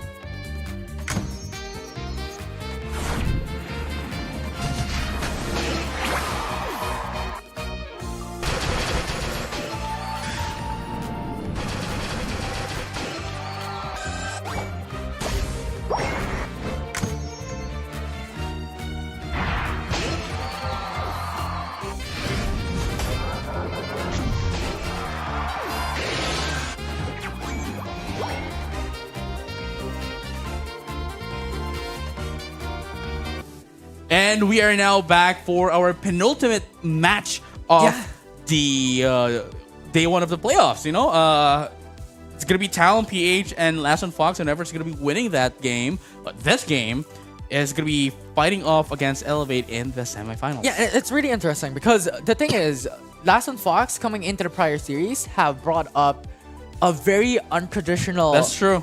team composition that they've done. And now the thing is, how can Talon think of a way to disrupt that type of composition and having Delphox Trevenant duo? And again, it's quite interesting to see as well, going through the draft in just a bit, how much Elevate was able to keep their composure, but Talon PH, going against Secret Rare Diamond had a bit of a problem, a little bit of a difficulty going around them, winning. Sure, they were able to win here, but Last One Fox isn't a team that you should dismiss as well. So I'm pretty sure that Last One Fox is going to give a hard time against that of Talon PH, and might be the team that drops him into the lower bracket. Yeah, it definitely is, because right now Elevate is already waiting on to the semifinals. Talon PH versus Last One Fox is currently here in the quarterfinals as well. That is the series that we are expecting in just a bit. And once again, we've emphasized this a while ago, and we've seen it come into life. Delphox Trevenant. Delphox Trevenant definitely is something that they need to be wary of, especially coming in from that of Last One Fox. And if there's anything that Talon PH should ban, it has to be a respect ban towards either two of those Pokemon. Trevenant. But if they do ban either of those, they're gonna be opening up a lot more dangerous Pokemon. Yeah, well, Zacian to be expected as always when it comes to the orange side selection here, because if it's left open, now some Fox can pick it up, and Zacian is probably one of the strongest, if not the strongest, competitive Pokemon right now in PUACL. But that's for the side of Last One Fox. Now they can ban away the Hoopa, because as we mentioned, as we've seen from the series of Talon, you cannot give the Hoopa towards that of Talon, but there you have it. They're the respect bans. They're respecting the Trevenant to the side of Talon, and I love this. I love there this goes the respect. Zacian, of course. Zacian will come through for the side of Last One Fox, but the thing is, Talon, if there's any single team that knows how to counter it, it will be Talon. Yeah. When you were mentioning that, I just remembered, right? We were talking to Talon just the other day, and then we were talking with, Elevate as well, right? But one thing that Talon actually mentioned to us is that they were really looking forward to the changes in terms of the patch, because in terms of Zacian, they are really ready for that. They are prepared, even if the other team is going to be banning it. So I guess that's one of the things, one of the reasons why they are banning not the Zacian, but rather respect banning that of the Trevenant, because it, gives a lot of opportunities towards that of Last One Fox. And again, they're not scared of the Zacian, and now we're going to be seeing why they're not scared of Zacian. We'll finally be able to, because they never told us, we're finally going to be able to see what the counter is towards this Zacian. But with that being said, though, again, there we go.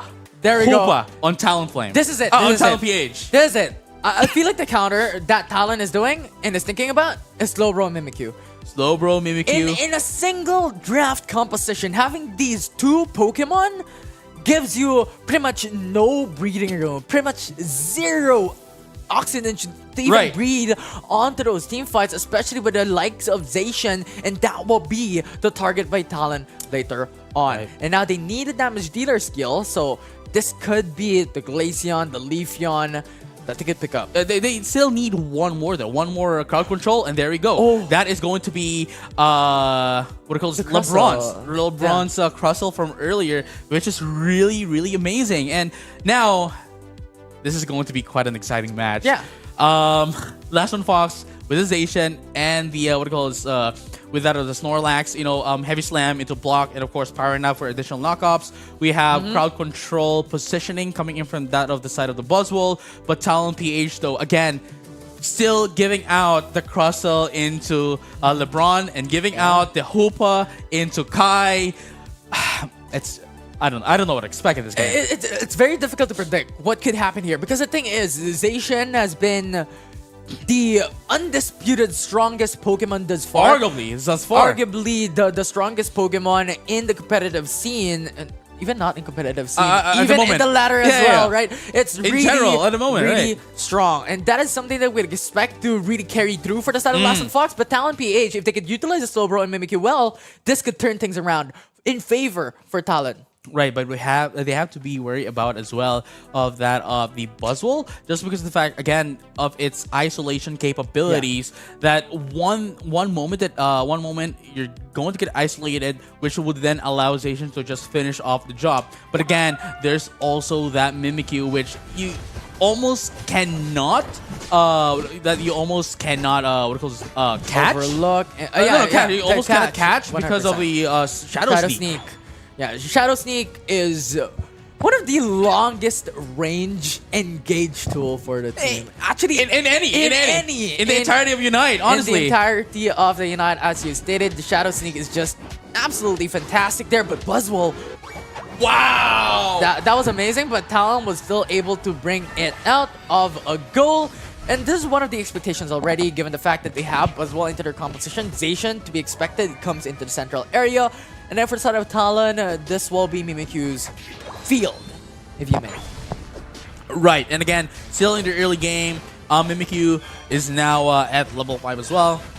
Crustle is now a Crustle evolving, coming in from that of the double, and now has the capabilities to push and down the damage again, going in with that of the Shell Smash and the X-Scissor later down at level 7.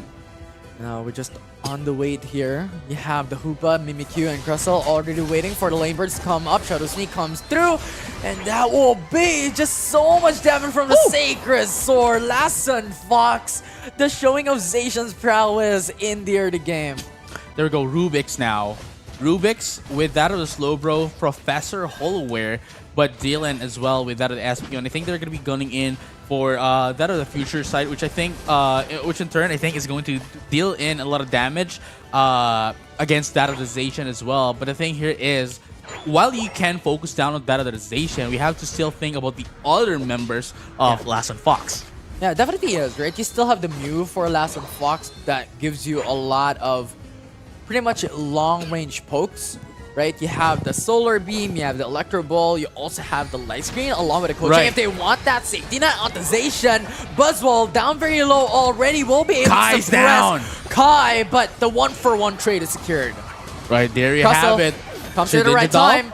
And now to play rough connected, that will be another knockout coming to the side of Talon to follow through as well. That that's will be 3. Blissey who falls down, and point security for Talon will be coming up into the bottom tier 1. Yeah, and at the same time, they were able to destroy the first tier score goal down bottom as well. And even though they were able to take down Kai, right?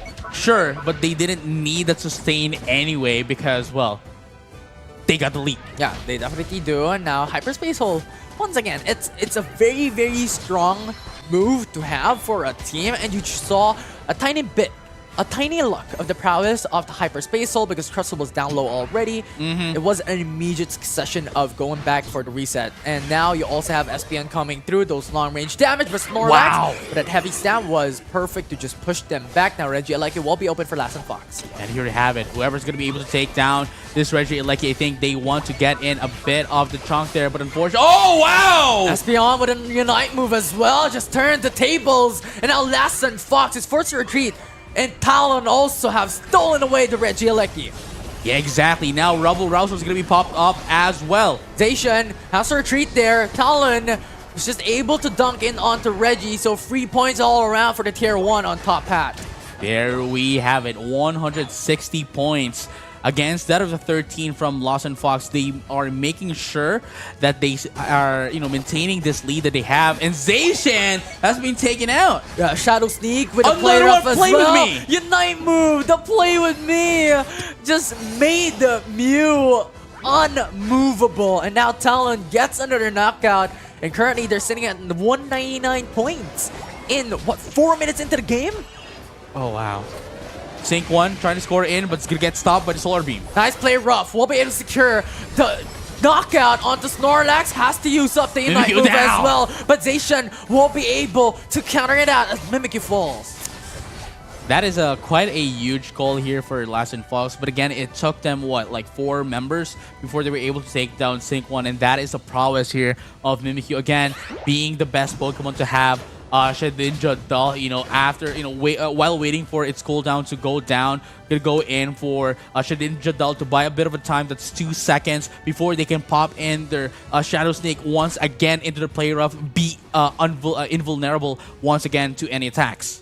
And at this point in time, 5 minutes already into the game, 20 seconds before the Regieleki comes up. Right now, Last and Fox is on the back foot into this matchup, as you have Talon, who already has a 213-point advantage up against Last and Fox. And at this point in time, they just have to find opportunities to be able to be successful and close the gap. Right, but still not enough though. Again, look at this. Talonflame 226 to Last and Fox's 13. And that is a massive, massive difference here. At the state of the game, Talon will start up the Regieleki for themselves. And now Hoopa uses up the Ring Send Bound. Will be able to deal out a couple of damage here from here on forward. Crustle just puts end Bless down. assistance! Bless assistance, as you mentioned. And now Talon will be able to secure a knockout, but a 1-for-2 trade already. 2 for 2. Last and Fox is answering with a fight of their own. Play with me. Play with me. Zation Oh, is stopped. telekinesis! Has just put him down. The suppression chain from Talon Philippines was just Another play impressive. And that was the counter that we were looking Shadow at. And now Sneak. Mew with the telekinesis from Slowbro from Talon. There was just no escape from Mew. That was a beautiful combination coming from Kai, Rubix, and Sync One all together. Telekinesis, it's not a slow beam, sure, but it still dealt a lot of damage. And then follow it up with Sync One's, Shadow Sneak into that of the play rough, ensuring that they get in the KOs as needed. But here comes LeBron. Just trying to do some, just trying to stop Kiawe from getting in this Reggie Ice. And good hyperspace ult as well to bring Espeon and Snorlax coming out to top, but not be able to do so. It was Crustle, rather. Will not be able to come through, but nevertheless, Talon will secure the Regieleki for themselves. Right, so running in with the stored power definitely allows it to have a bit more, Espeon allows it to have a more single targeted attack, but, having most of its damage be put out there as well. And as well as, Future Sight is there as well to push in a bit of a damage. But here comes Yon from Kiawe, getting in a bit of a stun, but beautiful eject button out to, get away from the X-Scissor. Yeah, that's a really good eject button that was burned by the side of Talon against Last and Fox. And at this point in time, this is a good mindset coming from Talon, right? We don't have the banawayization because we know the counters to it. Now the thing is, it's showing. If there's a switch inside, it will be the opposing side who has the banawayization, because if it's left open, they can still pick it up for themselves and they know how to use it. That is true. And again, they don't really, not that they don't care, but it's like, they don't really, it doesn't really matter to Talon PH if the other team is going to be taking in that Zacian, because as you can see, they're still in the lead despite Last and Fox having the Zacian. Yeah, 213 points to be more specific. That is the same advantage that they were able to take 4 minutes into the game, still sustaining a couple of minutes after. Oh, but this is going to be detrimental though. Like everyone inside of Last and Fox are, squeezed in together. Definitely yes. Could potentially go in for the Shadow Sneak, but look at Crustle. Just sneaking himself way to the top path, tier 2 third as well, waiting for the right opportunity. That's free 30 points. That is true. 30 points is going to be down into that secondary score goal. Again, LeBron's job here is to just score in some points, but here comes LeBron going inside into that off the team fight as well. Going to be low in HP. Crustle was down low in HP, but Last and Fox cannot overcommit there, because if they do, it will be Talon PH who can pounce them. And right now, Slowbro once again, hyperspace hold, resets comes in. Rayquaza still being started.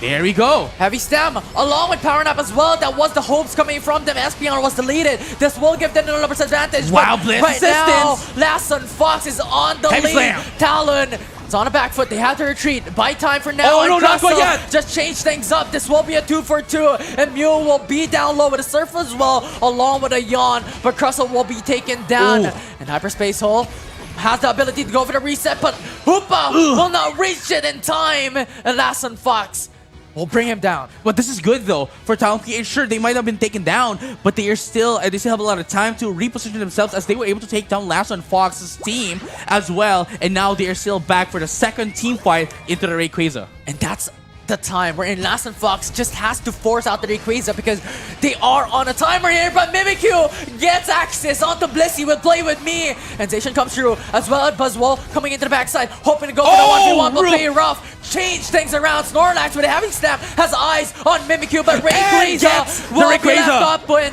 for Talon to take down, and that will be the objective secured as a win for Talon. That was close. that was close. You know, like sure, like you know, Talon PH here was able to control the game, but at the very last moment, just the pickoffs coming in from that of Night Fox. Coming in from that of Last on Fox was just beautiful. That if it wasn't for Talon, right, taking down three Pokemon into the side of Last on Fox, that Rayquaza would have been into the side of Last and Fox. But fortunately for them, you know, sure, Rubis was taken down, Kai was taken down as well. Sync1, right? Sync1 and Dylan was able to buy enough time for everyone else to come back and defend the Rayquaza away from Last and Fox once again. Although they were still pretty close from taking that Rayquaza, well, Dylan was there to secure that for them. Yeah, it was a really, really good strategy coming from Talon, right? The power of Kai was pretty much highlighted all throughout that because Slowbro, you know, it was Rubix who constantly wanted to go in front of those team fights, zoning away Last on Fox onto the Rayquaza. And when it comes to that, Brink's Edgeware, and he was on inches of that there. He was just able to go in with the resets with the Hyperspace Hole, and that was just really good for Kai. And this Mimikyu Slowbro composition had a massive benefit for the side of Night Fox from that game. So take away Zacian all you want. We know a counter to it. Yeah, I mean, again, that just shows as well how they were able to counter it out. There's the Mimikyu who just essentially, as you had mentioned, initiates with the Shadow Sneaks, essentially just going straight towards that Zacian, dealing out free damage. And then there's also the, there's also a LeBron with that of the Crustle, just, pushing down the X Scissors as well. Well, essentially, crowd controlling everyone who gets hit by X Scissor as well. And it's not only does it hit a lot, right, but it also deals so much damage. So, Crustle is something that needs to be checked as well, marked down by Last on Fox here. But the thing there is, though, they can only ban one Pokemon, right? They can only ban out one Pokemon. And the other thing is that they have to steal away the other Pokemon. But in game number 2, right? If Last on Fox had the priority into the picks on game number 1, game number 2 is going to be a side switch. Yeah, it will be a side switch, and now it will be the side of Talon who will get a priority of the first pick. It will be the side of Last on Fox who needs that priority ban. Right. And the big question is, what will be that perspective? Because the thing is, if they ban away the Zacian, Hoopa will be left open for Kai. If the Zacian, or well, rather, if Hoopa will be banned away, it will be open once again for the side of Talon. It's just so much flexibility when it comes to the Pokemon pool for the side of Talon that it's just very hard to decide what will be our ban onto the red-orange sign selection. See, here's the thing, though. Like, here's the detriment, right, for Last on Fox, right? Like, sure, they can take in the... they should, like, either steal away the Zacian, if not to ban it out. Because, again, sure, Talon PH is not afraid of the Zacian, but once they have their hands on the Zacian, that becomes a very dangerous tool for them to use. Yeah. So they either have to, like, ban it out or steal it away from Talon PH. Yeah, and that is just the importance of flexibility, right? Talon is one of the teams that has a lot of flexibility, given the fact that we see a lot of these untraditional picks that they're bringing out, but they're still making it work, right? You typically see the Lapras, the Blastoise, these Pokemons to be prioritized to come up on top half, but instead, they have LeBron on going in with Crustle, right? And when it comes to support, traditionally you see, well, Hoopa, Clefable, Hoopa's always getting that priority because, well, that's Kai that we're talking about for the side of Talon. But for other roles as well, they're making a lot of these composition work. They're looking for these chemistry of these Pokemon, and they're bringing it out in Pokemon Unite. And speaking of Unite, we are now going to be united back into the game here as we are now on game number 1 for Lesson Fox. Game number Game 2 two. for Lesson Fox and Talon PH. It seems as if we're not going to have a side switch. Yeah, Right? it will Yeah, be. it's not a side switch. Yeah, I think it's better because the thing is, it will be the loser of a specific game who Chooses chooses right? a side. A side And the or thing is- the priority. Yeah, and the thing is, Lesson Fox, we've mentioned this. If they go into the orange side selection, they're bringing down their draft Yeah. much further down That's than true. they already would. Because There the you thing go. is, onto the orange side selection, they have pretty much 3 Pokemons that they have to focus on. That will be Decision, that will be the Hoopa, Mimikyu is also open for them. So they have to double down onto the purple side selection because it gives them a much better edge rather than going into the orange side. And finally, Last One Fox is going to be the first one to respect ban the Hoopa of Kai here from Thailand PH. But Thailand PH is still going to, ban out that Trevenant still, but Last One Fox here still going in for that of, the Zacian. But I'm pretty sure Thailand PH here is Oh, I ready. love this. Ready for that ban on the Hoopa because we all know like Kai is maining Hoopa as well. Yeah. So they are really prepared for any like bans towards their main Pokemon. So now Last One Fox though, starting off with the Zacian, Slowbro, and the Blissey. I love this. I love this. I was thinking that Talon is going for the perspective of going for the Slowbro and then the Umbreon because the Right. thing is Mimikyu will not be an option for Last and Fox. They already have Yes. Zacian in their bag already. What they need was defenders. So that was the perspective that I was thinking of. But Last and Fox just answered that pretty well. Given the fact, Clefable is still a priority when it comes to support because Hoopa was banned away. But still a good answer here. A9 Ooh, is wow. secured. Mimikyu to follow up. But Last and Fox double downing Wow. onto the Delphox that has had huge success for the team just a while back. This is a very good composition coming from Last One Fox. We have the Fire Spin. We have the Fire Spin. Yeah, we have we the Blast Shoot as well Yeah. with the Hydro Typhoon and could be the secondary damage here as well.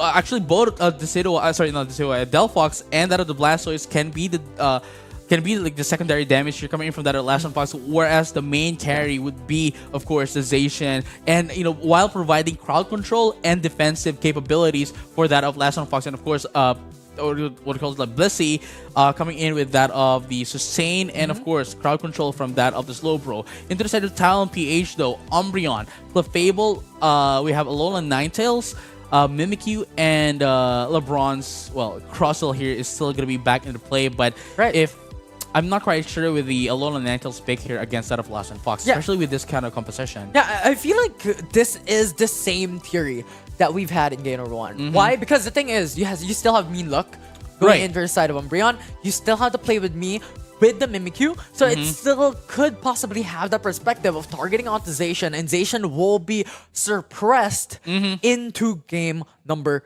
2. And in addition to that, you still have Crustle. Traditionally, this was LeBron, and we've seen a huge success despite having the Mimikyu Slowbro in the game back. So this could still work coming inside of Talon, and this could still be another perspective off a counter That is true. onto Zacian. But here's the thing though, Talon PH here would really need to heavily rely on LeBron, and of course we have Follow Me into the side of what do you call this? Heavily Talon. into Kai, right? Kai, yes. Follow Me into that Fable. If they want Alolan Ninetales to be able to do freely damage freely, right? If they are gonna be using it as their secondary damage, but at the same time it could also be like a different build, a crowd control build where it's gonna be using Blizzard and that of what do you call this? A Blizzard and Avalanche. Definitely could be. And the thing is, it could be Crustle and even Umbreon who could do the tanking work for Talon, and Mimikyu. I'm sure could be that. they will. Yeah, right? And Mimikyu would be sort of the damage dealer for the team. And Right. yes, you just have so much damage and also have to play with me that goes into front lines. But the thing is, typically, Mimikyu, if that landslide for the side of Talon, you could just burst down a Pokemon single-handedly right out the get-go when it comes to that fight, especially considering you have Delphox, Blissey that could be the target. Right, so that's what what I'm kind of like worried about as well. If Dylan here is gonna be heading on with that of the what do you call it, like Avalanche and Blizzard, right? Which they are at right now. They what do you call it, like Talon PH here does have the crowd control, but does not have that much of a damage. With the exception, of course, with the Mimikyu and that of the Crustle. Yeah. And pretty much there's just a lot of pros and cons that we could talk about. We could talk about it for days, even weeks, even months maybe, when it comes to these type of composition. Because the thing is, these two are drastically different compositions that we're looking at, and there's just a lot of perspectives and the purview of having a little bit more advantage from one side to the other. And here we have as well, you know, starting off with the Moonlight here at level 4, but they're still going to be able to survive the attacks here from Sway. It's a little bit more pokes. They want that Altarius and Swablu, but the strength of Zacian coming into the early game is pretty much undisputed all throughout any Pokemon. Oh, wow, there you but go, Talon the just flare-up. found the better position and a good opportunity Three to jump down. in. 3 knockdowns immediately with Mimikyu Shadow Sneak. Immediate follow through, and Talon was just playing that nice into the bottom pad. Well, you know, that already answered my my concern. You know, they don't need much of the damage dealership because they have the crowd control as well. And now the player is going to be popped up as well here by Sync One here, as they are allowing everyone else to just push them out, get in the score goal as well. Yeah, because traditionally, from what we have seen over the past 2 weeks here, is that Zacian's counter is pretty much crowd controls and suppressions, right? And the thing is, if A9 is accessed by Zacian, A9 could just push him back. That is true. Right? And you also have a lot of these single targeted crowd controls and suppression by Talon that could follow through onto that suppress. And that is what Talon wants to utilize and capitalize. And once again, Mimikyu goes into the backside of that fight with a Sacred Sword from Zacian, putting out massive amounts of damage, but Moonlight brings their HPs back up. Right, but here comes the Regirock though, going to have a bit of a reset here with their HP. But let's find out if Talonplane is going to be able to seal away this Regirock from Last on Fox. Here comes the Surf here coming up as well, coming from down the Blastoise. Here comes the Slow Beam as well. Sorry, not Slow Beam, but rather the Skull is going to be popped out as well. And they're going to be able to take down that one Regirock as well. But the question is, will they be able to answer back here into that of the Talon? And Talon now answers back, goes in for the pincer maneuver here as Crystal comes in into this fight. Blastoise falls down and numbers advantage secured by Talon Philippines. And here we have it. The Shadow Spin is going to be popped up and the Fire Spin as well. Here comes the Tornado from that of the spin. And that's going to be enough for them to take it out. Mimikyu! Sacred Sword is going to be popped up as well. Here comes the Shedinja. They're not going to be able to do a lot here. Not going to be able to stop down the time for the cooldown. Not quite yet. 1-for-1 trade here for both of the teams. 1-for-1 trade, but that is still Talon who is on the lead. Yes, you can get the Reggie, but we will still get a lot of points here. And Talon at the moment is currently already at the 113 point advantage up against Assassin Fox once again. And now everyone is coming up top right now to for that of the Reggie Elecki, and LeBron is not getting marked here by Last Fox, just, you know, just getting in the scores freely. Yeah, see, and there's no one who was just stopping the top pat. It's LeBron's free time to go through Hydro Typhoon, but the eject button connects onto pretty much every single one. But the pushback coming in from Talon Clefable. Wow, with just the block. used up the block with the Unite move. And now Talon once again won't be able to find a perspective to bring down Delphox. And Last Son Fox just loses another member. Slowbro is already gone, and they have to retreat. They have to force the back away.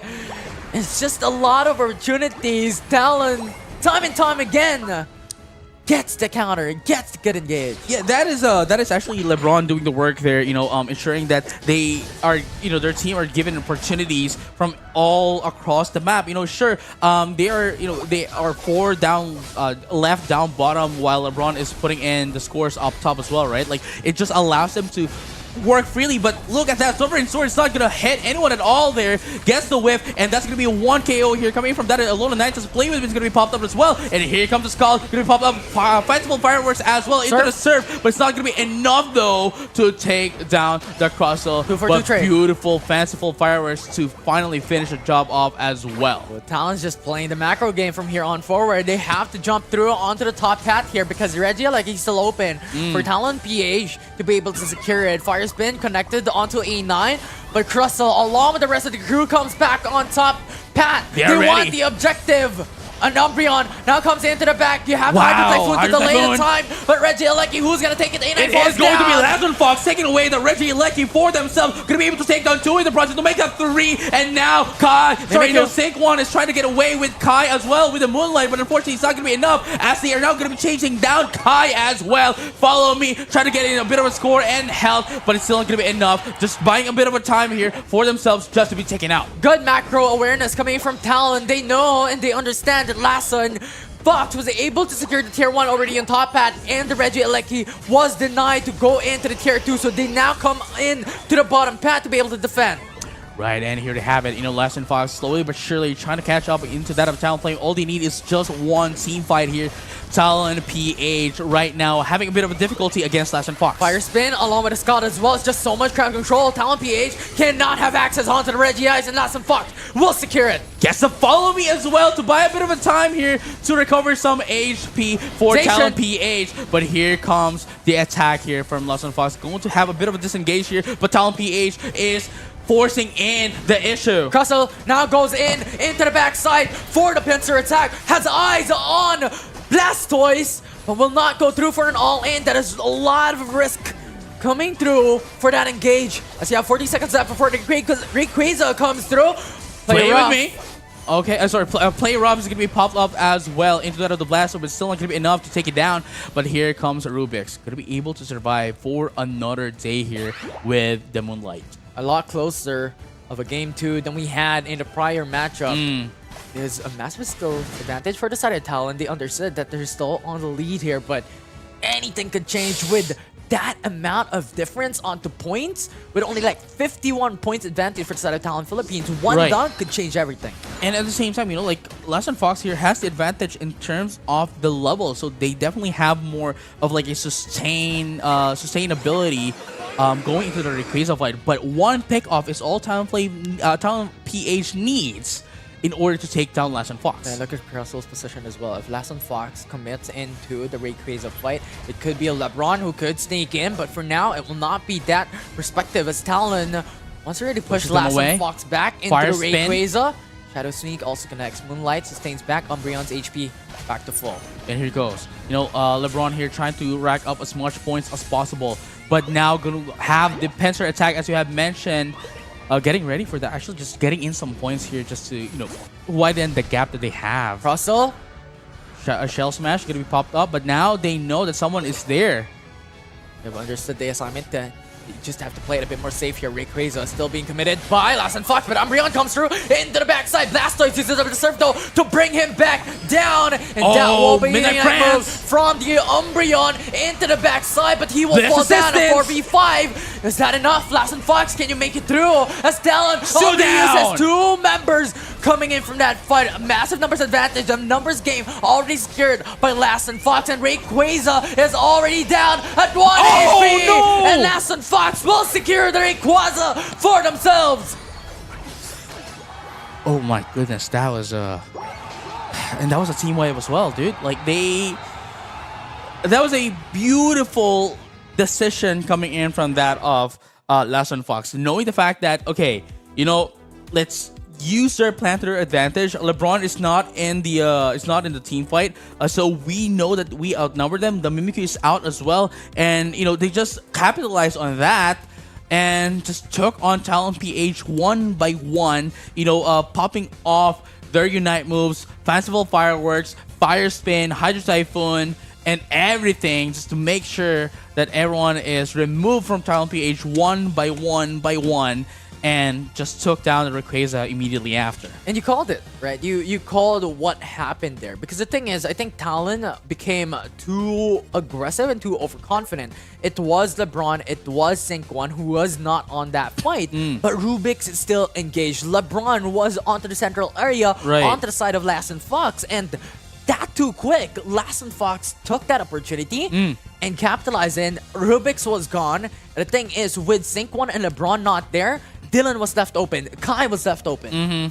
No, yeah, for sure. And we can definitely see the difference between Talon PH, working on with, without the Hoopa, and showed again, how much the Hoopa coming from Kai really enables the team. But this time around, with that of the Clefable, not that I'm saying that it's not helpful. I'm just saying that it was not as expected, compared to that of the Hoopa. Yeah, it definitely is not as expected. The best Hoopa player going onto Clefable as well is a change that Last and Fox really wanted to push down onto the draft. But this time around, it will be the priority by Talon on the side selection. So they could opt to go into the purple side selection and really just have that massive advantage when it comes to the bans, when it comes to the picks. Because now that will force Last and Fox on what their ban is going to be. Now, see, if Talonflame, right? If Talonflame is on the priority pick, right? Talon. Talon PH. Sorry, I keep it's Talon. It makes sense. It makes Sorry. My bad. Talon PH, right? Talon PH. So if they're on the priority pick, Last and Fox has two options: either ban out the Zacian and give away the Hoopa, right? Or Leave both open. leave both open, which then still allow either ban out the Zacian, leave the Hoopa open, or ban out the Hoopa and give away the Zacian. That's the only option that they have. It's a lose-lose situation if Talonflame gets the first pick. The thing is, the big problem about that is Last and Fox thus far has a huge priority on sustainable supports rather than going in for Hoopas, right? So that will be a massive problem for them. If they ban away the Zacian, Hoopa will be prioritized by Talon. So it's a lot of big brain draft mindset and mind plays that Talon is doing going into the purple side selection. So leaving both open is still a loss coming from them. And at the same time, Talon PH could also opt in to ban out the Zacian and still be able to priority pick that of the Hoopa. But that just being on the first pick, right? On the first pick side, Talon PH is putting up a lot of, as I mentioned, puzzle pieces here for that of Last and Fox for them to fit onto. But it's like a detrimental side here for Last and Fox to be on the second pick. And the reason why as well that Talon was able to work with the likes of these playstyle of a double frontline suppression Pokemon is because they also have LeBron with a Crustle, right? That's true. And the thing is, Last and Fox cannot use or have not yet used the Crustle so far throughout the 2 weeks that we've had. And the question is, what can be that change? Because if they go in for the Mimikyu and then the Slowbro, or Mimikyu and the Umbreon as well, what could be their deterrent into the other roles? What could be their option for the other roles to really just be the adversity for Talon? See, that is the big question here for Last and Fox, and we'll find out what's going to be the answer here by Last and Fox once we get into the draft, which we are at right now. So let's find out if our predictions are correct. Yeah. Right? If Last and Fox is going to be, banning out, I don't know, They don't have to. They just have to ban away Hoopa.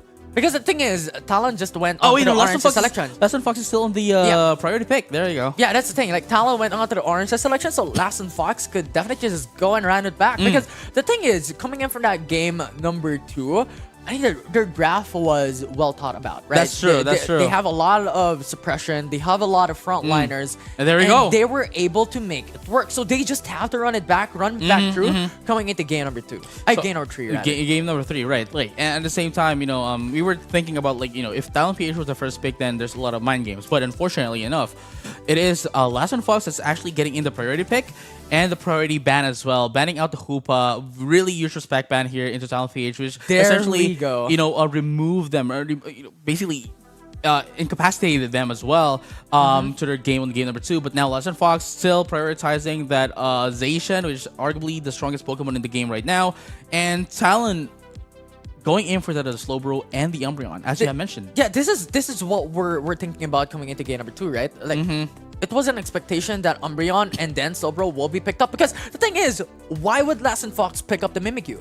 They already have the Zacian. If they pick up the Mimikyu, that's just so much lacking right now when it comes to the defender role. They will lack when it comes to their front line, so they cannot pick up the Mimikyu for themselves. And now Talon is opted to now have the options to go for the Mimikyu instead, along with the Umbreon and Slowbro. So this is another layer of mind games that we've talked about in game 2. Now Talon is doing. I'd like to see a change on the final pick here by Talon PH, because thus far, it's like the same set of Pokemon, same set of like composition from game number 2. Probably so. Clefable. I'm not sure if Clefable is gonna be picked up here by Talon PH, then they would have less of a damage. And now here is gonna be the answer, right? Lassa and Fox staying up with the same composition, and Talon PH finally changing up the Crustle to a more bruiser type. Sure, they're no longer. Here's the thing. Here's the huge change here for Talon PH. Earlier, for the past few games that they have been playing on the broadcast, right? They have been playing the game. They're playing basketball. They're playing shootouts, right? They're playing 3-point shootouts, NBA All-Stars, right? All-Star basketball game, whatever. Especially with with LeBron's Crustle. Sure. This time though, they are ready to fight back as playing American football.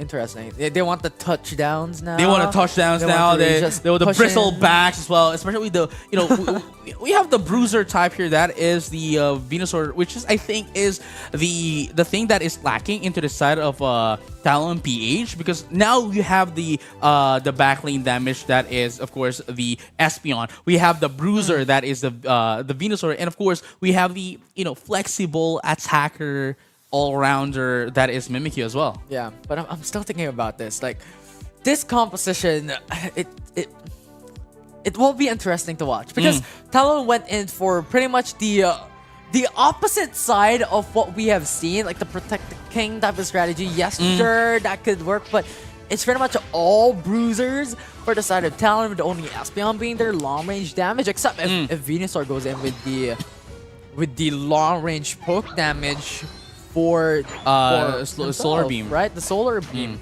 right? That's a big question, but is that going to be enough? Is that something that Talon wants to do? It's pretty much a mystery here.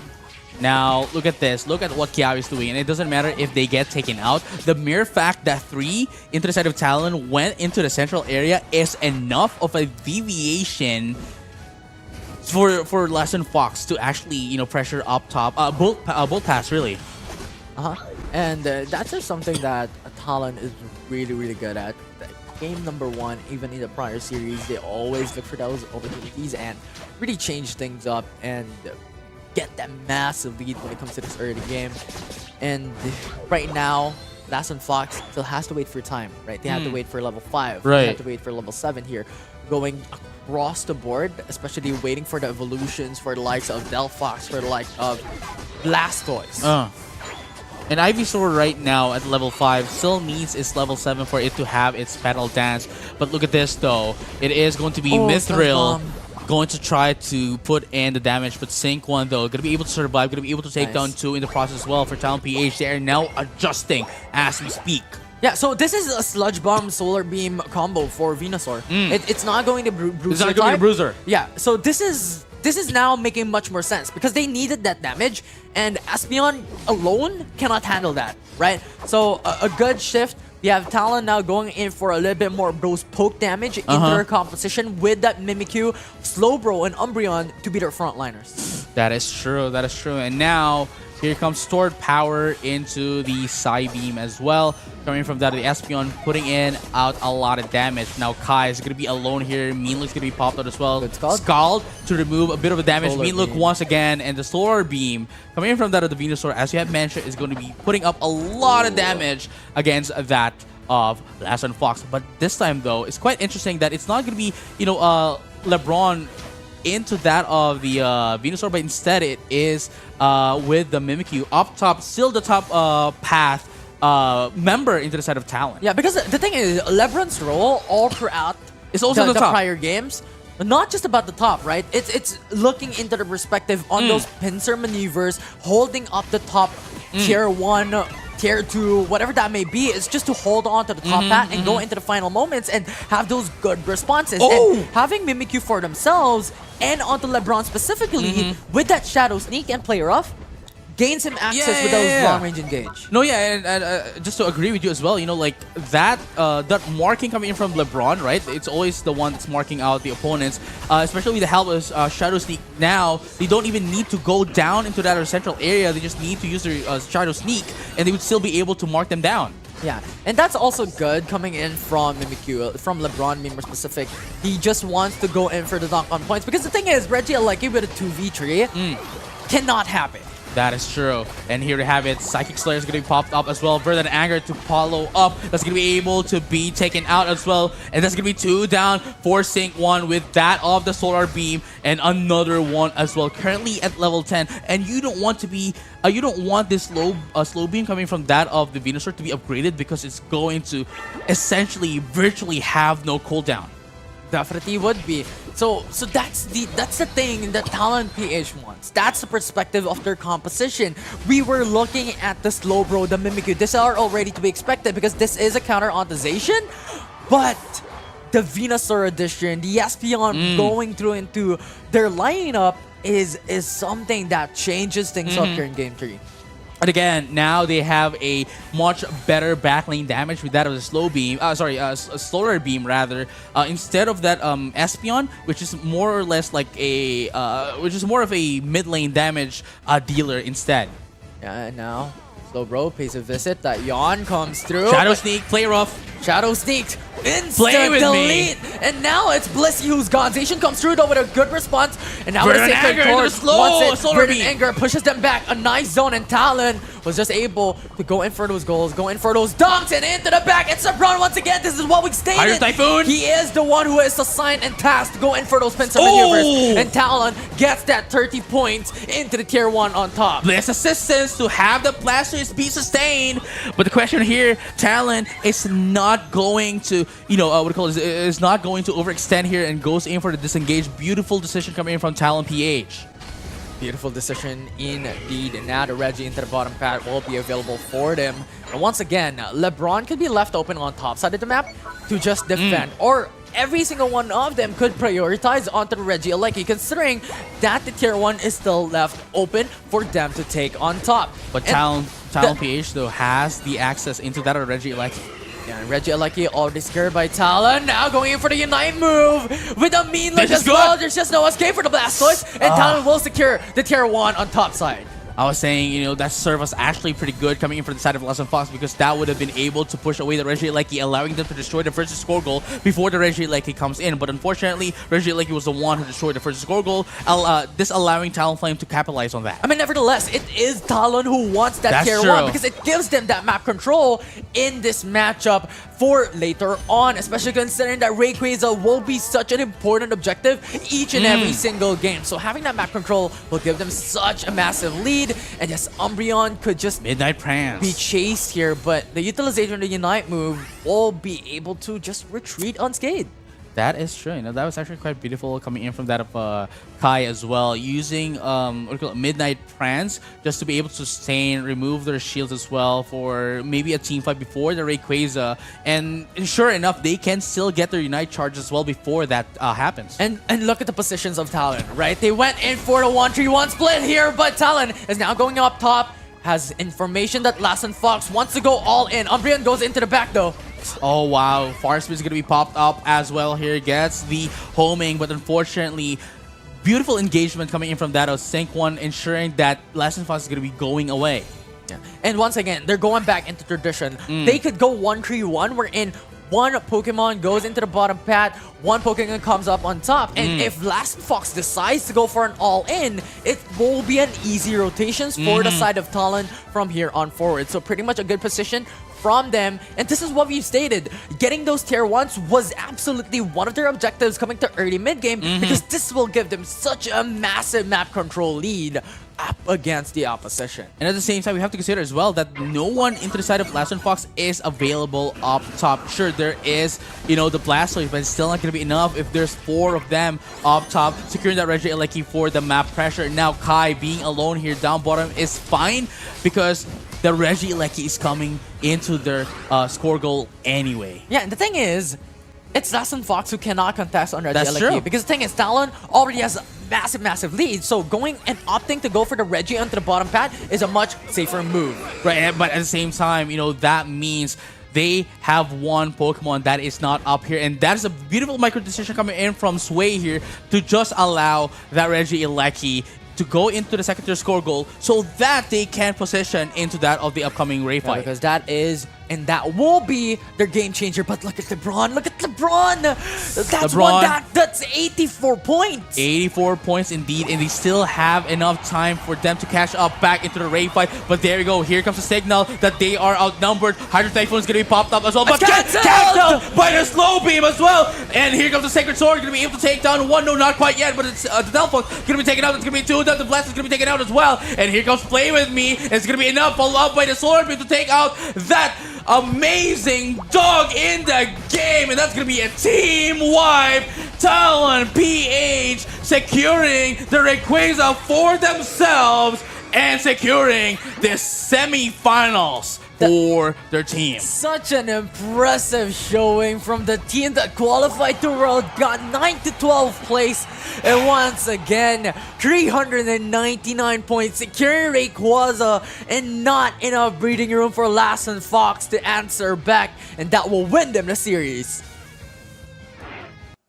Oh my goodness. Quite a calculated play here coming in from Dado Talon PH. LeBron was the catalyst of that team fight, ensuring that they were able to put in that 84 points, really waiting for that option select. Again, the mere fact that they were able to get in that Reggie Ilecki before the raid fight forced Lass and Fox into the option select to whether, either we just allow the Reggie Ilecki in and then, join in the team fight, right? Force into the Rayquaza, or they could just defend and be outnumbered by Talon PH. Either way, they are still in the lose-lose situation here, which Talon PH essentially capitalized on, and LeBron was just amazing when they went back into the team. And the thing about that is, I feel like it was really unfortunate because the thing is, Lass and Fox could have just disrupted the Reggie Ilecki. I think it would have been a much greater option because the thing is, Talon.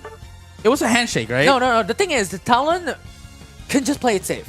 Right? That's right. They do not need to force out the Rayquaza. It's a much more risk to go through for that objective and have that opportunity for Lass and Fox to go for the steal. So denying that Reggie Ilecki denies the opportunity for that easy dunk for Talon, right, to be able to gain points. And then you have just Blastoise having a delayed come through into the into the Rayquaza, which gets them a better option to deny any macro possibilities for Talon. Well, I would have to agree with you to a certain extent, but the thing here, we have to remember that, as you have mentioned, it was more of a safer option for them to go into the Reggie bottom than that of going into that of the Reggie Ilecki up top, because again, Rayquaza is coming up in a bit, and being wiped out by the other team while you're just trying, right, to secure that Reggie Ilecki, that's a huge high risk, high reward kind of play. Yeah. And if you can't take that Reggie Ilecki, that means you're gonna get wiped out as well, and essentially making the game faster. Yeah, it's just a lot of these 50-50s wherein it was just a forced decision to make from that fight. So Talon proceeds into the semifinals. Right. But that will be it for now. That will be the series that will conclude. But before we jump into the next one, we're just going to take a short break. So don't go away.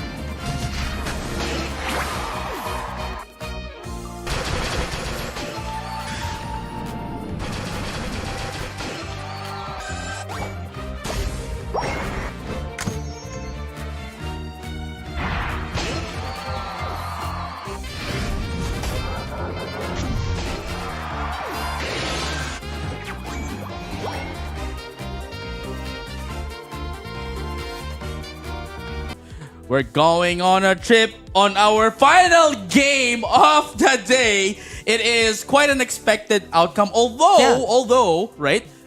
While we were already expecting, Elevate and Talent Esports, Talent PH, right, to meet on the semifinals, the road to get there is something that really surprised you and I both. Yeah, it's a struggle. It's a struggle to say the least. Not just even for Talon. And Talon had a difficult time up against Dust and Fox. Also had a difficult time, had a difficult time up against SR Diamond a while ago. And Elevate had a much more easier time. But they also had a difficulty up against Night Fox a while ago. So pretty much this semi-finals with Elevate and up against Talon is one of the expectations. But this will be something interesting to watch. That is true. I mean, the road to get here, I mean, that's a part of like their advantage, right? Like being placed or, being able to play to that of the World Championship stage allow them to just play in the playoffs. But that also means, sure, they might be practicing on their own, but that means, they have less time to be with or play against the qualifying teams, which are, the top 6 teams, which, are now currently at the lower bracket.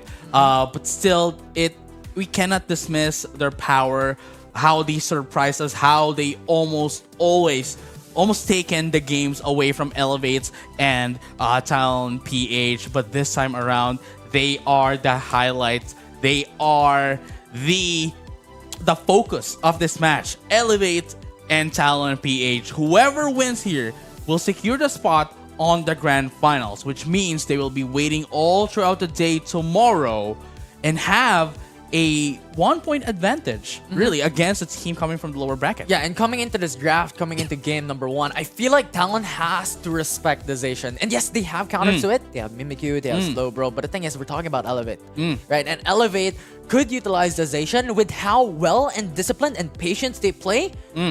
This could be just chaos that Elevate could break loose. And at the same time, given how much great these teams are, Elevate and Talon PH, I'm looking over a game number 3 here. Could possibly be. Being the first bans here, Slowbro, obviously, this is a a respect ban. Pocket pick for Talon. A respect ban, especially coming in from that of Rubik's. Talon PH, though, being the second pick, they will 100% have to ban the Zacian. Again, sure, they have the counter to Talonflame, but we have to remember, this is Elevate. Yeah, that is what we have mentioned, right? Zacian should just be respected here, and it could just be chaos broken loose. But Umbreon will be prioritized by Elevate on how strong Minlook is thus far, and that Talon answers back with a Lapras and Hoopa, but this opens up Clefable and Buzzwole. This has been what Elevate has done over the past. Buzzwole consistently left alone on top side of the map.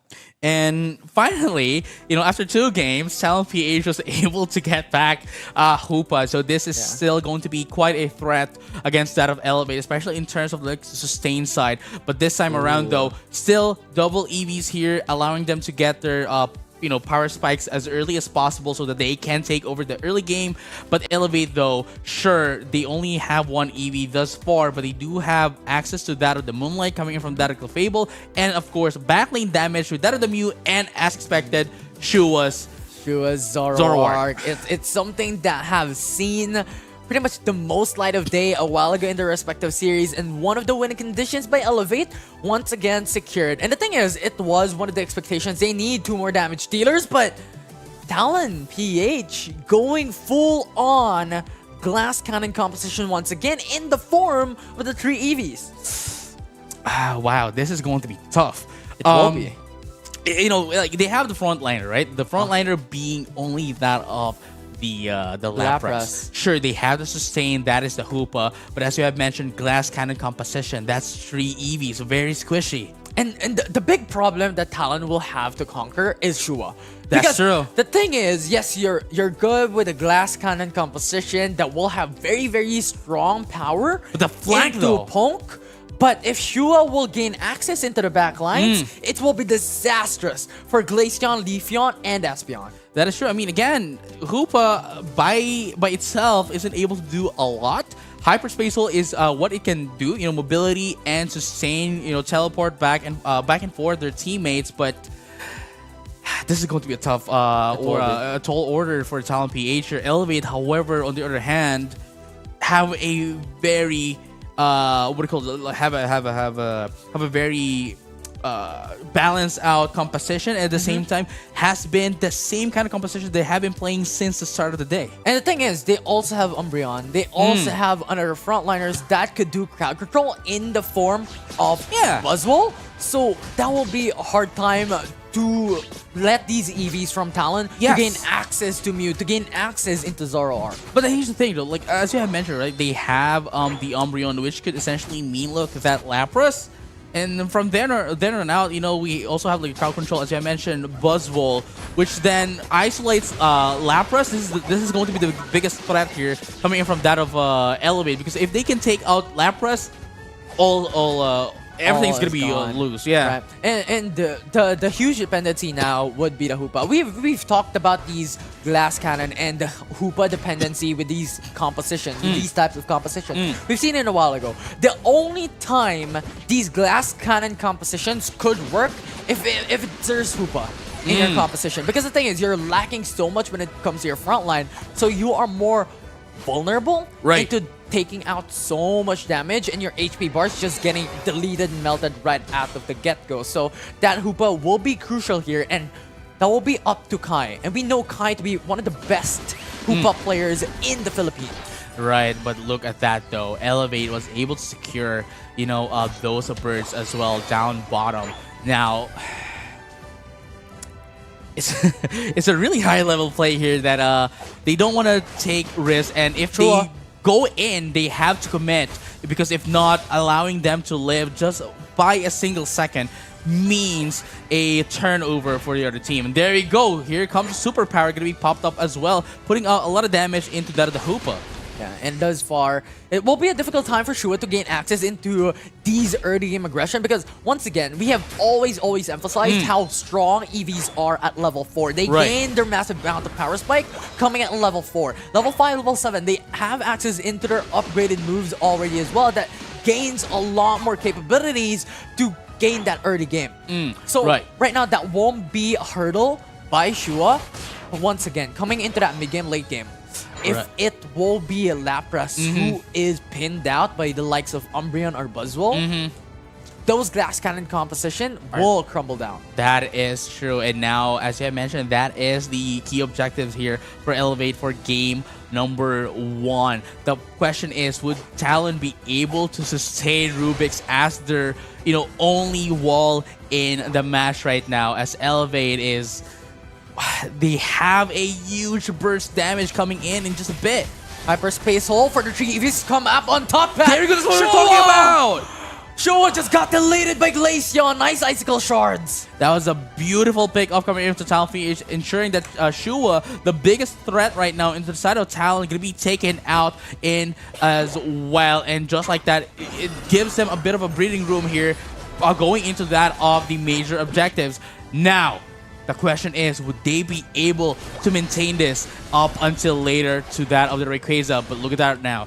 Rubix is now tanking in the damage from that of Elevate. Hyperspace hole for the reset onto Lapras. They want the priority onto the buff into the bottom pat. Regirock, to be more specific, that's Shua takes down Lab.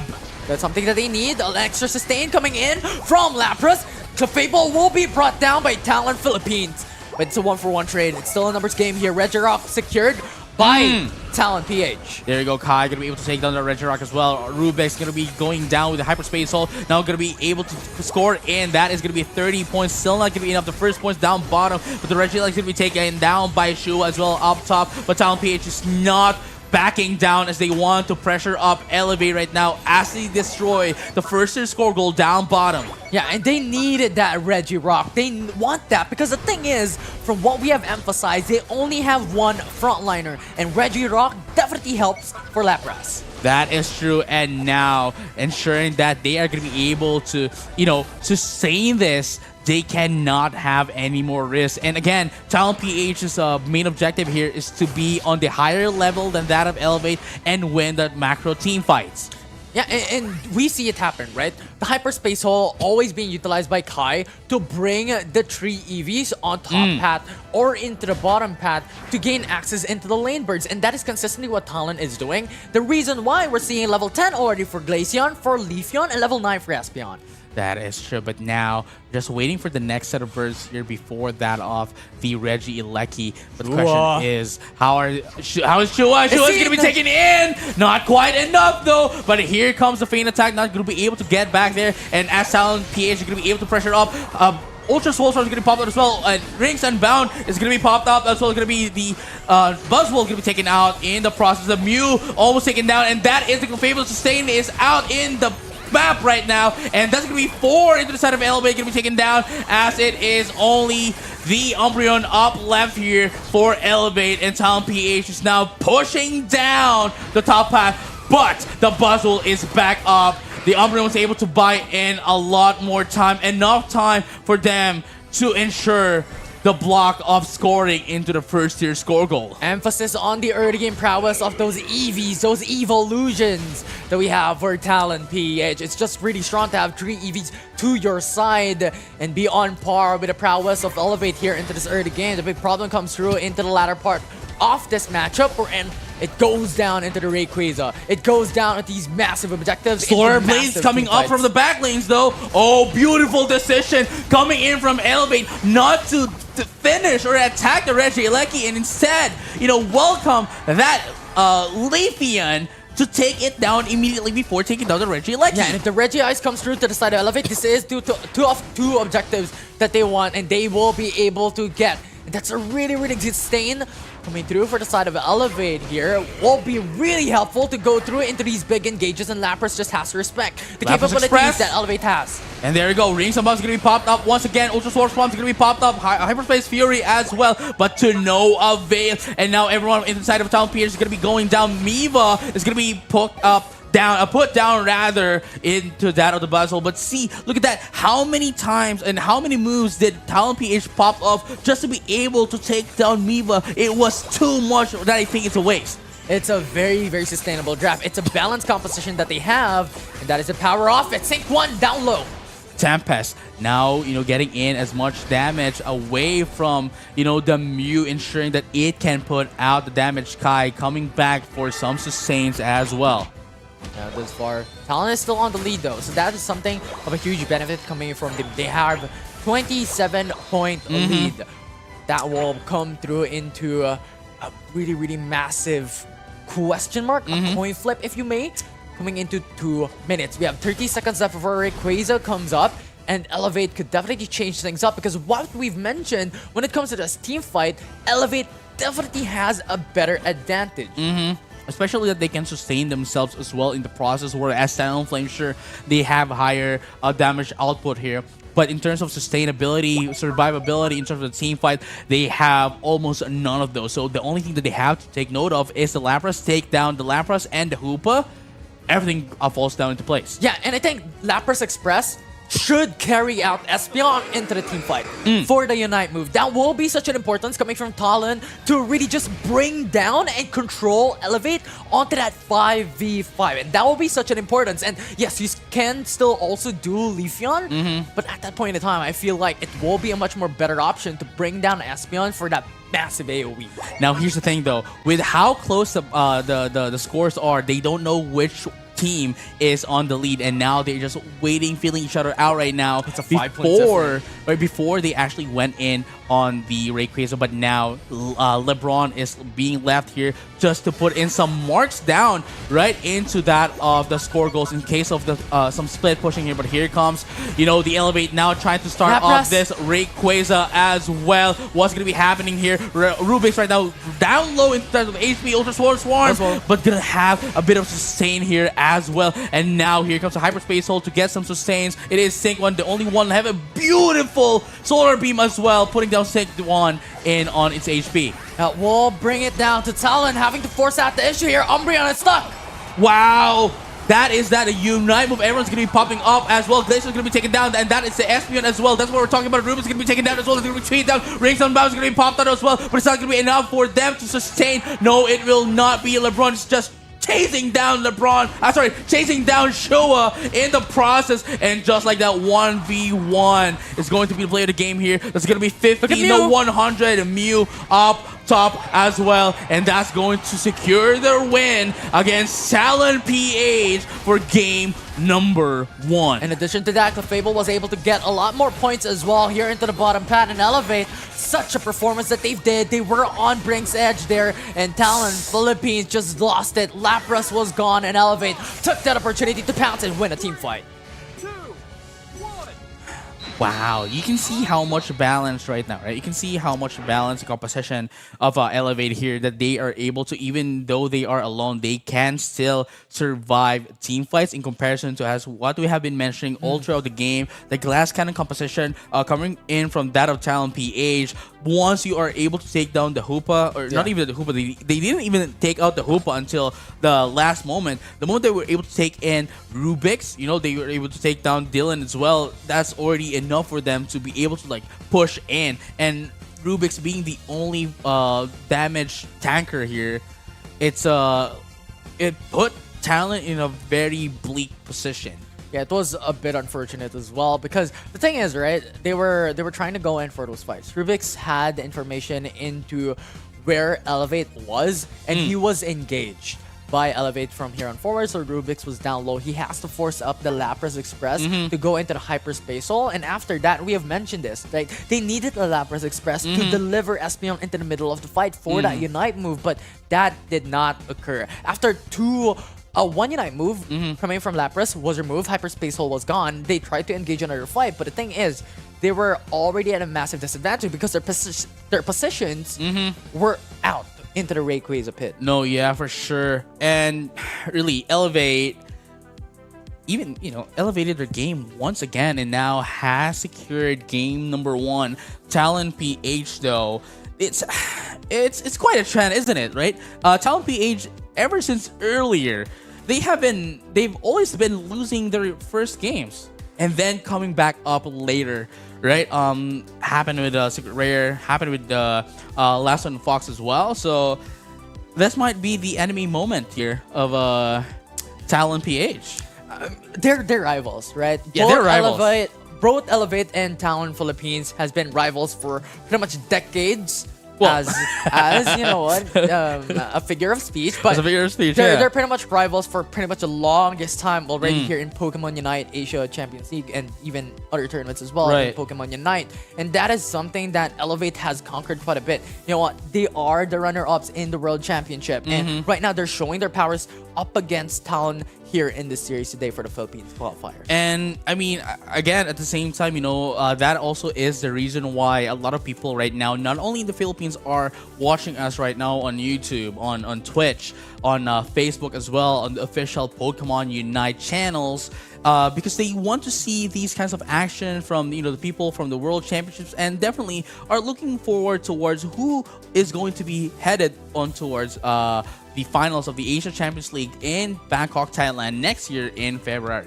Yeah, that's really exciting. I mean, just the opportunity of representing your country, your region, your country to go into the international stage here in Pokemon Unite is such an honor already, and going into the World Championship possibly as well down the road have bigger opportunities from here on forward. But as we have mentioned, game number 2 will still have a lot more capabilities to turn things around here in this series. And here we have it. Talon PH is now opting in for opting in now for that of the first pick, in comparison to like earlier they actually just gave it away to Last and Fox, but this time around they know how much of a detriment it is to be on the second pick, right? Especially with an opponent such as Elevate. Yeah, and that was the big problem that they were able to encounter, but this was one of the unexpected thing that Talon has done, right? They banned away the Hoopa because expectedly this was one of the priorities that they've had pretty much every single time, but just the strength of Umbreon with a mean look, the sustainability overall, and the Unite move have been such a benefit for any single team that gets it, and they want that.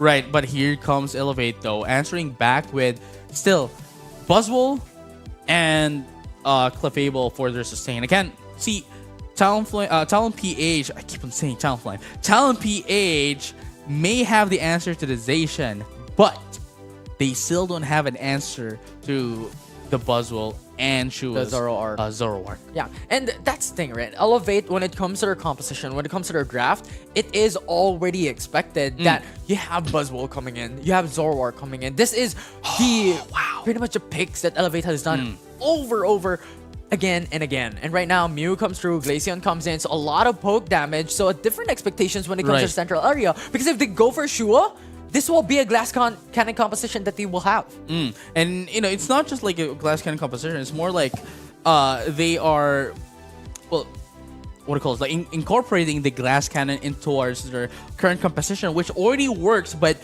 with a glass cannon, it would essentially just like quicken and quicken their games, their plans, their dives towards the other team. Yeah, glass cannon composition. Right? Yeah. And this is one of the expectations. Trevenant already be something to be different into the central area. They needed that because they locked onto the Mew already. They locked onto the Glaceon. So Trevenant coming into the central area gives them a lot more sustainability into the front lines, wherein they have to match up against what Talon has been doing over the prior series. These bruiser or these frontline composition, having Venusaur, having Crustle, and Umbreon into the same lineup. See, here's the good thing about Talon PH though, is at least now they have the Solar Beam back, which I'm pretty sure they're gonna be gunning in for. They have the frontline damage that's coming in from that of the Crustle, as well as some crowd controls with the X Scissor. They have the mid-range damage that is they have the mid-range damage that is, of course, the Espeon as well. So looking pretty balanced out here for Talon PH, especially they have the defenders, they have the back lanes and everything. But in terms of Elevate though, they're going to have I guess like a harder time because it's only the Trevenant and of course what do you call it? It's only the Trevenant and the Buzzwole being the frontliners. And again, as you have mentioned, very glass cannon Pokemon here, Mew and that of the Glaceon, once they are able to get in there, can easily get deleted. Yeah, and let's see how they will be able to do this. But for now, Talon with that double EV, the Umbreon as well, could be utilized coming into the early game. You also have Elevate, who has the Glaceon in their bag. So when it comes to these early game matchups, it's pretty much looking like an even level playing field here.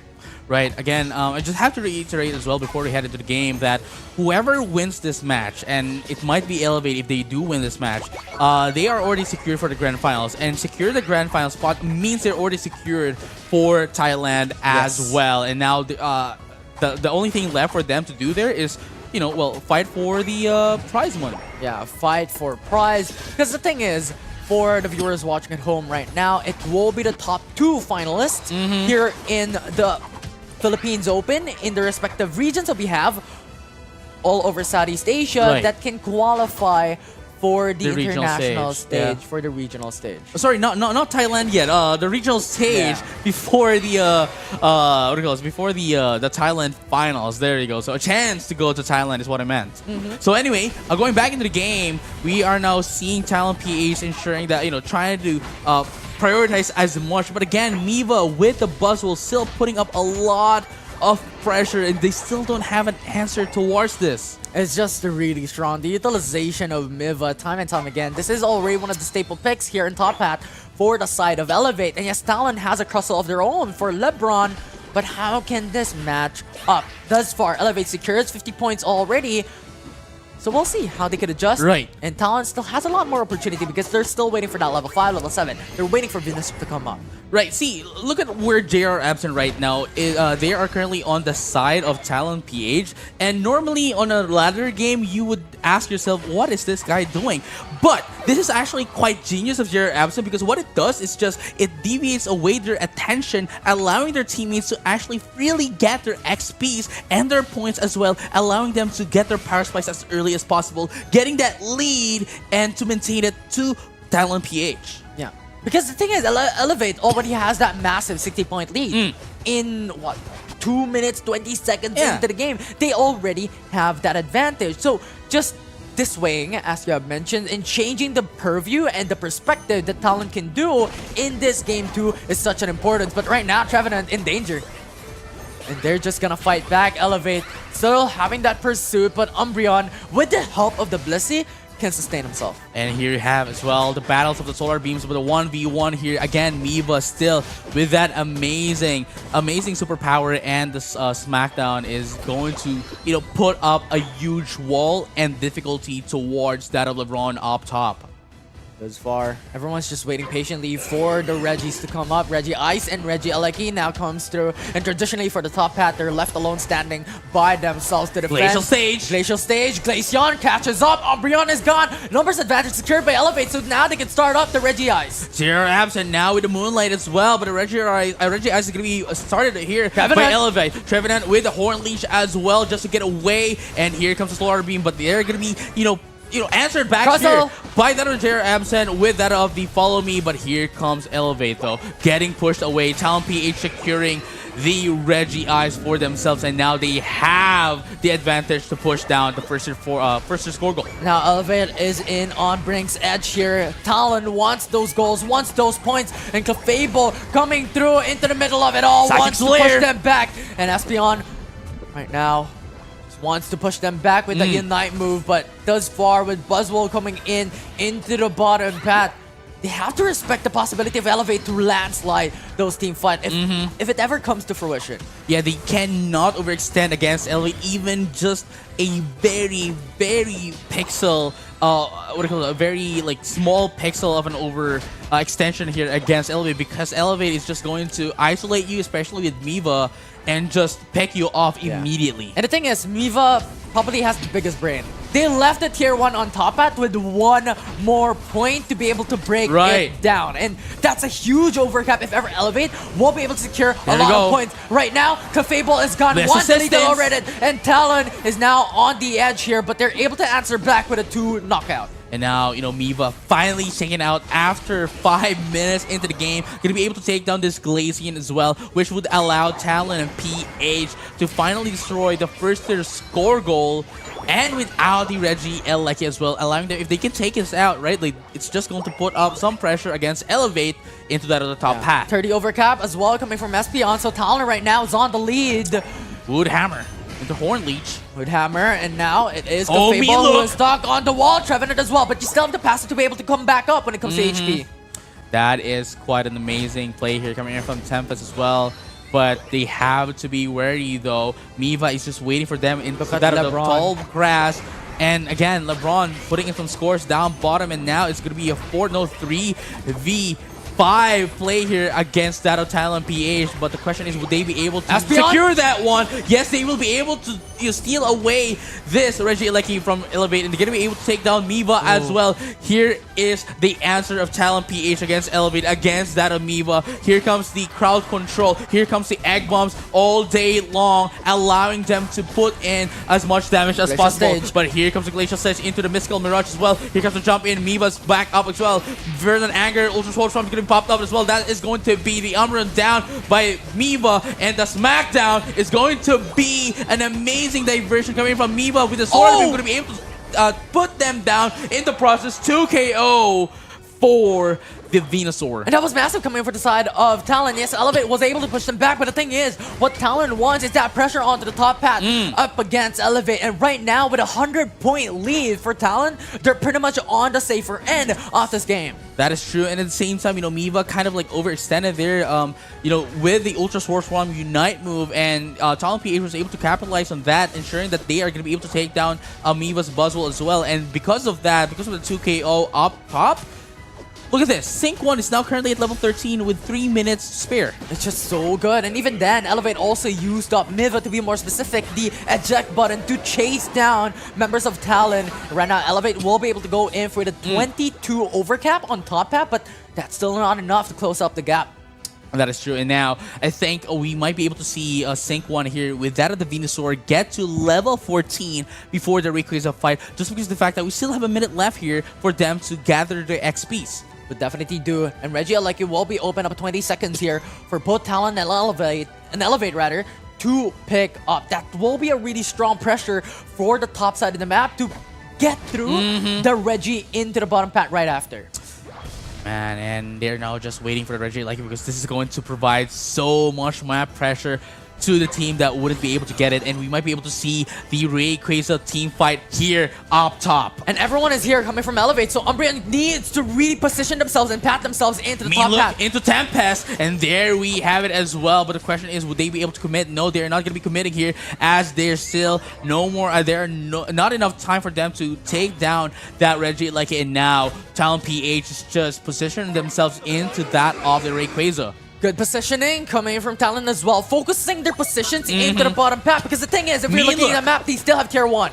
Mean look into the snarl. J.R. Abson is almost taken down. Unfortunately, not quite the follow-up that they're looking for. Buzzwole is patting himself onto the top path here. Could be a free 100 points. So this is going to be a sandwich here. It's going to be coming in as a flank. But here comes Amiiva coming down right now. But they actually got marked down as well. Yeah, and LeBron as well here into the bottom path, getting a lot of points and getting a lot of... And they're going to be able to score in for free with 100 points. Look at LeBron. Yeah, Amiiva. Look at Miva though, right? Miva. So this is a trade of 100 points. Oh, no. Sides. LeBron actually went into that of the rain pit. Oh, forcing in the team fight. Let's go into the team fight right now. That's going to be 100 points for Elevate though, but it's still not quite a huge lead for them. Now, what is going to be the key factor here? What are they going to be able to do here? They need to buy some time here. LeBron, not scoring in, it might be the key here for Elevate to win, but here comes the Phantom Forest as well. Miva coming into the back, pincer maneuver. Oh my goodness, Phantom Forest marking down a lot inside of Talon PH. They need to put down Trevenant as well. But look at this. X's are into Tempest. Not going to be quite enough. Psychic Sludge is going to be popped up to take down Tempest. Finally, into the center elevator. It's going to be 2 down in the process. And might as well just force down the Rayquaza. And now they still have to surf here. Ultra Swords Bomb is going to be popped up by Miva. And they're going to be able to take down 3. No, make them 4 in the process. And now only the Glaceon is up left. And what they need to do now is take down this Glaceon. And that is a team wipe, and now they're freely taking away the Rayquaza so they can finally get the score that they need. Brought to you by Smart. Good focus target coming in from Talon, hoping to really just focus in on Glaceon, and just a maneuver coming from Talon going on top at when they got the Rayquaza. Wow. But time for them to go in for the dunk, and that will bring this to game 3 by Talon. Wow, it's look at my hair. It's getting destroyed, and it's a feast. It's a feast, dude. Like again, Elevate was able to control game number 1 against that of Talon. Talon PH now was able to answer back against Elevate, though I have to give it to Elevate because they were able to give them a hard time in the early game, right? In the early stages of game number 2. But, Talon PH was able to, use it to their advantage, made sure Elevate is a bit confident with their play style that, Talon PH capitalized on this and, use it to their advantage to take down Elevate, especially Miva that has been taken out a lot of times in order for Sync 1, especially for Sync 1, right, to be at level 13, level 14 even before the Rayquaza. Yeah, and this is another perspective of having a Pokemon go into the top hat for that split push. Right? It will leave your members, your 4 members, into the Rayquaza pit who was just playing pokes, who was just playing patiently and just delaying that Rayquaza taken down by Talon to be vulnerable. Right. And that is exactly what happened. And yes, Miva was able to go into this fight, go into the Rayquaza pit as soon as possible and go into the flank and pincer maneuver, but Talon took that opportunity really well. Right, and the biggest thing here, although Talonflame already won game number 2, what I really found really kind of like weird is that LeBron did not opt in for the score at the down bottom and instead went in on the team fight. Obviously, they still have to go back to the team fight to help their teams, but they had the opportunity to actually score in as well. So it's quite I guess kind of like a weird kind of like decision for me that they actually went back immediately and said not to score. Yeah, especially considering you also have pretty much a more sustainable type of scenario here for the side of Talon. So they could have taken that opportunity to go for the dunks and have that counter engage, counter dunk, if you may, into pretty much for both sides and get even level playing field when it comes to those dunks and get the tier 2 for themselves. Well, now, I just wanted to mention that, but, it doesn't matter now because it's still one game number 2. Now we are on game number 3. Again, whoever wins here will have the spot for the grand finals. They'll be waiting. Gonna be playing just one game tomorrow, and winning this match. This is very crucial. Again, it's a 1-1. Yeah. Winning this not only secures their spot for the grand finals, not only securing, the prize pool of like 3,000. It's 6,000. Yeah, 6,000. 6,000, 3,000 USD for the second placer, but also securing the spot for the regional stage. Yeah, 100%. It's just a lot of stakes on the line for both these teams, and this is the moment. This is the moment wherein you really just have to bring all into the tables here. And I just don't know. It's currently Elevate who's keeping up the pace, and we've seen this and we've observed this, right? Talent has been having a lot of difficulties over the past few series, but they were able to come back every single time up until here in the semifinals. And now up against Elevate, up against their rivals, what can they do? Because once again, Elevate could now opt to go back into the purple side selection, have priority onto Umbreon. Right, again, it has been the trend. Talent PH always losing game number 1, but they always come back on top and getting their spot now into the semifinals. It is what happened as well for this match, Elevate versus Talent PH, and we might be able to see once again the repeat of the history, but Elevate now again back on the priority pick.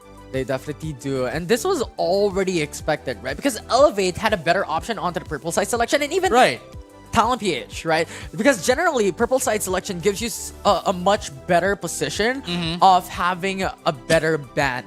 And with the caliber that we have on these teams right now in the series, they need that single ban to be such a crucial pick. So we'll see what will these bans be, because Sobro is removed, Zacian will be removed as well, but Umbreon will be left open for Elevate to pick up. That is true, and that might just be the priority pick here, and it is going to be the Umbreon, as we have stated. And again, we've seen how much Look has done so much for both of the teams, really, for them to be able to, capitalize on that, get a pick off, and essentially deny a lot of the objectives as well. Yeah, and I'm looking at this composition, right? And I want another perspective. I want another priority, but instead, Trevenant and Hoopa could still work for them. Yes, this is not what I would hope for, because the thing is, they wanted to look into a different perspective, but Kai having the Hoopa, it just gives you so much comfortability. Right, but here's the thing as well.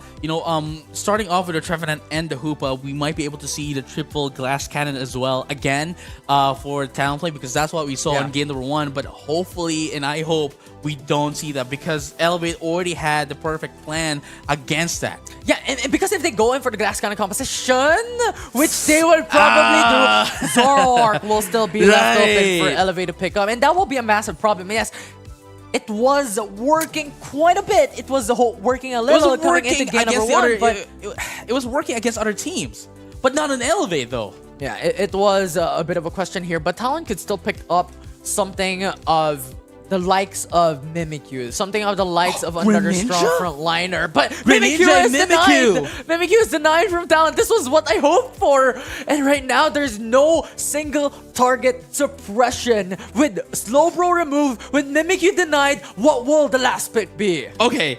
Now this is a composition for Talent PH that makes a lot of sense in comparison to their heavily what it calls glass cannon centered kind of composition in game number 1. But Elevate, though, not only do they have the mid-range damage, they have the backlane initiation coming in from that of the Mimikyu. They have the front line bruiser that is the that is the Buzzwole. And of course, we have the crowd control Umbreon sustaining them up with the Clefable Moonlight. This is the perfect draft. Yeah. Honestly, I wanted a Mimikyu to be picked up by Talon, but it was such a good deny by Elevate. Because the thing is, right, if Elevate opts to go for the Zoroark, they cannot go for the Mimikyu. That's true. One thing or the other. And the thing is, Talon, if they go for Zoroark, once again, the glass cannon composition. Because the thing is, Mimikyu could still survive quite a bit. Right. A very strong Unite move with a play with me to suppress the opposition. Yeah, even denying the Blast Race as well. Yeah, but Elevate denied the Mimikyu out from Talon. That was such a good It's a high IQ play, dude. It's a high IQ play coming in from that of Elevate. But there we go. That is a draft we are now going to be headed to our final game of the day. Once again, ladies and gentlemen, and all trainers alike, Elevate and Talon PH game on number 3. Let's have a champion then? I think we're going to have a bit of a redraft here. I was going to say the line, but it seems as if like Elevate is not moving at all. Oh yeah. I think I think there's a bit of a problem. I feel like Greninja should be a different Pokemon. Could be Zoroark. At this point in time, we're just waiting for the official announcement from our team to really dictate what happened here, because Elevate was not moving, as you mentioned, and these early game phases are very important when it comes to experience. And that's one of the norms as well in the community, right? One that we've established and standardized, that if there's any problems with your connections, or whatever the problem is, right? Just stay on your base, and we'll figure it out from there, so that we can have a very fair remake. Yeah, and at this point in time, it's rather than looking into this game for now, as we're waiting for Elevate to really dictate what happened there. Let's talk about what could potentially be looking at here in game number 3, because thus far, wait, hold on. Are we actually going to have a bit of we're going to have a we're going to have a bit of a lobby here. Re-lobby. We're not entirely sure if we're going to have a redraft.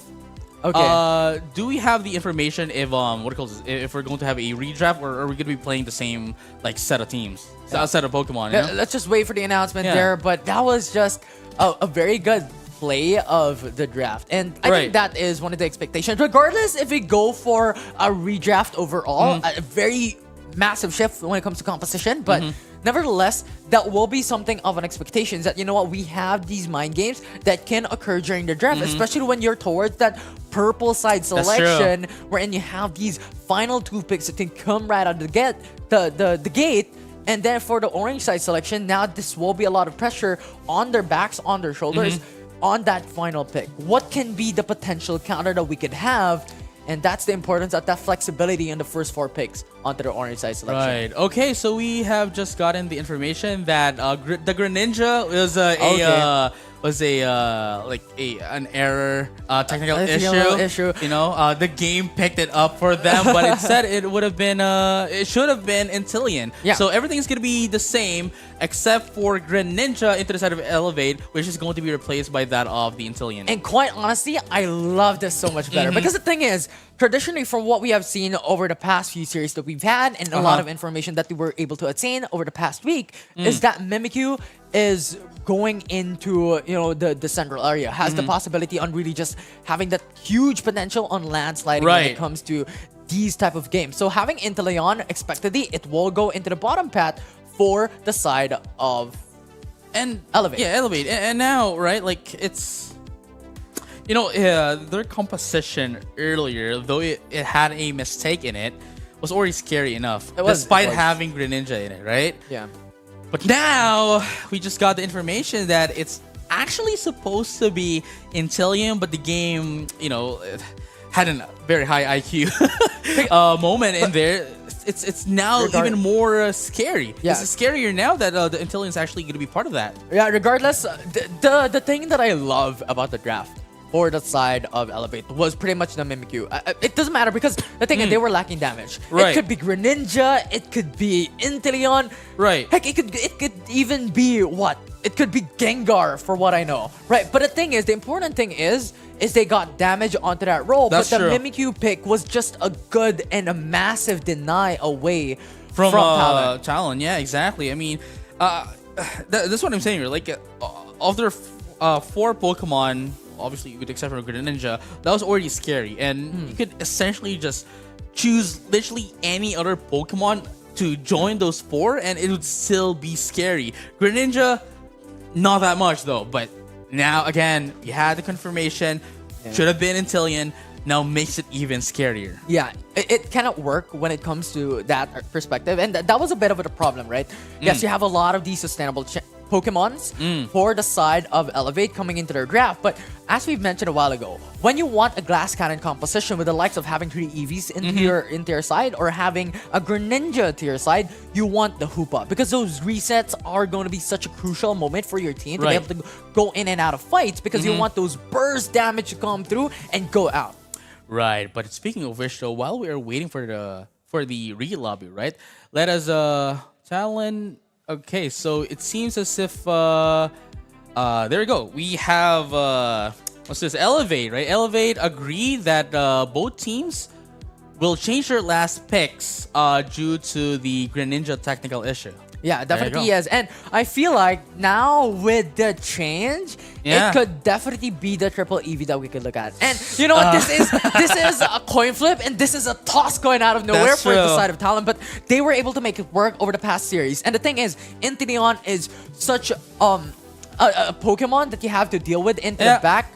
So it could be interesting if they go in for the triple glass cannon, the triple EV that they had. They also had their Trevenant already that could deal with a front line, so they Right. could go and hunt and look into the backside and go for pincers. I'm just not quite sure with the triple glass cannon. It's a coin flip. It's a coin flip. Although, right? Like I would be, I'm welcome to, be proven wrong. So that's the thing. Like, I think we were seeing it as I mentioned that it didn't work against it didn't work against Elevate, but Yeah. I can see the game plan here, what they wanted to do. It's just Yeah. that Elevate wasn't that kind of like opponent where you can like do that kind of stuff. So if they are gonna be pushing that for game number 3, then again a tall order for them. And hear me out. There's just a lot of options here. They could Okay. even go for the Mr. Mime.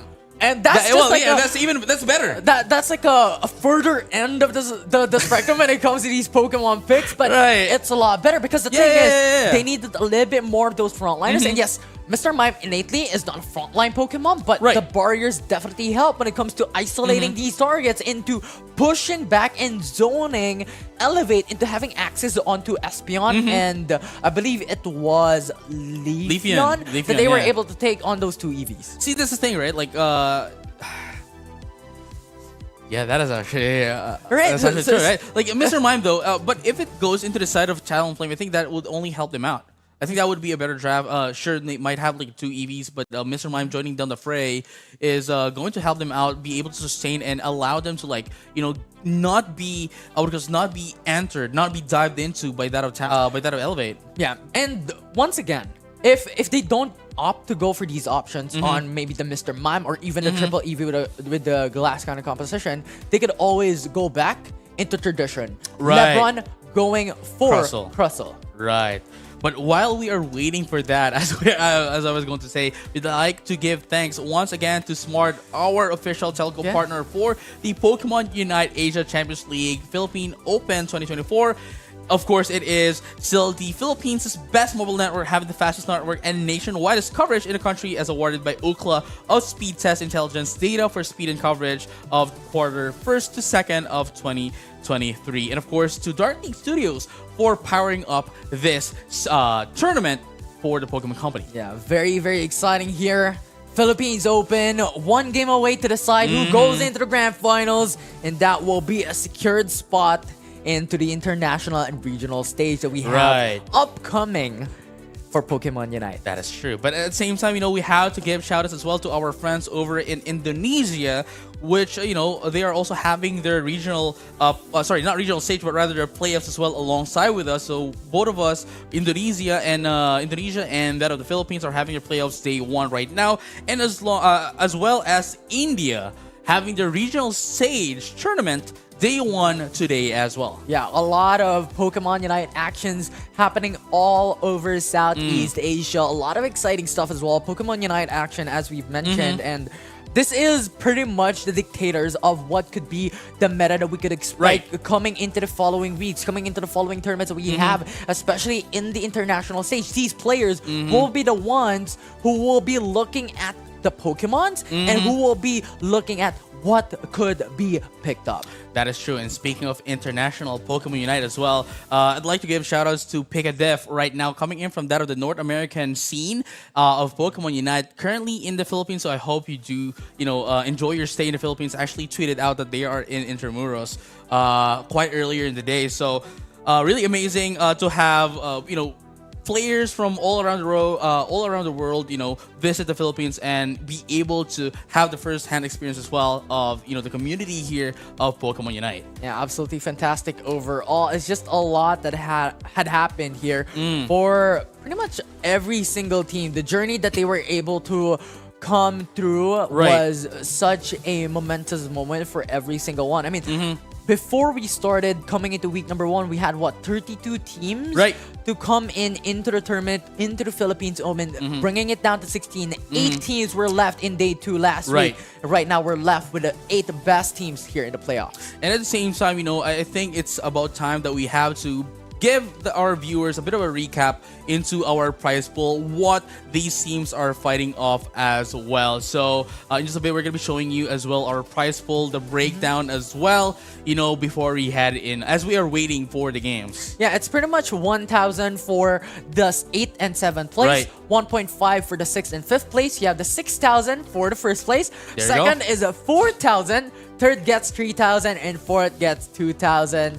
It was just, it's a lot of stakes on the line and a lot of prize pool to fight for. And again, whoever wins this stage of the tournament, Elevate or Talent PH, they would be securing that 4K USD immediately and make it even 6K if they win the entire thing. But now, having a bit of a recap as well into our current brackets before we head over to our game. So here are the matches thus far throughout the entire day. Yeah, we have Elevate coming into series number 1. Was able to take a 2-0 win up against Eastern Salto, and followed up, we have Night Fox up against SR Pearl. Right, and then immediately after, followed up by Talent PH going against Secret Rare, winning in a 2-1 fashion. No Sympathy versus Lesson Fox, where Lesson Fox was able to take the win as well. Putting us into the quarterfinals as well, where Elevate actually went on to Night Fox, and of course the other match. Yeah, and the other match, which was Talon versus Last Fox. And the thing about Journey today is very, very long. And what I mean by that, we had a lot of game number 3s. Right. It's not just about these teams wherein Night Fox was able to beat SR Pearl, Last Fox taking 2-0 win up against No Sympathy, which was a very different storyline and expectations that we've had over the weekend or over the weekdays that we were discussing about Pokemon Unite, about PUACL. It was such a massive, drastic difference as well, because we had a lot of 3 games for Talon's respective series and Elevate going into game 3 back in the quarterfinals. And just to back onto that as well, we only have had like 1-2-0 game for the day, and it was the first set Elevate up against Eastern Salto, right? Yeah. So now, after all that, Elevate versus Night Fox, Elevate was able to win. Talent PH winning against Lasson Fox as well. It doesn't mean that once they are defeated in the the games for today, it doesn't mean that they are already eliminated out of the tournament, because they still have a chance to get back up into that of our grand finals if they can, right? If they win their matches onto that of the lower brackets. But this time around, though, we still have to we still have a bit of a match to go through. The final match of the day, it is going to be Elevate and Talent PH, both at 1 point. And now, this is it. Again, the draft not gonna be changed here except for the last picks. And remember, for the viewers watching at home, we're talking about Elevate here. They were the one who placed first runner-up in the World Championships 2023, and for side of Talon, they were able to take away the 9th to 12th place in the World Championships 2023 as well. So these two teams has such a historical moment and historical storylines over the past few months here in Pokemon Unite, and they're bringing their A-game here today for the final match for the series to decide the grand finals team. Oh yeah, for sure. And I mean, again, the World Championships, right? The World Championships was held last August, so it's been like what, August, 4 months. Yeah. Sort of doing quick maths with the game. Pokemon Unite really grinds you. But anyway, it's been 4 months, so that 4 month duration, especially in a game such team games such as Pokemon Unite, really changes a lot on your team. It could be for better or worse, but as we can see here for Elevate and Talent PH, they play good now, right? But this is not the kind of game that they have been playing back in the World Championship Series. So I can definitely say for sure, and I'm quite confident in saying this as well, that they have evolved so much for the past 4 months leading towards the Philippine Open. Yeah, the thing is, matching up against these Titan teams, and not just even here in the Philippines Open alone, but also in other regions as well. Right. Even in NA, in other regions coming into Pokemon Unite, this was one of the expectations. But they're retaining the Blastoise. They are retaining I think they just agreed on that for some mind games. Yeah, but the thing is, I feel like nevertheless this still works because the thing about Talon is they have a very good frontliner, which is Trevenant. They have the possibility of giving these so much suppression, but Blastoise just adds another layer with Hydro Typhoon, and that's just a really good, well thought out draft already. Oh yeah, for sure. And both of them now have a bit of a balanced composition, and there's the only problem here is that Elevate does have that long back range damage with his knife shots coming in from that of the Intellion. But other than that, both of them have a very good draft. And definitely, indeed. And we've discussed a couple of things already about the draft here, but the side of Elevate, that Mimikyu is probably the game changer in this draft for the side of Elevate that just blew our minds because it was a very, very well denied out from Talon. But the thing is, when we're looking at it, they still have other layers of crowd control. They have other layers of suppression with a form of Umbreon to mean look. You also have the Buzzwole. So it's a lot of things that have to be feared for the side of Talon. But here we have it, the final game, Infinity. The final game of the day. Whoever wins this will get in on the grand finals. Elevate versus Talon PH. The last game of the day. Let's have a champion time. It will definitely do. We'll have a champion time here coming into game number 3.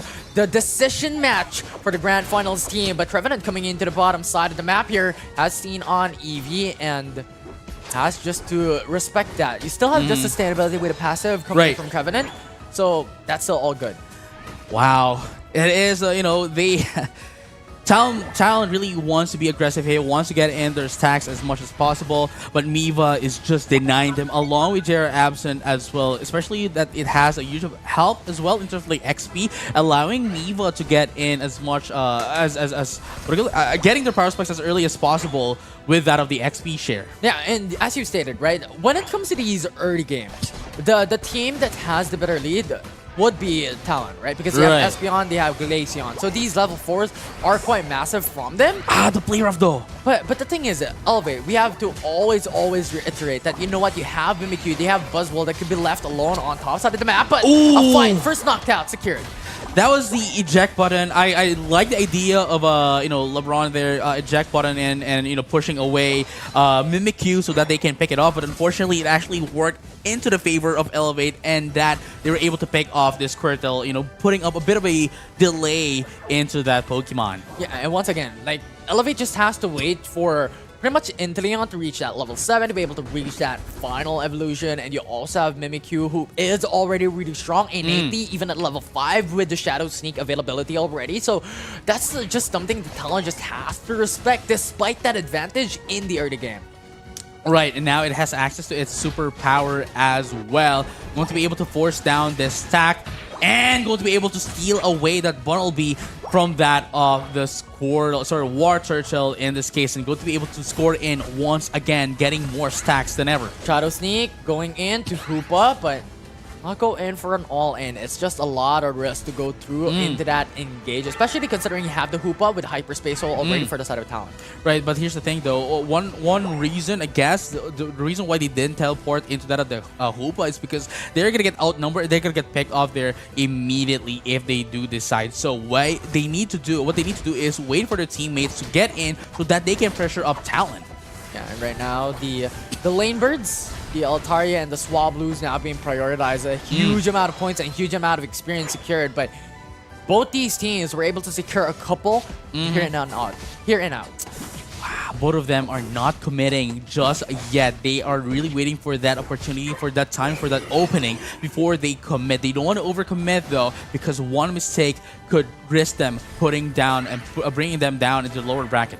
But right now, Elevate already has that 68 points, even a lead up against Talon, because thus far, Talon has not secured any points for themselves. So, a very untraditional and unlike for Talon, because over the past series, it's always Talon who gets the better lead in the early game. Right, but speaking of which though, Elevate is going to be able to put out one more point for stacks, and now wants to secure this Reggie Ice for themselves. But Phantom Force is going to be popped out as well, but Glacial Sage into that one, and maybe going to be able to take down the Espeon and the Hoop as well. No more sustain for the side of Talonflame. It's going to be 2 KO to make that 3 in the process, and just like that, Miva going to have the final hit into that of the Reggie Ice, securing themselves the objective and destroying in the first score goal as well. That's really unfortunate, because the thing is, Talon went in one by one, got isolated, and Elevator to utilize that opportunity to take a lot of knockouts for themselves. And Elevate got the Reggie, and the additional layer of an advantage is they got the tier 1 into the bottom patch, so much of a disadvantage right now for Talon. Right, and into the side of Talon, only the Espeon and that of the Glaceon has their Unite moves at this moment. Nobody else has their Unite moves, so definitely Elevate is currently on a huge lead right now. They need to pick off Elevate one by one if they want to win on team fights. But good macro plays coming from Talon. They leave Trevenant here into the bottom patch, deny the possibility of goal for the Umbreon, but the thing is, the rest of the crew for the side of Elevate all has these Unite moves and is really, really strong. Right, and that's what we're talking about. Ultra Swole Swarm is going to be popped up here, going to be able to take down the Espeon, and the Hoop is going to be taken out as well. It's going to be 3 down in the process. They'll make that 4, and the Trevenant, who's not in the top half, is going to be the only one left here, destroying in the first score goal in the process as well, allowing the Reggie Elect to just push through the second tier score goal. Yeah, and Niva going into the back lines for Talon was pretty much the game changer, the tide changer from that fight, because they were able to get an access onto Espeon, able to access onto Glaceon as well. And once again, these are the damage dependencies for the side of Talon. If they lose that, there's a huge chunk of a disadvantage that will go to the side of Talon. Right, and here you have it, Talon PH is having such a difficult time right now against that of Elevate, and I guess that's one of the advantages that Elevate got against that of Talon PH. Despite losing game number 2, that only means that they had more time to adjust against that of Talon PH. And again, Talon PH going back to their going back to a similar composition as on game number 1. Elevate already knows the game plan. Yeah, Elevate indeed definitely knows how to play up against Talon from here on forward because of what they have done in the prior series as well, going to 3 games. But right now, Elevate starting off the Reggie Steal, having a fight. Rings Unbound is going to be popped up here by Kai so that everyone else is going to be up there. But the split push, 40 and 40, up and bottom is going to be the play of the game here. Talon PH is going to be given the Reggie Ice as well. But the thing is, would they be able to capitalize on this? Yes, they will. Tempest is going to be taken down as well. Here comes the Surf to push down some opponents, but unfortunately not going to be enough though. And here comes Miva as well with that Ultra Sword Swarm once again. And Phantom Force is going to be popped up just to have a little bit of knock off here. Lewis is going to be taken out, but here comes your Absence still having that Moonlight Force sustain. Good defense play coming for the side of Elevate. Umbreon comes through into the back lines, and that will be a good defense for now. But Talon just has 3 so KO! much damage, and that will be Elevate losing Buzzwole and Umbreon in the process. And Talon will come back with 116 points, but still a massive disadvantage. Right, that is what Birdie from Thailand has been telling us all this time. If you are on the losing end, force the issue, and that's what they did. And now slowly but surely they are cashing up back into Elevate. Reggie Eleki will now be open, and Talon expectedly would want this objective considering how much disadvantage they've already taken out from Elevate. But for now, Elevate wants to fight this through as well. Hoopa will be left alone standing coming into the bottom path. Will Hyperspace Hole into the tier 2, into the top path for that 5v5. Oh my goodness, here comes Talon PH. Trevenant though kind of low HP here, but let's find out how they're going to be going in here. Rubis almost going to be taken out here, and they're going to be able to take down the Reggie Elect as well for themselves. Talon PH is slowly but surely coming back up into the pressure, but here comes the isolation coming in from that of Miva, but guess in that of the Reggie Elect again. Now they're going to be able to destroy these 40 points, but are they going to be able to overcap this quite yet? Not quite yet though, but guess the Surf. Yeah, Tempest was able to go into Pinsir, and Talon just has to respect it, but still, it's 110 point advantage for the side of Elevate here, with Rayquaza now up. Oh wow!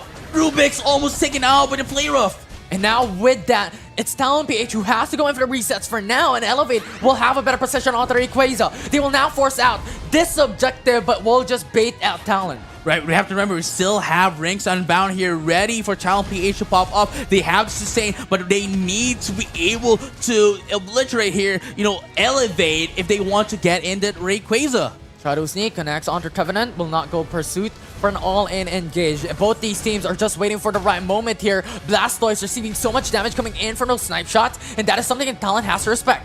Why, beautiful timing on the surf here coming in from that of LeBron, but now it's going to get marked down by that of the Shadow Sneak. Unfortunately, not enough for them to get back up, but here comes the attack from Talon PH up top, but that means they're leaving the Rayquaza, but everyone else from Elevate is going to be coming up top, but that goes, Rubik's going to be taken down, and that's going to be 80 points down to Talon, but still not enough for them to catch up, but here comes Hyperface Fury, and the Hydro Typhoon is going to be popped up as well. Solaire is going to be popped up as well. It's going to be 2 down, 2 for 2, make up 3. Mifa is now down as well. Dylan down almost with a very low HP. There's 3 for 3 trade for both the teams.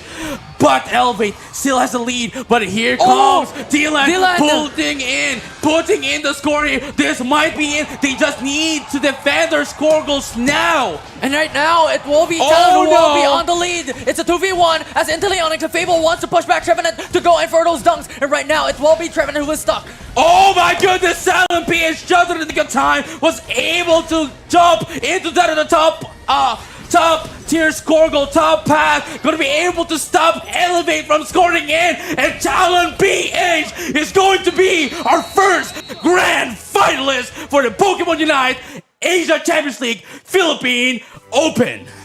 Massive dubs coming in from Talon Philippines. They were able to clutch it up on a nick of time. They were able to turn things around with just one dunk, and it was a fantastic watch.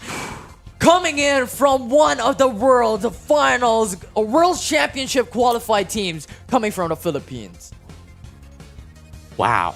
Just wow, dude. Like, it was again, even at the very last moment, it would have been anyone's game. It could have been anyone's game, really. I'm quite speechless right now. That is okay. How do I put this? That is Pokemon Unite.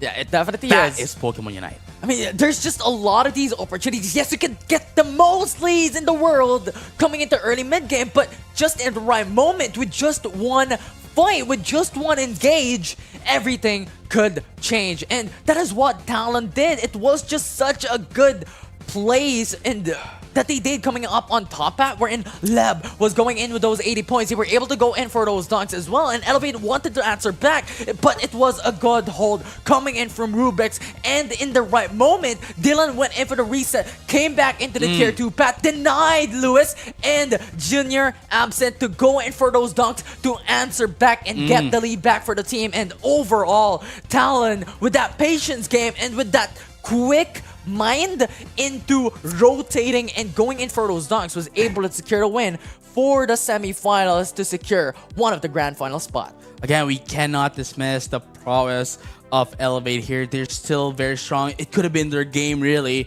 It could be anyone's game. That last moment, it was very crucial, and it was just mind-boggling. Both of them played exceptionally well, but it is Talon PH moving up into the grand finals. And let's have a bit of a recap again of what happened in this day. Elevate against Easton Celto, Night Fox versus Secret Rare Pearl.